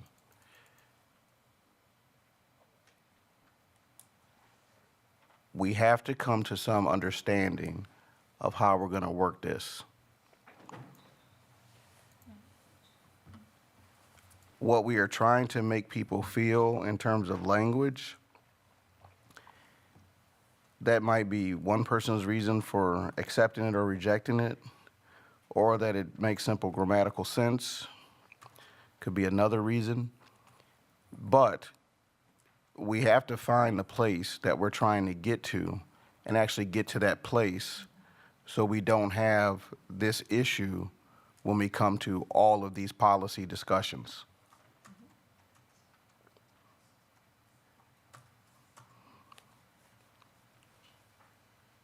I just want to emphasize that again. I'll just add, as long as we're in the discussion then, and this would be a question for Board Member Nichols, just for expedience sake. Kind of to your point, so the items that you pulled, B, G, J, and G, we can go through them one at a time, as we typically would once they're pulled out. But if we understand how the vote's going to go this evening, I don't know if you'd be interested in lumping them together unless there's something else within the policy. Just a thought for expedience sake, but you pulled them, it's completely up to you, so.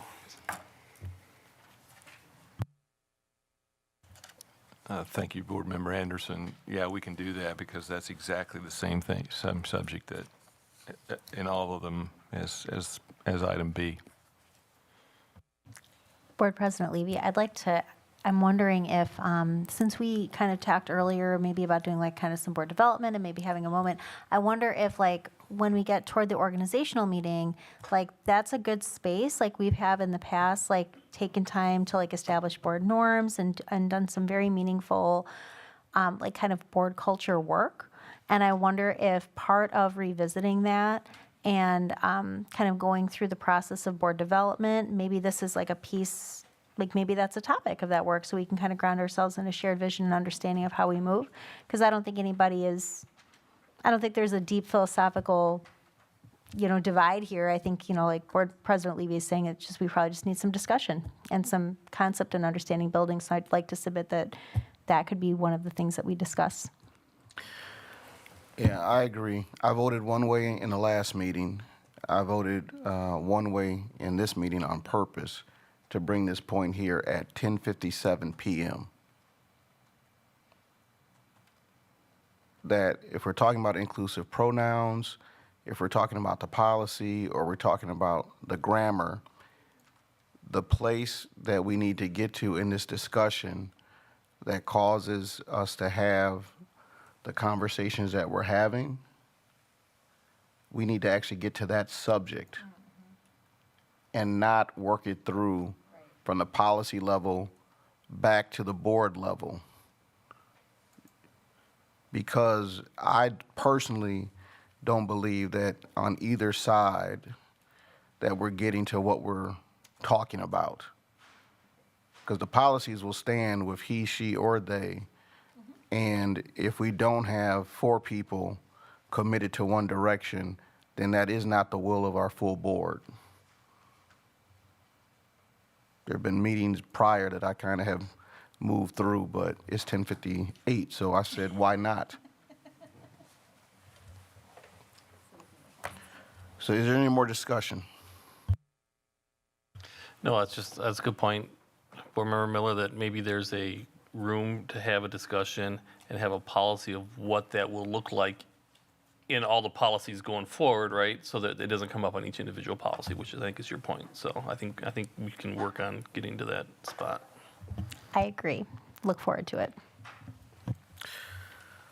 All right. I don't even know what we're voting for now, but there's been a first, there's been a motion and a second. Can you remind me what the motion is?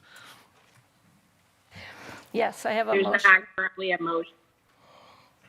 We already voted for B, and then Board Member Anderson suggested that we consolidate the remaining pulled items, but there hasn't been a motion on that.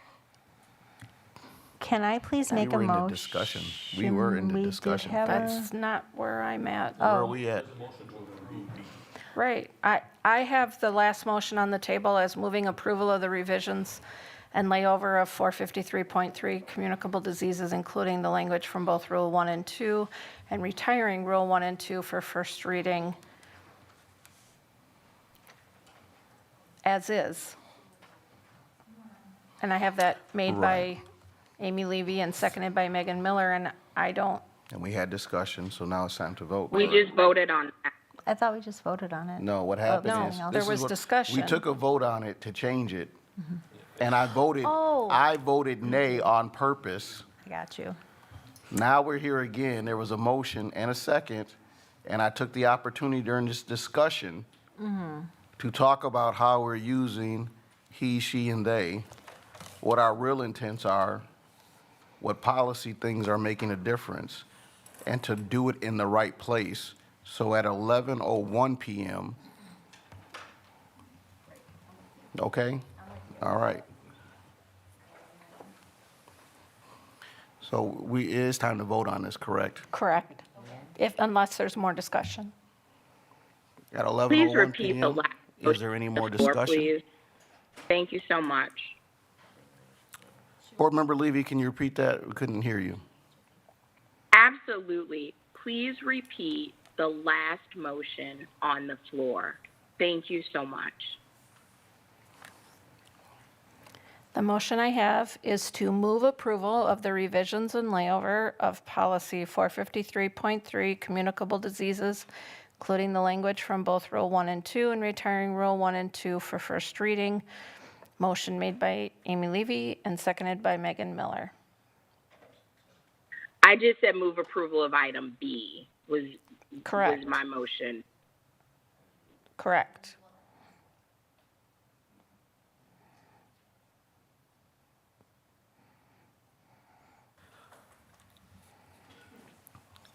So what that means is that if we vote aye, B will go forward as is presented. If you vote nay, it will not go forward as presented. Ms. Show, could we have a roll call vote, please? Yes. Whoa. 1 second. So my motion was for B, but there's language on there for item C and item D is my concern. And I don't recall all of the items that Board Member Nichols pulled, but I just moved approval for B. That didn't address C and D. We're not dealing with all the items Because they are right now. listed separately for retirement. I see what you're saying, Board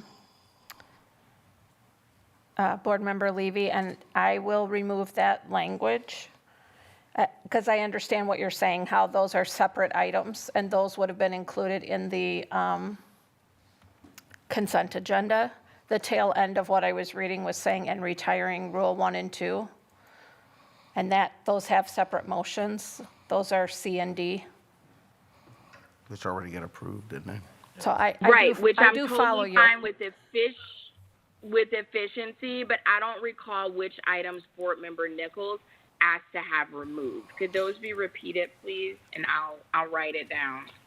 Sure. The items that were asked by Board Member Nichols to be taken to be discussed was items B, that's the one we're currently on, G as in goat, J as in jump, K as in keep, and of course Board Member Johnson also pulled items P as in Paul. Okay, thank you so much. So C and D have already been approved That's correct. because they weren't removed. Right. So we only right now are addressing B. That's correct. And I fixed the motion to remove that C and D retirement. Thank you so much. Are we ready for the vote? Mrs. Schultz, please. Okay. Tia Johnson?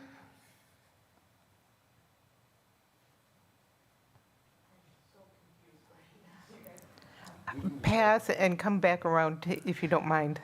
Okay. Brian Nichols? Nay. Brian Anderson? Nay. Megan Miller? Aye. Amy Levy? Aye. Greg Schneider? Aye. Tia Johnson? Nay.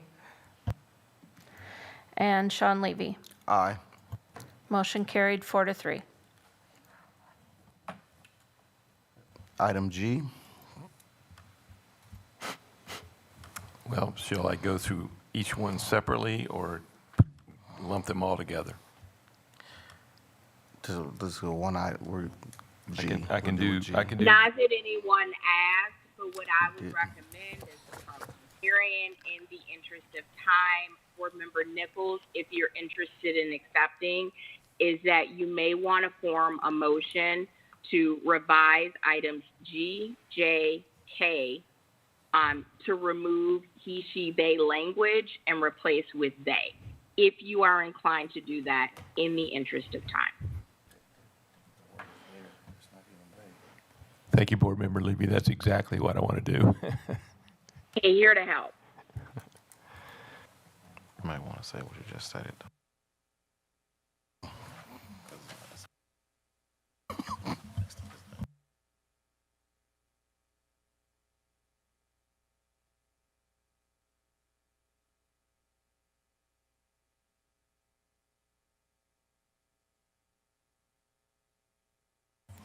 Just a point of clarification, you know, some of those are not, they're not all they.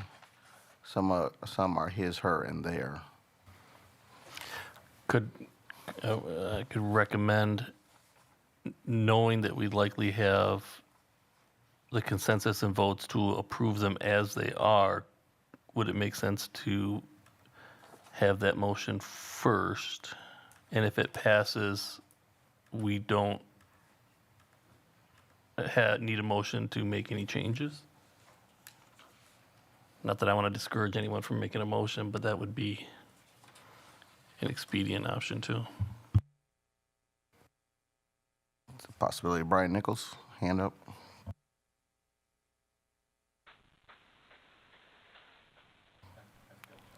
Okay. You're muted. It was an accident. I couldn't hear. It was an accident. Hand was already up.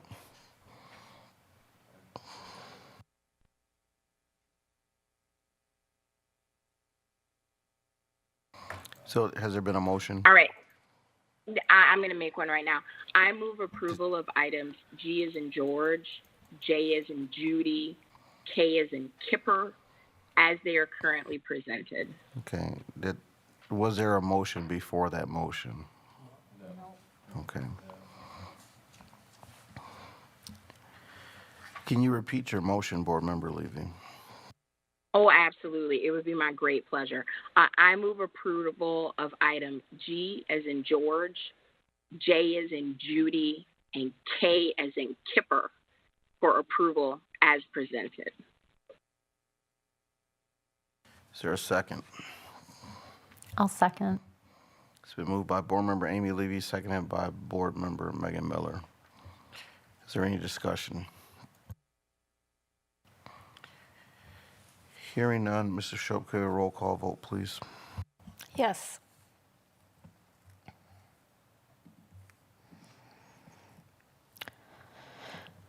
Greg Schneider, Aye. Amy Levy, Aye. Megan Miller, Aye. Brian Anderson, Nay. Brian Nichols, Nay. Tia Johnson, Nay. Sean Levy. Aye. Motion carried 4-3. Now, item P. Thank you. I was just wondering about having the addresses of the public commenters listed in the minutes. If we're not asking them to give their addresses in person. I know, if I remember correctly, these two did, but if we could just decide whether or not we're going to leave them or not. So we will leave them out moving forward, and we will keep them on record somewhere else. And so that's the best way we know how to leave them out of the minutes. So that's what I've instructed our board secretary to work with, as well as Mrs. Donna Dooley. So moving forward, they will be left out of the minutes, but we'll keep a record of them in a separate file. And if I may, I will correct these so that I will remove the addresses from this one and leave them on file. Thank you, Mrs. Johnson. Is there a motion for P? Move to approve item P as amended. Is there a second? Second. Is that Board Member Levy? Yes. Yep. It's been moved and seconded. All those in favor, is there any discussion? All those in favor signify by saying aye. Aye. Aye. Aye. Aye. Motion passes unanimously. For our future board meeting dates, governance Tuesday, February 27th at 5:30 p.m. Business operations and finance, March 5th at 5:30 p.m. Human resources Tuesday, March 5th at 6:30 p.m. Regular board meeting Tuesday, March 5th at 7 p.m. Policy committee meeting Wednesday, March 5th at 5:30 p.m. It's the 6th. Okay, Wednesday, March 6th.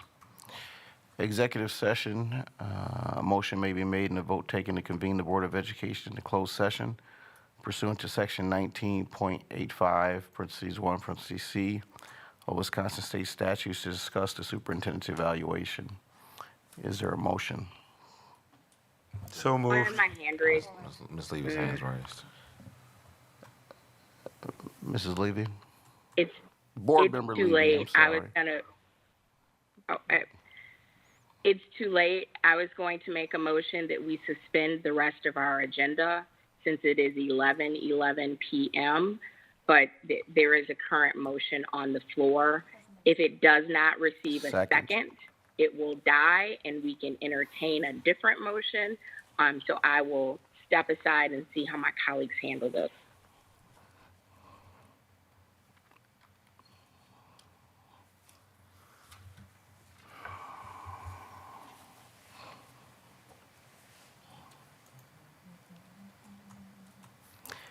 The motion needs a second?